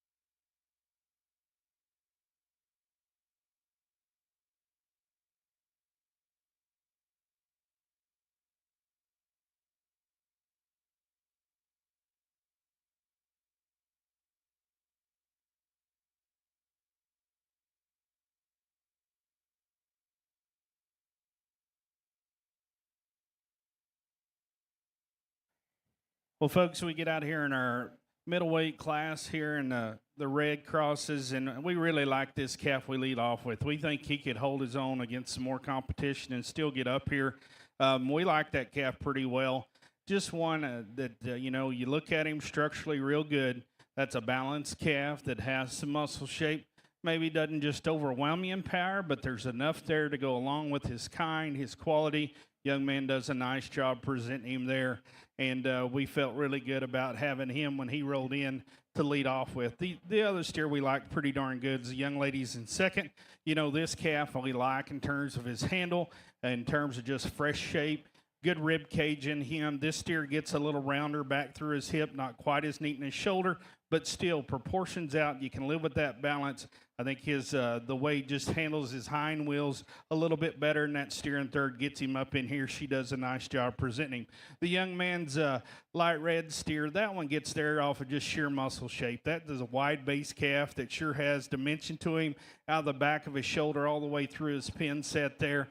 Yes, he's got a nickel more coarseness about his shoulder, not quite as neat in the way he handles his hip and hind leg, but still fundamentally that's a calf that's market ready, that has some power and has enough balance for us. The young man's Hereford Mark steer, you know, that's a good calf from the side. You like his balance, you like his rib cage, structurally can't complain about him. Just a good solid kind of a calf. You know, where he loses out, you step in behind him. He gives up too much shape for us compared to particularly those top two and even the one in third. If we could just give him a shot more shape through that round, we might bump him up a notch or two because we like his balance. We like his kind and his practical structure. The young lady's dark red steer coming out next. That's a big hip steer. It sure has some power and shape and lacking pretty good in terms of just having some levelness in his top line, some dimension to him. Just gets a little piecey on the profile, a little more opened up through his lower shoulder, wants to toe out up front. Not quite as perfect in his hip and hind leg, but still good, solid kind of a calf that needs to get in here. For us, the next two decisions was pretty tight. We went ahead and preferred the more moderate size, bigger ribbed calf that we like in terms of having some bone work and dimension. Is he too short fronted? Yeah, we'd stretch his front end out. We'd neaten him up in his chest, shoulder, and hip. But still, we like that moderation. We like his rib cage better than the steer we have coming next. This red Brockle, yeah, he's leveling his top line. That calf has some muscle up high. Wants to shallow up in his flank, get a little restricted just from his underline down, and that's where you'd change him to make him more competitive. The Red Blaze, up-headed calf that has an attractive look, just needs to be powered up all the way through. Then that Hereford Mark steer that wraps up the class. That calf has some dimension back through his hip. He has some heaviness, some structure, and some look to him. Wants to get a little harsher in terms of his handle and his flank. We'd change him up there, and we'd sure clean him up in his hog. Let's give those kids a round of applause, please.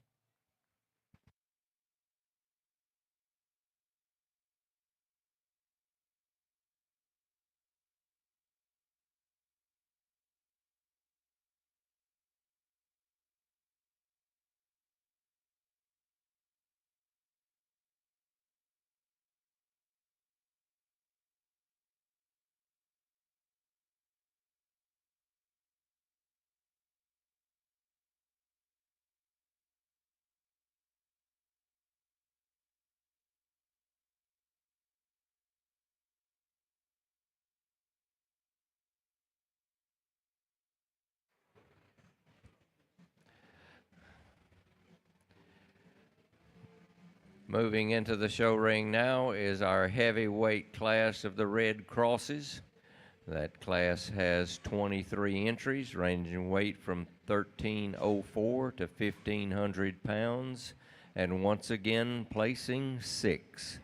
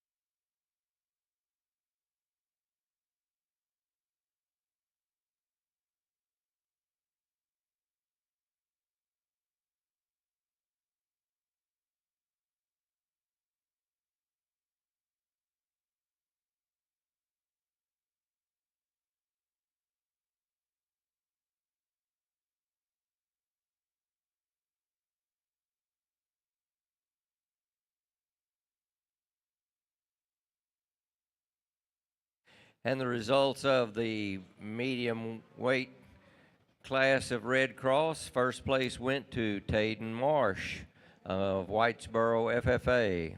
Second place, Steely Gotcher, Taylor County 4-H. Third place, Grant Haynes, Donnelly County 4-H. Fourth place, Chase Henson, Crum FFA. Fifth place, Hannah Griffiths, Goose Creek Memorial FFA. And sixth place, Sloan Bierwinkle, Spring Lake FFA.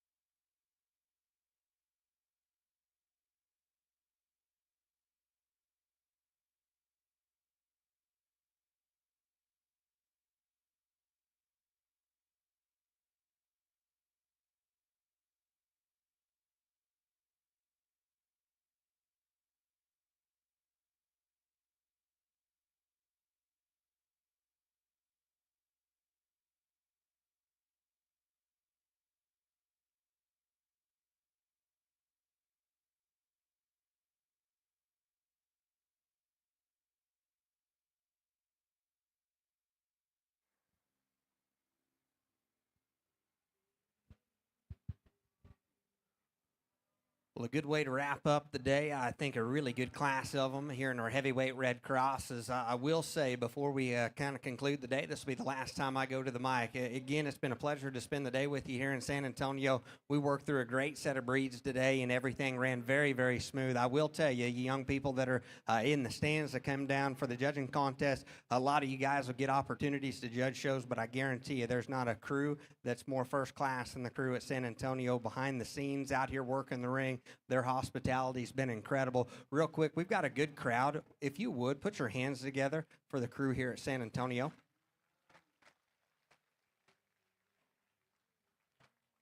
Well, a good way to wrap us up, Blake's going to take a look at a few of those that are kind of on the bubble, some close decisions in here. This is a good-bodied, easy-feeding steer that gets just a little plain, a little stale up high in his shape, but fundamentally, I think that calf's pretty solid. We work on down. Here's a steer that's pretty good in his shape. We just need to change his hind leg just a little to go ahead and get him a pull out here. That steer, long-bodied, extended, good in his top line, too fragile down low and needs just a shot more flank. We've got a calf that needs just a shot more muscle here. I thought this Red Baldy was on the bubble, and he was really, really close for me because I love his moderation. I love his body type. I do like that look that he's got from the side. You get around him behind him, he's got big joints, he's got bow legs, and we need to change that about him to get him a pull. But I think if we change that, easily one that we can get out here in the middle. Don't mind this calf. He's a little pale skin, a little cresty, a little weird in his top line and the way that he gets out and goes, and probably needs just a shot more heart, and he's a little pin-headed.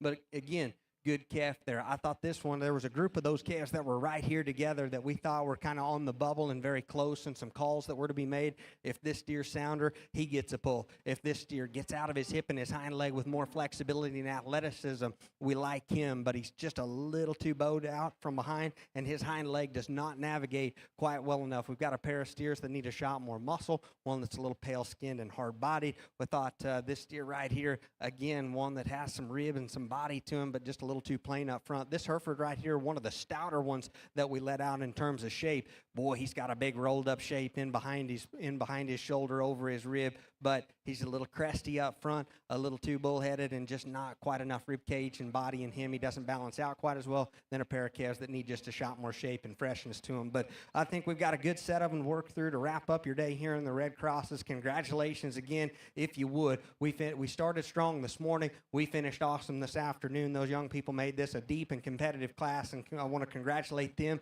So if you would, put your hands together. Let's give them a big round of applause.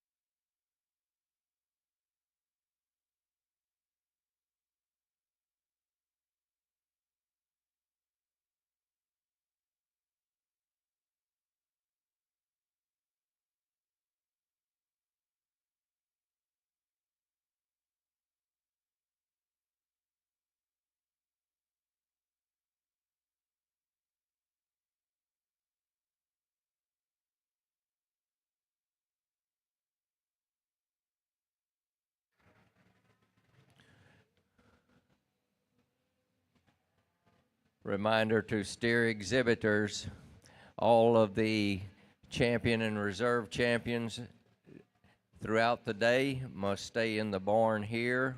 All other branded steers must go across the way toward the TLMA pens to the auction barn area.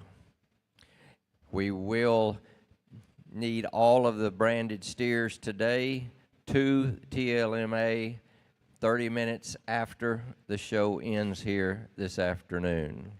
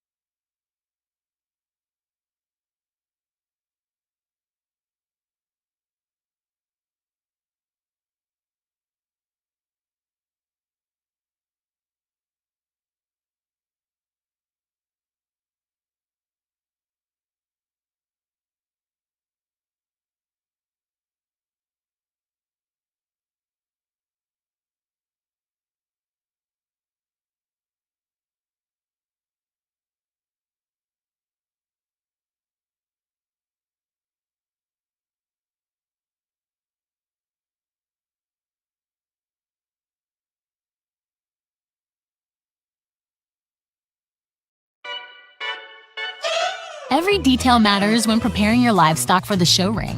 At Producers Co-op, we offer high-quality show feed, supplements, and supplies designed for your animal's best performance. Our specialized feeds promote optimal growth, conditioning, and muscle development for cattle, sheep, goats, pigs, and more. With expert advice and reliable products, we're dedicated to your success. Trust us to help you reach your goals with the feed that works as hard as you do. Come see why at Producers Co-op, it's better here.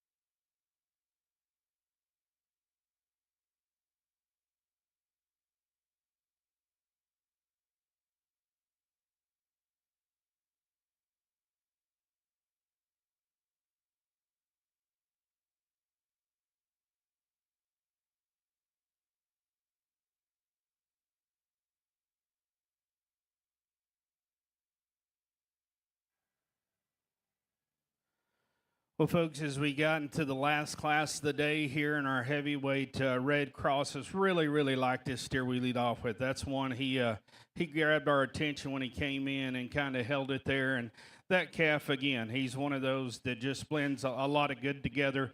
Not only does he have some presence, that dude's powerful and shapely as any of them out here. Really reads good and handles good out of the back of his shoulder. He's good in his rib cage, comes good back through his hip.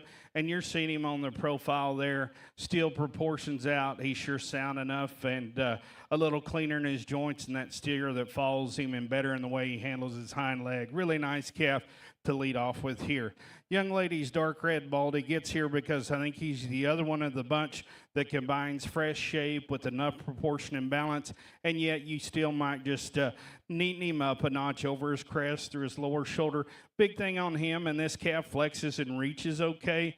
You'd clean him up a little bit on the inside of that hock. But again, a calf you can like from his shoulder back and still has some look to him and quality and gets up here. The young man steer in third. We love the stoutness, a dense boned calf here that sure has some thickness. He's big rib. He just needs freshened up a nickel. You know, he's probably one of those. He's running a little more 1 o'clock, but that's good cattle. He's sound enough. He's powerful enough, proportionate enough, and yet we still would tuck his chest and just give him a little more true pop behind his shoulder.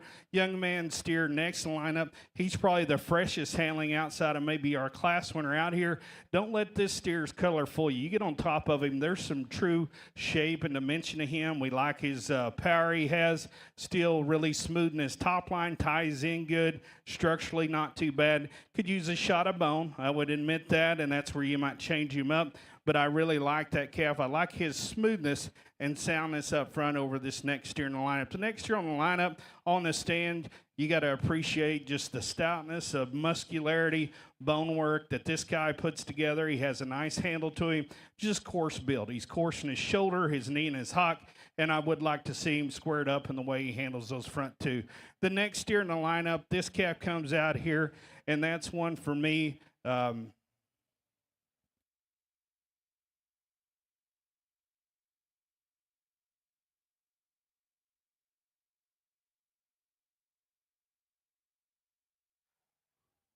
We have this calf. That calf was up here. Young man bringing his Hereford Mark steer up here. You know, he gets there because that's a big rib steer that's big bone and has some muscle to him and some dimension over his top. He's one that maybe does get just a little wasty in his chest and shoulder. You'd change him up there and pretty him up a notch. But from his shoulder back, I can really like that calf and appreciate a lot of good in him. Young lady steer next in the lineup. That's a clean-necked, high-headed steer that has some muscularity. I don't mind this calf from the side, but guys, you step right in front of him. His shoulders are really opened up, and he's kind of bulldog fronted. And that's one of those things, just the practical mind and part in me, I can't live with that. I need to tighten that up and see him tie in and move sounder up front.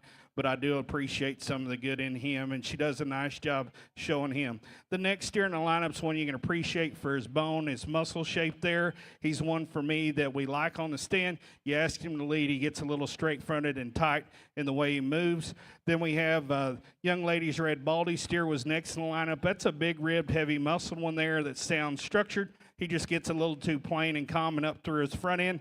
You'd like to pretty him up a notch. Then the dark red steer wraps up the class. I like the cleanness in terms of his neck. He's an attractive pattern calf. Just need to stouten him up down low if we want to make him a player. Let's give those kids a round of applause, please.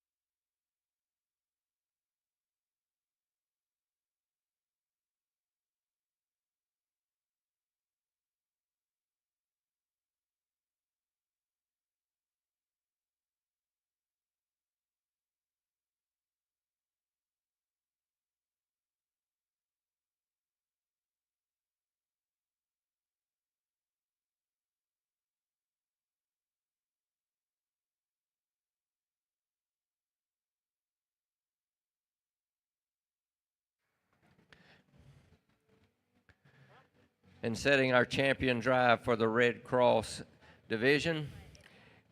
The lightweight class, first place was shown by Clayton Curlick, Samuel Clemens, FFA. Middleweight, first place was shown by Taden Marsh, Whitesboro, FFA. And in the heavyweight class was won by Percy Torres, DeWitt County 4-H. In the lightweight class, second place went to Grace Cox, Canyon, New Braunfels, FFA.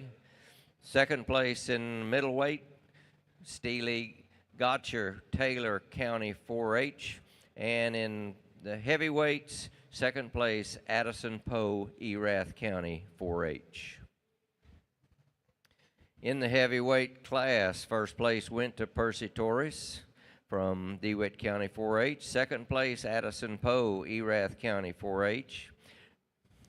Third place, Cannon Rouse, Karnes County 4-H. Fourth place, Branson Swan, Lubbock County 4-H. And fifth, Reed Scatcher, Dumas FFA. And sixth place, Maverick Cody, Toller FFA.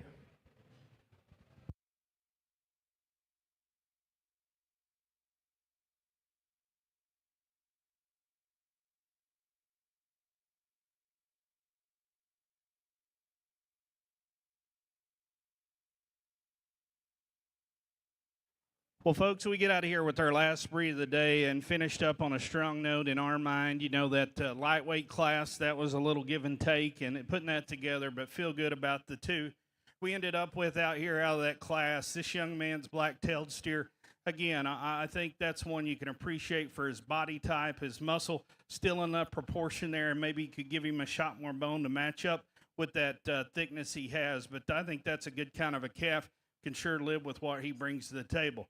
We get to the middleweight steer, and that's one that hit us pretty good in terms of just being fresh in his kind, proportional in terms of balance. The parts come together. There's enough muscle there. Again, he's not just a warhorse stout one, but I think he's sure a nice steer. And again, we thought he moves out pretty solid on his feet and legs, and one we can sure live with. Young ladies, heavyweight steer, he comes out here, and again, that's one of those in this particular bunch. He just hit us really good for his power and shape and being fresh, still, again, enough balance there, enough structural soundness. He's getting a little tired, but I think she pulls him together quite well. So, again, tough class today. It's one of those things, sorting through this. I think Spencer and I both felt like we had more discussion, but feel good with how we ended up throughout the day and thought the kids were phenomenal and our ring help as well. Let's give them another big round of applause, and we'll go show you your breed champions.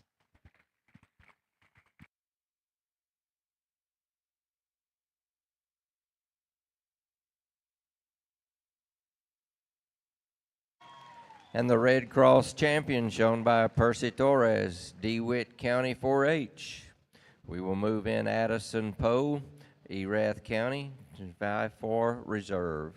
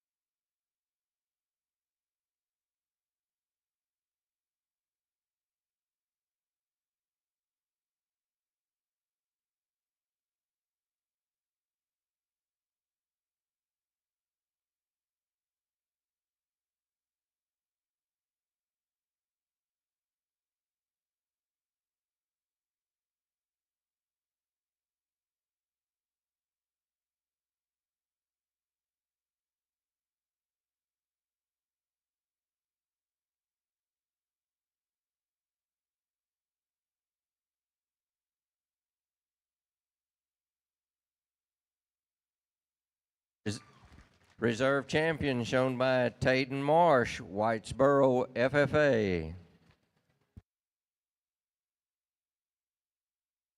Adams Fab. Established in 2007, they build custom livestock pinning and equipment to fit all your needs. Hanger feeder rods, adjustable slam gate latches, and skirted panels, it all comes standard. Custom pins made by hand and hot dipped galvanized so that you know that they're going to last. Adams Fab is a certified TIPS vendor and can design, fabricate, and install equipment to fit all your needs. Visit adamsfablivestock.com to get started today.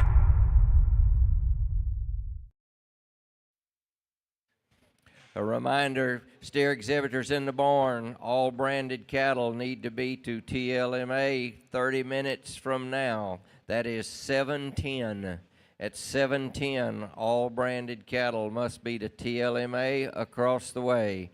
Champions and reserves will stay here in the barn.